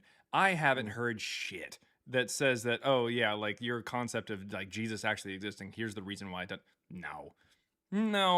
Yeah, well, man, I think probably it was a mix of tradition, and as well, it was probably people who were Greek and couldn't read biblical Hebrew, and they were sort of like misrepresenting the actual biblical. Like if like you think taking about things in the wrong Acts, way or something. well, think about the Ethiopian eunuch in Acts. What does it say? That he explained Yeah. He Jesus said he Christ couldn't from read it. Scripture. Yeah, he couldn't understand and it. then Yeah. he quotes from Isaiah 53. I'm almost certain. Which obviously, if you can engage with biblical scholarship at all, you can see that Isaiah 53 is speaking about Israel. It's inside Deutero Isaiah. The theme is Israel. The Yeah. servant is Israel. But to a Gentile, if they were to read Isaiah 53 just on its own, of course you're going to see Jesus. So I think it was the gospel writers were obviously Greek speaking individuals who couldn't, they were reading the Greek Septuagint. They very rarely quote the Hebrew. So I think, man, it was like you have Judaism as a religion, and then you have Greeks that are like misappropriating this tradition or story of Jesus into prophecy. Well, not even prophecy. Sometimes they're just like ripped out of context verses that they've made into prophecies about Jesus. That if you're actually like well versed in biblical Hebrew at the time, you probably would be like, this is a load of rubbish. Do you know what I mean? So I think that's probably what fueled a lot of it, man. And also, if you're a persecuted people, and especially if you want to be persecuted, like if you think about the way Christianity is now, people still in America who are Christians believe they're persecuted. There's a sort of persecution mentality. Do you know what I mean? Oh yeah, it's that martyrdom complex. I mean, and that's actually one big argument that people make. It's definitely not any good, but people make it a lot. It's pretty common. People come up here and say, "Oh, hey, if Jesus didn't exist, then why would people die for the religion?" And it's like, well, we don't. They'll talk about how the disciples, all this different shit happened to them and everything. There's no evidence they even lived, let alone died in these weird, crazy ways all over the Roman Empire. So like, it's a death cult. That's all that it really is. As Lucian of Samosata calls them, he calls them miserable wretches who just who live their lives in shambles and just whining all the time because they believe that like they will live after they die. And he calls them miserable wretches because of this, because they end up living like terrible lives. It is awful lives because we're just going to get rewarded later on. Like, Jaron, honestly, man, like 2 years ago, I was like a pretty evangelical fundamentalist Christian. And see, I mean, I'll buy it. I promise you I will. Oh, no. Well, if somebody asked about it, I'll get it. See, I used to give the same like apologetics of like, well, they died for what they would have known would have been a lie, and so on. And then see, when you look at it, you've got like a mention about Peter, Paul, and James the Great. I believe there's like tiny mentions in there, but there's nothing about them ever recanting. They're written way later on, and then you have people like, see, Protestant Christianity, they reject Catholicism and idol worship and all this stuff. But then see, when it comes to like Matthias being skinned alive in India, they believe it. You're going like, what are you talking about? Or Peter being crucified upside down comes from an apocryphal text. The So, Acts like, of Peter. Christians believe that, but Acts not of believe Peter, they believe that part because it became part of tradition. The part where Peter's yeah. crucified upside down. There's a talking dog in the in the story where Peter, like he's got a rival named Simon Magus, and like Peter, he unchains a dog, whispers in his ear, and then the dog walks over to Simon Magus, talks mad shit, and then dies. I was told That's the story, and you're just like, what? I was told there's a part where there's like a baby that's like suckling on its mother, and then it like starts like giving a sermon. No, so like, that's Acts of Peter, not Acts of Peter. Acts of Peter. Sorry, that's Acts of Peter is what we're talking about. Gospel of Peter. Yeah. The Gospel of Peter. Right. Jesus gives a sermon from his manger. That's crazy. Well, anyway, man, it was a pleasure talking to you. I think I'm gonna purchase the book, and I'm going to go on that webpage that you referred me to, and I'll see, man. It's just, this is the thing. A lot of people, even in biblical scholarship, who really have a grasp on biblical studies, you don't want to be the fringe group, which right. And sometimes it's not always like I always say like, oh, the vast majority of scholars have consensus that this is the case. That doesn't mean that it's true. It just means that the scholarship has a consensus on it, it doesn't mean really anything.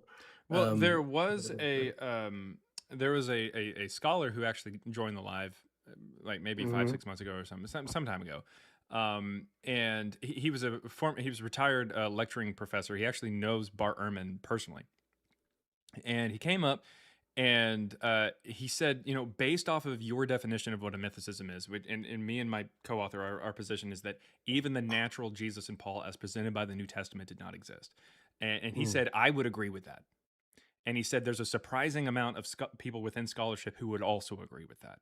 But they're not going to call themselves mythicists because of the connotation of the word. And I understand it. I really do. Because there are mythicists on TikTok that I'm like, nope, I'm not part of that. like I don't agree with that. We agree with the same conclusion. I get that. But like, I'm not going to buy into the whole idea of like Roman provenance, where like Roman conspiracy theory bullshit, or the zeitgeisty thing where it's like it's just Horus, like it's just Horus, but like under a different name. Like no, like I'm not going to do that. There's some people who say, oh, Jesus didn't exist because Jesus means Hail Zeus or something, because they think Jesus is Jesus, and it's really stupid. Like all kinds of dumb reasons why some mythicists exist, but mythicism, true. The way to get to it, you got to be careful. Yeah, got you.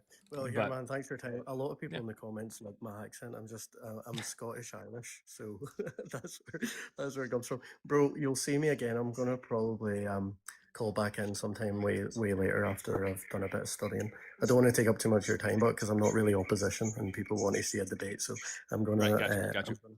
All right, man. All right. Well, thank you very much for coming up, man. Thanks. So really quick, wanted to get to some super chats really fast. Let's see here. $9.99. Thank you much. Thank you much. Thank you kindly. From Bear Piece. Bear Piece. And that's peace as in like love, not like peace as in there's a bear with a piece. Not like that. No. That would be a right to arm bears. Anyways, it says first-time listener and indoctrinated quickly enough to have just purchased your audiobook. Bangor Education, thanks. Thank you very much. Thank you. Thank you for grabbing the audiobook. It is available. There is a print version. There is an audiobook available on Audible, read by my co-author and I. And the ebook is just $3. The link is in the bio here on TikTok or on the profile on YouTube. Thank you. $5, thank you very much, from Brett Green 3834 says, as an atheist, gross, could you stop being condescending to non-believers? It doesn't help. Condescending to non-believers? It doesn't help. Also, the people in the Bible were probably real, but not divine. Stop being condescending to non-believers? Are you talking about like how I say gross? Like when I just called you gross? Is that I don't really know what you're talking about there. Condescending to non-believers, well, they need to get their act together. Look, if you're going to deconstruct from a religion, deconstruct from the religion, like the whole thing, and try to build it back up. Good luck on the Jesus part. Let's see, $2 from Zeno Lepudre. YouTube is for queefs. TikTok is for 35-second gang. Yep. Well, actually, you put 30-second 5 gang. That's funny. All right, and then $20. Thank you very, very, very much from High Holy One, who says, "Can I please have the title of your book?" Yes, it is Christ Before Jesus. Check it out. Let me know if you have any questions. If you disagree, let me know. And then $5 there from The Dreamo said, "What's up? Hope your day's going well." It is going well. It is going well because I'm about to talk to JD Smooth, and JD Smooth, only one letter away from a really good actor. Or at least comic actor. That's better. He's decent. I like him. JD Smooth here is gonna show up and let us all know the error of our ways. JD, what we got? First off, peace and blessings to you and the panel and your platform. And also with you and with your spirit and all that stuff. Yeah. I'm not with my spirit and none of that. Just to you and your panel and your followers on TikTok and on YouTube. To you and your kin. Yeah, we wish Merry Christmas and a Happy New Year and all that shit. Yep. Well, I don't celebrate Christmas, so I don't accept that. But I appreciate you. All right. Yep. And figgy pudding. Go ahead. I have a quick question before I go on the stance, just so I can know how to deal properly. Okay. Is it mockery that you have Caesar Borgia's image, aka who the world calls Jesus the Christ, who you don't ever think existed, as a joke, being on your speaker in the back of your On right my shoulder? speaker? Is that not a Jesus on there? This? Yeah. That's Yeah, Serapis. no. Up top, brother. The little mini thing. Oh. With the white. No, I there's don't. a little Labubu. Not that. I'm talking about the one with the white. To the right. There you go. Oh, this one? Oh, Yeah. This is like a Mormon Jesus. But it's still a who the world would depict and call Christ. Nah, just the Mormons. Just the so only Mormons depict a European-looking Jesus. Nah, with the white Jesus like skin? that. I don't know if you could see it, but I also have a Jesus down here bowing down to Serapis. So We can't see it on TikTok like that, but out of Serapis. So is that the God that you follow, or who you worship? Why not? Yeah, go ahead. Sure. I just need just a definitive, just so I can know how to answer. If it's a why yes, not, absolutely. Hardcore. Big old boner for Serapis. okay, it's all right that you have a boner for a Serapis. Yeah, that's fine. Mm-hmm. Question would be, if we just go through history before we get to Christ and Paul, do you Before we believe get to that? them? Yes, Okay, yes, sir. okay, No, yeah, okay. yeah, Before we get to that I'm gonna topic, okay, yeah. Okay. Yes, sir. Yes, sir. Yes, sir. Yes, sir. Do you believe the man in the person of Alexander the Great ever existed? Yes. Why?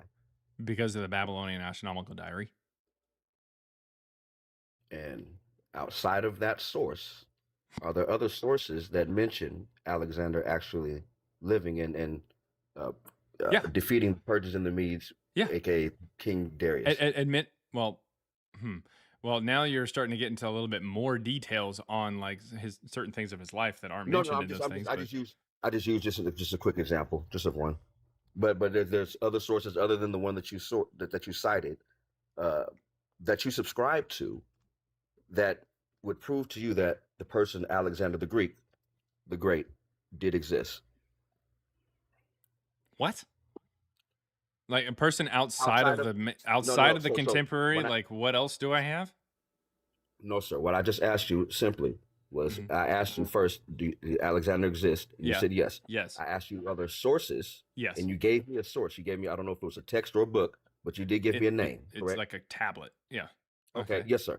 Right. No disrespect to the tablet, but okay, you gave me a tablet that recites Alexander the Great actually existing. I asked you, is there any other sources outside of that you subscribe to that would solidify or validify rather? Yeah. Yes. Yeah, there's administrative documents that talk about how he came through with the military.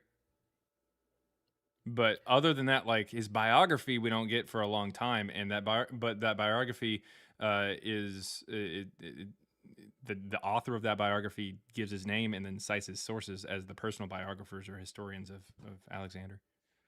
Absolutely. Subscribe to those as well, just for historical purposes. Okay. But that same Alexander the Great is also found in the 1611 King James Version Bible in the Apocrypha in 1 Maccabees chapter 1. Correct. Yes, and he's noted as a Christ in the Greek. Yep. Right. So therefore, it might not make sense to you. I'm gonna leave the chat alone, AZ Mike. But at the end of the day, I just wanted to show that was just your TikTok chat. That's all right. Leave the chat alone. Talk to you. AZ Mike's cool. No, AZ Mike's good cool. times. But what do you? I'm coming here. In relation to what AZ Mike's saying, could you land the plane? Because I'm not really sure exactly where we're going. I'm landing the plane. Yeah. Like I said earlier, I'm dealing with the topics. I just want to know how to deal with you first, because you actually can agree, and we do agree that Alexander the Great did exist, and outside of based off of contemporaries. Yeah. Yeah. Now, the later text that we get about his biography cites sources that were around at the time, but we can tell that he existed even without like the later biography. Even though we might not know too much about him, we can at least deduce that he was a king, like he was a person. Absolutely.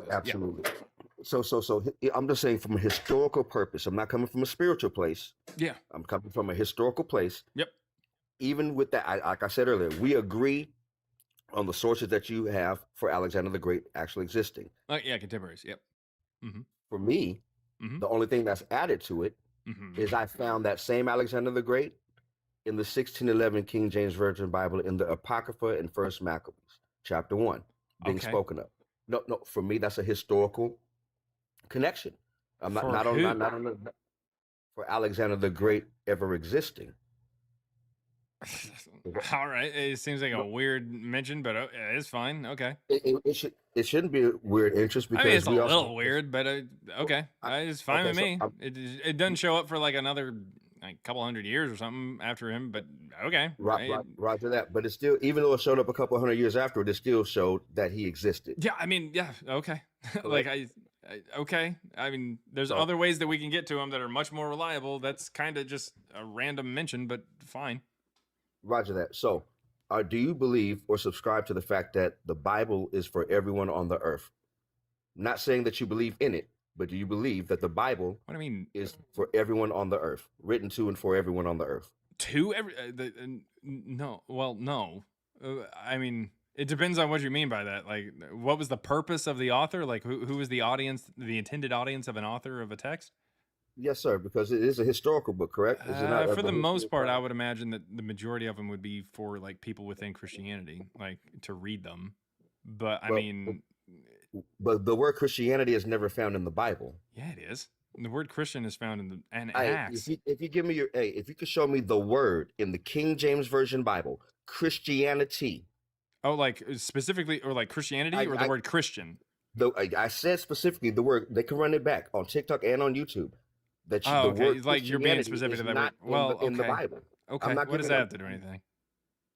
Oh, so when you said it was made for Christianity, that's not a true statement. It's made for Christians. That's what I meant. Like Christianity, like the people within Christianity. When we do, okay. So if we deal with the word Christian, right? Do you're able to pull it up? I'm not. Can you go to the blue letter Bible, please? What are we doing here? What are we doing here? We are circling the Indian Ocean. This is MH370, and I want to go home. Can we please land this plane? Like, preferably on ground? Acts 13 and verse 1 says that they were called Christians, and Christians is not a positive term. It's also a word that you can't say on TikTok that starts with an N and ends with an R. In Acts 13, chapter 1. Absolutely. Jesus Christ! So at the end of the day, the irony of someone saying a name that what they don't on believe in. earth are you getting at? That no, what the fuck? So last question, and then we're on to Jesus and Paul. Last question, so we can get on to Paul. Do you subscribe to the Bible in any way? Because you keep saying Jesus and Paul. That's New Testament. I mean, what do you mean? What is happening right now? What circle of hell is this? I'm just asking a question. Do you subscribe? We gonna land this plane, but we gonna land it with Samuel L. Jackson on the back, if you know what I mean. I got you, and that's without the MF is. That's I'm tired of all these snakes on this. Anyways, the point is that's what I had to say. Just please, for the love of God, do you subscribe to the Bible at all outside of the New Testament? Since you don't subscribe. What do you mean subscribe? What you mean? Like, do I mean like? Are you asking like, do I believe the Old Testament or something? Yes, I'm not saying in a spiritual way. It could even be historically. I'm just asking. Is it historically? I mean, there's pieces even in the New Testament that are technically historical if you think about it.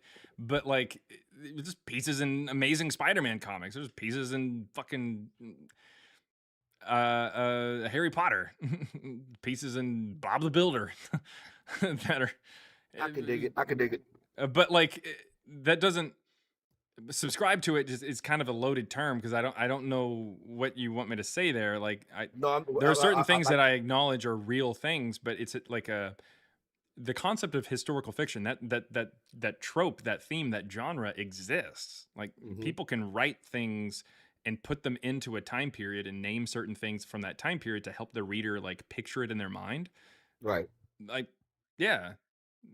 Like just like you used earlier, New York is in Spider-Man, but it's not Spider-Man. Yeah, and so is Barack Obama, and that tells you that if Peter Parker meets Barack Obama while he's president, then that means that story must have taken place sometime between early 2009 and early 2017. And so for you, the Bible. No, not to cut you off. My apologies. Well, I mean, I'm just saying that just helps us understand the time. That's absolutely. So I'm asking you. So for the Bible, for you, more so the Old Testament than the New, because you said there's some fallacies you really don't mess with, aka Christ and Paul, that you could hold to that was thrown in for historical purposes, just to keep the listener's ear to the fake story that they're presenting? Is that your stance? Repeat that? Yes, sir. Is it the stance that there are some things in the Bible, more so the Old Testament than the New, since you don't believe on Jesus and Paul? That's why I say you believe more so of the Old Testament historical quote unquote sections that you could find historical relevance to, or common ground, should I say, for lack of a better word, to keep the listening's ear. No, I would say that it's probably there's probably more historical stuff in the New Testament than the Old Testament. Okay, just we got you on record, which is fine. But at the end of the day, you hold it. It's okay. It's not a jab.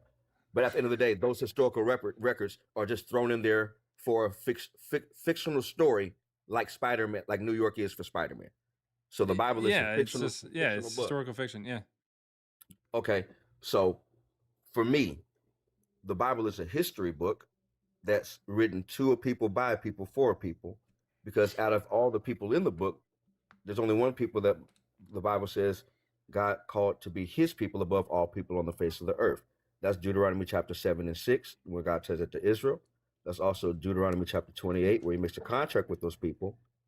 And this has what can we get to the Jesus and Paul existing, please?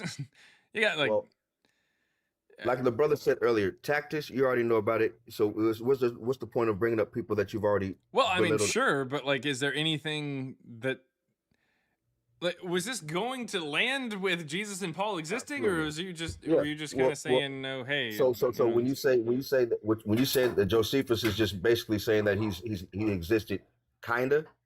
Is that what you were saying earlier when you put out? No, earlier when I was trying to explain to that guest what Josephus apparently put that it has been interpolated into it. Oh, Tacitus.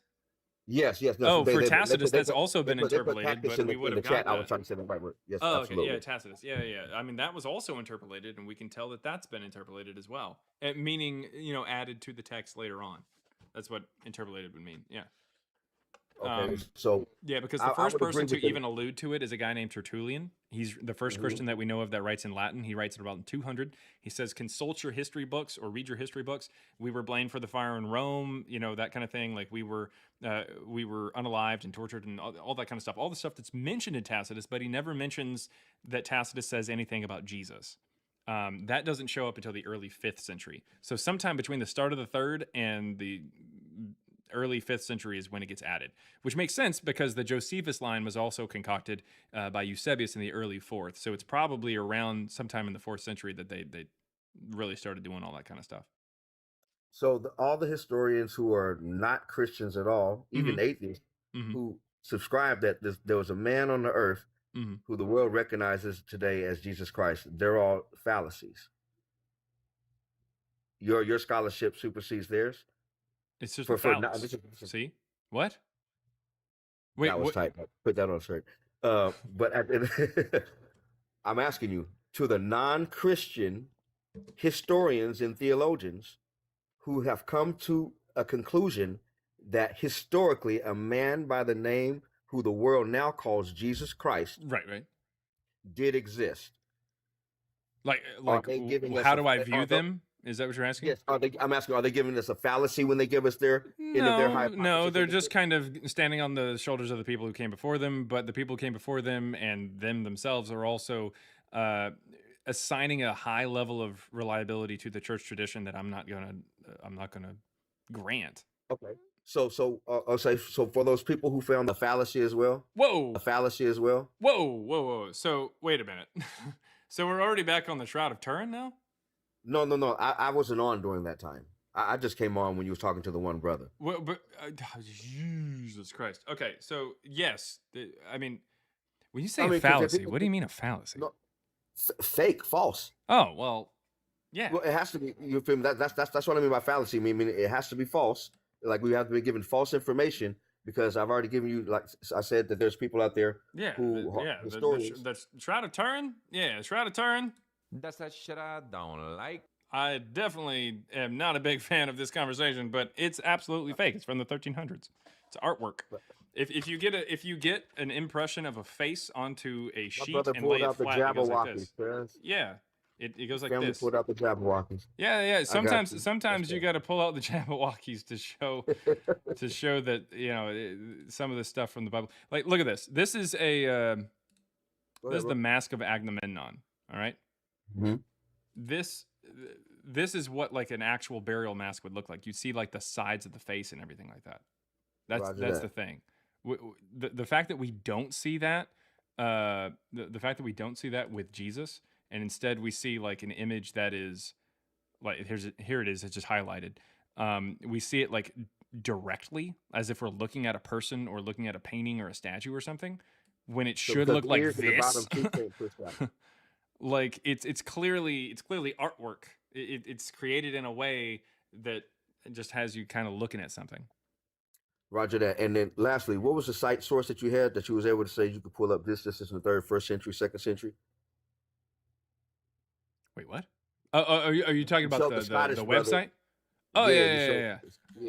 So it's mythicism.web.app, and someone put the link the link there in the chat if you can. But mythicism.web.app, and you can check it out. It's got a whole bunch of different stuff where people take a look at things. Like here's the Shroud of Turin. Like you can actually go through it. It may have the thing that it's got like the Mask of Agamemnon and stuff. Like there's a lot of different resources and stuff, and it's put together by a friend of mine, Gray Eyes, there in the chat, and he does a really good job of going through and not only just talk about the things that I talk about, but also doing a bunch of research that the rest of the chat and he has done, taking a look at these things and bringing receipts, because I mean at the end of the day, the reason why scholars tend to say Jesus existed is because, like I said, they believe that the early church, when they have these stories of Jesus and the disciples and all these different things, the apostles and blah, blah, blah, blah, blah, all these different things, they assume that there is a high level of reliability from these people that I'm not just going to grant simply because they're saying it, especially since they're saying it really far later on into the story. The example I like to give now is Bart Ehrman, one of the leading, if not the leading scholar on this kind of topic. He has said that like his main or his biggest argument, his like gotcha, his ace in the hole, ace up his sleeve, whatever, where he talks about Jesus existing. He says Paul meets James, the brother of Jesus, and you can't have a brother and also not exist. And I get that. That makes sense, right? Like it makes sense that if he's got a brother, he's got to be a real person. But Paul is never mentioned outside of Christianity once in antiquity. So just assuming that Paul existed is granting a certain level of reliability to the text and reliability to the church fathers. And even if you think that Paul existed, there's no evidence that he actually wrote those texts in the 1st century, because that's you granting Acts, because the only way that we get the letters of Paul into the middle of the 1st century is not based on the content, because there's no content from the middle of the first. It's Acts saying that he was in certain spots, like he was in certain locations or whatever. So they use Acts to try to date the letters of Paul. But then when it talks about James, the brother of Jesus, we have a version of the Paul's letters that are published in 144, so the middle of the 1st century, that don't have James, the brother of Jesus, ever mentioned in there. So Bart Ehrman thinks that Paul talks about Jesus. He thinks that Paul talks about James, the brother of Jesus, in these letters in the 1st century before the other versions come out, because the later church fathers like Irenaeus, Tertullian, and Origen said that Paul wrote those things first, and then the versions without James came out. So he trusts the Bible, he trusts Acts, and he trusts the church fathers, all to make his argument, because there's no other way that he can get there. And that is an agnostic atheist scholar, a non-religious scholar, literally saying, I am trusting the Christians for my argument and presenting what amounts to a Christian argument, and then using that to say that Jesus existed. Okay. Last question, and it's not even. I'm not even coming here for folly. This is a teaching moment. What makes the guy that you have, Sepsi? I don't want to say the name wrong. Sepsius. Serapis. What makes that a real God and one that is worthy enough for you to follow or even believe in, let alone worship, if you do? You know what? You convinced me. I'm an atheist now. All right. Anything else? It's funny as shit. I was actually interested in what that individual guy was. It's just a Greco-Egyptian god. That's all it is. Okay. Roger that, man. Yeah. Have a great day. Appreciate it, man. All right. Thanks for coming up. That was JD Smooth, everybody. JD Smooth. All right. So, let's see here. Oh, yeah. I always say no. So, okay. Really quick, wanted to get to some super chats because, of course, if you send a super chat over on YouTube, I will read it out loud and I will respond to it, even if it's ridiculous. Let's see. We've got $5 from Surf Murph saying, yeah, well, I apologize for anybody who I just made yawn. That was a fake yawn. I don't know if I've ever really tried to fake yawn, but that actually sounded legit to me. I don't know. Anyways, I don't really yawn too much out loud. All right, and then we've got $5 super chat, and thank you very much for the $5 Surf Murph. $5 from Bogo _ says, does a bear shit in the woods, wipe its ass with white rabbits, and that's why we have brown ones?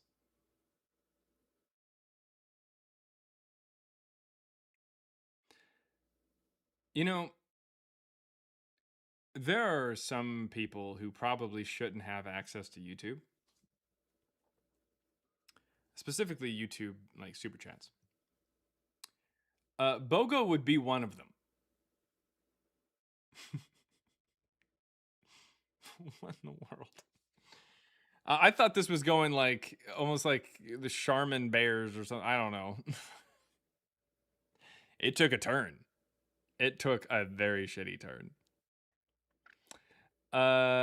$5 from Surf Murph. Thank you very much. Says, I give that yawn 5 stars. Brilliant. Yes. Well, thank you. Also, I did see that someone had said they had paid for a Hail Cross. I'm definitely going to do that then.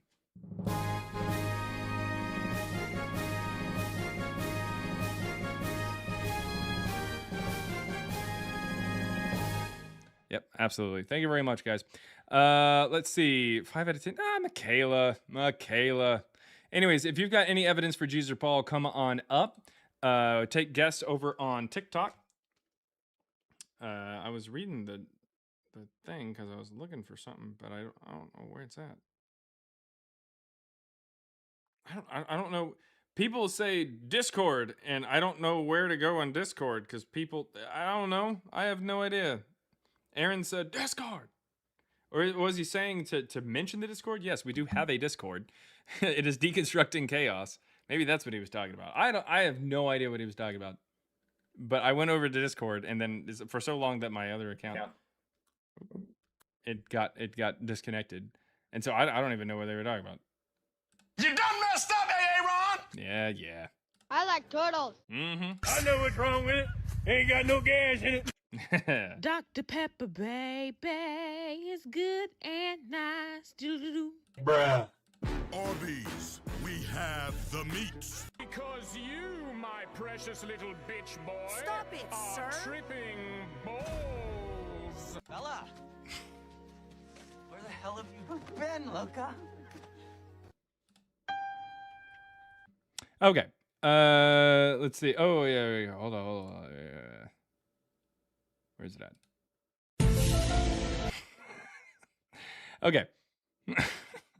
All right. $10. Thank you very much from Matthew Mulkeen over there on YouTube. Says Alexander hired his own historian to travel with him. Yes, Callisthenes, grandnephew of Aristotle, wrote Deeds of Alexander.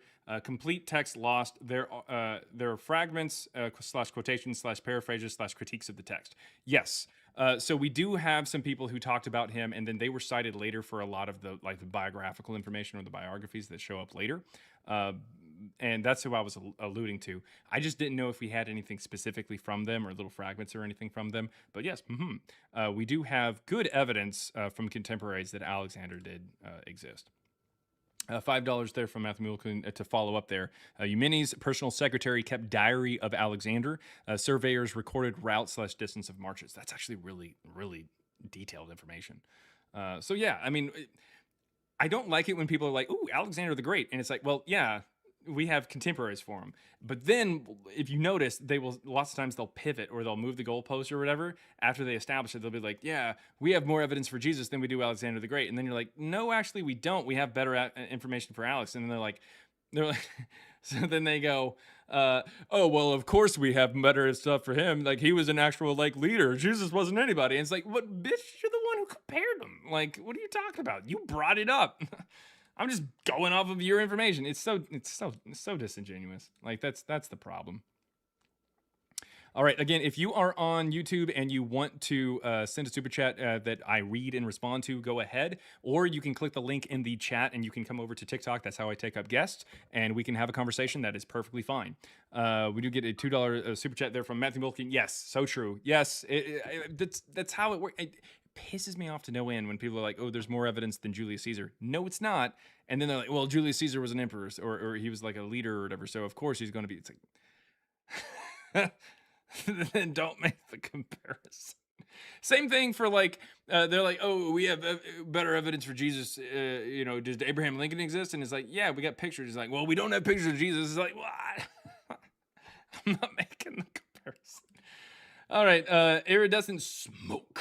What you got over here? So I got two questions.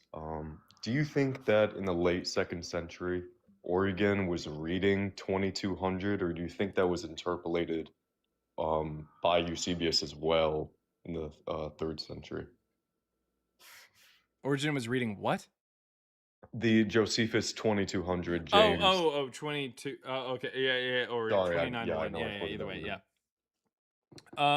So first of all, there's some question as to whether or not he was reading that or he was reading Hegesippus. But he doesn't quote Josephus, but he does talk about it, and it makes it seem as if what Origen said is actually what is used for the marginal note that gets placed into the text that says he was the Christ or who was called Christ into that text there, because Origen is kind of explaining what Josephus is talking about. And so if he was reading the text that just talks about Jesus having a brother named James, and then that's Jesus, son of Damius, he could be reading that and then saying in his writings, Origen himself, saying who is called Christ there. And then someone later on says, "Oh, let's go ahead and make sure that is, because this is what Origen was talking about. Let's go ahead and add in that line that says who was called Christ." We can tell that the way that scribes would actually copy things down as far as the Christians go is they would copy these texts down and then put things in the margins, and then these things would work themselves into the text over time. But when I pull up the have Tacitus evidence thing, of it has that, Christians, and literally everything after that says Christians in the text and not the margins. Go ahead. Don't we only have evidence of that process actually happening post Eusebius? I wasn't able to find any glossary. I wouldn't necessarily say that Eusebius. What do you mean? Like the process you were describing, where they add these glossary notes to the text that the Christian scribes do, Yeah. the thing you were just talking about. Yeah. I don't think we have any historical evidence of that actually happening until after Eusebius. Okay. What is that? So why is that it's cut just, off? Because you are claiming that a Christian scribe did do that pre-Eusebius. Pre-Eusebius? Why would it need to be pre-Eusebius? Well, no, you're right. Yeah, because you think that it was the other would you say that Josephus was mistaken for Hegesippus? It's definitely possible, but I mean, Eusebius doesn't quote that line. Eusebius is the testimonium, not the other one. Okay, where do you think that came into play then if it wasn't Eusebius? 2200. Like, at what point was that? I think Origen says something, and then someone later on just puts that line just later on. It just has to happen by the time we get it. So in between Origen and Eusebius. Okay. No, it doesn't have to. Eusebius doesn't mention that. So why is the cutoff? Why is the latest cutoff Eusebius? I mean, I would just assume that it would have been part of it by that point. I mean, Why? Eusebius doesn't mention 2200 whatsoever. Only Not the that I'm aware testimony. of. The Testimonium Flavianum is what he talks about. So 2200 may have actually been added after TF, is what you're saying. Well, that little line, yeah, that's what I'm saying. Okay, okay. Well, and I don't even think now that the I understand. Testimonium Flavianum was added with Eusebius. I think that he writes it, and then later on, someone just puts it into the text. It just has to Yeah. get added at some point between the first time that It it's was difficult for me to wrap my head around because I was trying to stay strict with that narrow kind of like, okay, post-Origen, pre-Eusebius. And that's you know? fine, but I don't see Yeah, any it's reason not why it would need needed, to I have the guess. late cutoff at Eusebius. Okay, and then See, my other see, that's question. the thing is that there's actually like, and that's, I understand your concern and your desire to try to have a smaller window. I mean, that makes sense. You want to kind of whittle it down, but nevertheless, like once you start to realize that Christianity had a fuck ton of centuries to fuck with shit, like you go, wow, like it's kind of tough. You know what I mean? Like could they get it in like 100, 200 years? Maybe, but like.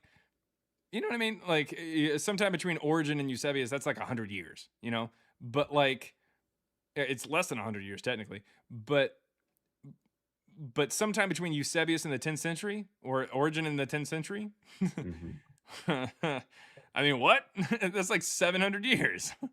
So it's like that's a long time for people to be copying these texts and for it to be preserved specifically by the Catholic Church and under lock and key.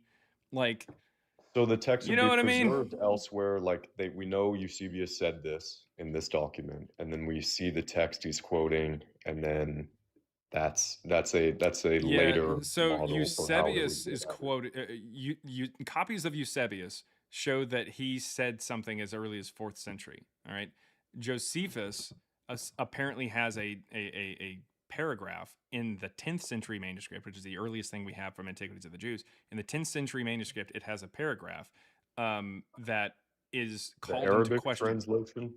The Arabic translation goes to the 10th. Yeah, the Arab. Are you talking about Syriac? Okay, okay. There's a Syriac one that goes to like 5th or 6th.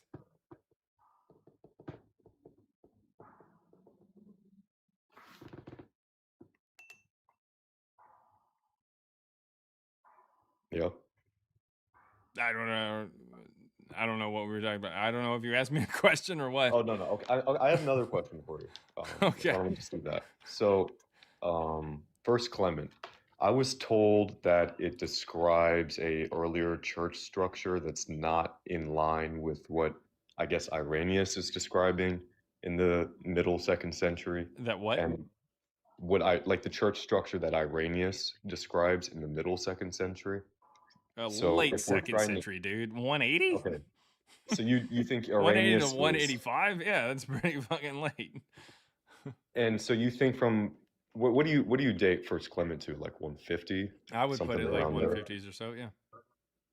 And so after Marcion publishes Evangelion in 144, you get like 6 years, and that's when the counter literature that is the Matthew, Luke, Mark is existing by then. Mark isn't Between super First counter. Clement. Mark isn't super counter, but I mean, maybe. Well, Matthew and Luke. Matthew would be, yeah. Matthew, I would date to like 145, 150. I'd say about 150 or so. Okay. So No, First Luke Clement is after pretty that much- about 155. Yeah. First Clement would be the earliest reference, if not using the 95 CE number, obviously, but to Matthew and Luke. First Clement would be the earliest reference to Matthew and Luke. Yeah, because it doesn't mention Matthew or Luke. It doesn't. Matthew and Luke? You mean Matthew and Luke? The Gospels, like no, not like the people, like the Gospels of Matthew and the Gospel of Luke. Where are mentioned in First Clement? Are they Where? not? No. Okay, that's what I was under the assumption of. No, wow. Whoa. No. First Clement does not mention. It definitely doesn't mention them. I don't know. Does it mention an earlier church structure? Is that part true? Where it's like I mean, one kinda, bishop? sorta. It kind of talks fairly primitively about like bishops or bishops and like certain people in leadership positions. Do you have a good reason for dating Irenaeus to the late 2nd century that allows for this kind of transformation of the Irenaeus church? is like 180, 185. I'm not even going off of what the scholars say there. I'm not veering from a there. guy, and he had him at 120, and that's Irenaeus. Yeah, that was the debate I was having. I was trying to defend Mark. Irenaeus is born in 130. I don't know. Or maybe a little bit after that. Are you talking Irenaeus or Ignatius? Oh, maybe Ignatius. Okay, yeah, no. There's no possible way that anybody would say Irenaeus was writing in 120. Does Ignatius describe a church structure that differs from First Clement? Not much, no. Not a lot. Maybe a little more. Nothing that's like, okay, it doesn't make sense for this to be contemporary because they're describing completely different church structures. Yeah, but I mean, but you also have to realize that like they're not all being written with the same intention from the same location, from the same community or something like that. So like some of them are going to be talking a little bit more about different communities because like the writings of Ignatius are literally letters supposedly going to different places. So I mean, it's much more self-aware of like, you know, like different communities and different churches, and so it's going to talk a little bit more about that church structure than Clement. But regardless, it's about the same. It's nothing too terribly crazy. It's not like Ignatius is like super well defined and like Clement's like, we're just fucking doing whatever we want.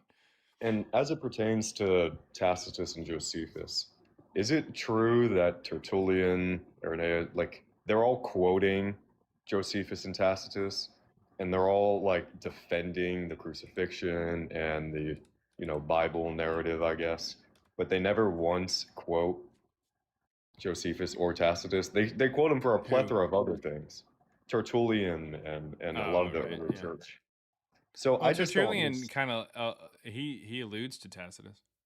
He says consult your history book and talks about history books and talks about like what Tacitus said about blaming the Christians for the fire in Rome, but he doesn't mention anything about how he talks about Jesus.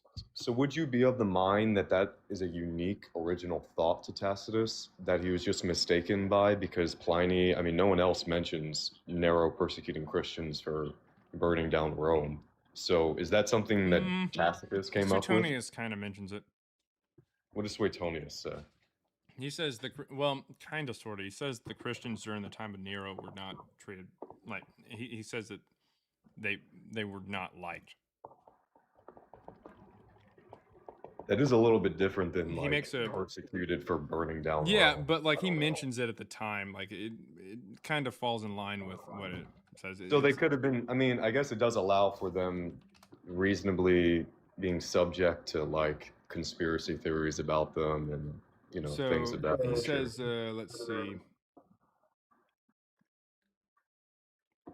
Yeah, it just says punishment was inflicted upon the Christians, a class of men given to a new and mischievous superstition.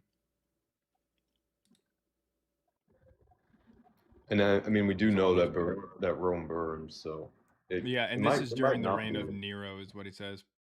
It's under Nero, so it's in his Nero 16. So it's sometime between 54 and 68. Apparently that happened. It doesn't say anything about the fire, but it does say punishments was inflicted upon them. Yeah. So I mean, they're a thing. They're a group, but like, doesn't really give too much information about it there. All right. Thank you. Have a good one. Oh, okay. Yeah, that's all I got. Oh, okay. Well, thanks for coming up. Kind of a quick exit there. All right, let's see. Over there on YouTube, we got super chat $4.99 from Turpin Luke. Says a lot of people say we have proof of Jesus from Romans crucifying him. What's up with that? Well, that's because there are not only the Gospels that talk about like the Romans crucifying Jesus, but then there are interpolations, which means someone goes through later on and adds to a text, like Tacitus or Josephus, talking about Jesus being crucified. But we do have mentions of Christians throughout the first century. We even have Christians going back to the first century BCE, but we don't have anything that connects Rome to the crucifixion there for Jesus. Like There are people who try to add that to text to make it appear as if that's the case, but we can usually suss those kind of things out. Christians are talked about, but not in relation to Jesus until about 144. That's the first time that the gospel shows up. Hopefully it's still going.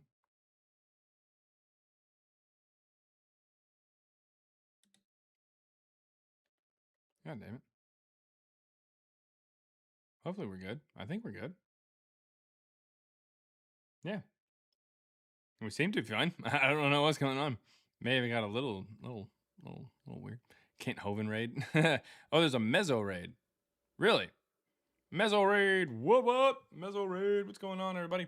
If anybody's got any evidence for Jesus or Paul, the request button should be right about there-ish or down there. They're on TikTok. If you're on YouTube, you can send over a super chat. I will read it out and I will respond to it. Or you can click the link to join over on TikTok. We will have a conversation and we will talk about whatever you're going to bring up. But yeah, Turpin Luke, to answer your super chat there on YouTube, there are a lot of people who say that we have proof of Jesus from the Romans, but unfortunately, no. We can tell that when the Romans do talk about Christianity, they don't talk about the Jesus part. That is something that is added later from later Christians who are just trying to make Jesus appear as he's talked about from history. So it's interpolated later, so we can get into that. But I know that sounds kind of weird, but that's just kind of the case. I mean, the Christians had about 18 to 1900 years of historical revisionism, whitewashing, retconning, where they had access to the history books, and in many cases didn't even let anybody else see it, let alone edit it or anything like that. So, yeah, the oldest manuscripts of things that we have that mention Jesus, like Josephus and Tacitus, go to about the 10th or 11th century. And even after that, something that I don't talk about a lot is the 10th century is when we get the earliest manuscript, or our oldest manuscript currently, of the Greek version of Josephus's Antiquities of the Jews, which supposedly talks about Jesus and Pilate and shit like that, right? And I say that this has been interpolated into. And people sometimes they go, well, that just seems like a cop-out. Well, consider this. In the 11th century, just 100 years later, we get this a Slavonic version over in Russia, or near Russia, of Josephus's some of Josephus's works, and in there's a bunch of references to Jesus that are very clearly added in. In fact, the Testimonium Flavianum from Antiquities of the Jews is added into this book, even though it's not Antiquities of the Jews. It's just thrown in there, so we can tell that around this time, Christians were actively editing historical texts to make Jesus sound more legitimate. They were actively doing it. We have proof of them doing it. We have proof, like with Tacitus in the 11th century, we have proof of them changing texts, literally editing, like erasing letters to change things around to fit their theology or fit their thoughts at the time. That's wild. That should not be happening. It just shouldn't be happening. But we do it, or we see it. And it's really bad. It's really bad. They do it. They did it.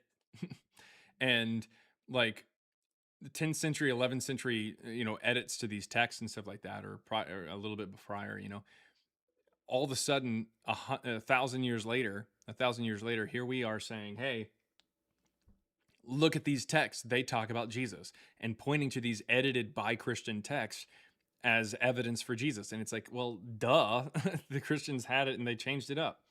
But anyways, if you have any evidence for Jesus or Paul, come on up. I'd like to talk to you about it. Single Dad number 76 says, then who wrote the books if Paul never existed? LMAO. For Paul, that would be the Marcionites. I'm not the only one who says that. A scholar, Dr. Nina Livesey, actually, her entire life's work has been over Paul. And she was she's now retired. She's since retired here very recently from the University of Oklahoma after her career there.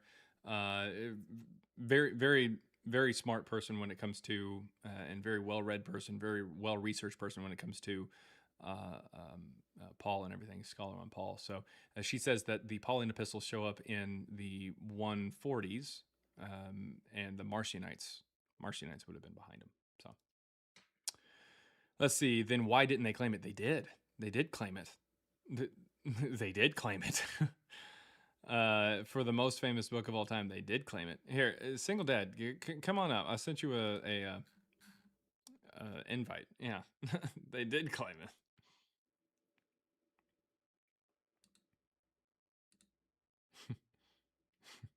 No, Nate, we're not gonna sing Little Mermaid, Little Marcion. God. Oh, God. I hope that's not an AI thing. All right. Rise Above says, what about the people who weren't Christian and say he definitely existed? There aren't any. All right. Oh, very nice, Chaos Engine. That sounds pretty good. Let's see. Josephus, yeah, interpolated into. Tacitus interpolated into. Okay. Well, is no one able to come up? No? I mean, surely somebody is able to read 1 Peter 3:15 where it says you should be always ready to defend why you believe what you believe when questioned or demanded of you, and do so respectfully. Surely you guys can do that, right? I mean, come on. Come on now. There you got everybody looking.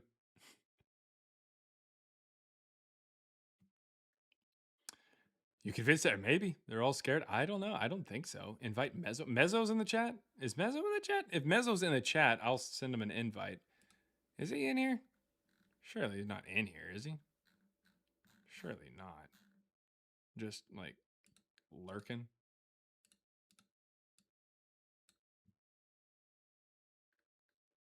I don't think he's in here. I don't think so. Nah, otherwise I'd be like, you get your ass up here. Boy. No. Anyways. Well, Mezzo had to work. Oh, okay, that makes sense. That makes sense. Okay, well, it sounds like we don't have anybody coming up. So I'm going to go ahead and call it here. Thank you very much to anybody and everybody who stuck around longer than 30 seconds. 35-second gang, rise up. Curious Christian Wade. Yeah, all two of them. Him and his mom. Yeah, let's go over to Ace. Let's go over and raid Ace. Is she still going? She's doing her 24-hour live? If she is doing a 24-hour live, still doing it, then we will absolutely go over there. No, not restart for Cyber. Cyber's awesome, but I'm not restarting right now. Let's see. Who do we boo? Mezzo? Yeah, boo Mezzo. No, boo Mezzo's work for making him work. Boo, boo, boo Mezzo work. Boo, boo Mezzo work. Yeah, okay. We'll go raid Ace over there on TikTok. I will see you guys later. Peace out, Girl Scout. Put me down for some Thin Mints. 35-cent gang, rise up. And to you lovely people over on YouTube, oh my God. You guys are still fucking nuts as ever. So thank you very much for sticking around over there. Still working on a sign off, but I think I'll do the last one that I did. I've been CBJ. So thank you, and thank Tube. That can't be it. But anyways, I'll see you guys later. Thank you for the super chats and everything like that. Again, if you were wanting to come up, I apologize. I got to hop off there. I take guests on TikTok. If you're wondering, oh, how do I put this TikTok cowboy or this YouTube cowboy in his place here, or this wannabe cowboy, whatever. You can either send a super chat and I will read it aloud on the live and I will respond to it here on YouTube, or you can click the link in the chat and head over to TikTok, and that's how I take up guests. But other than that, thank you very much for hanging out there, and I will see you guys later.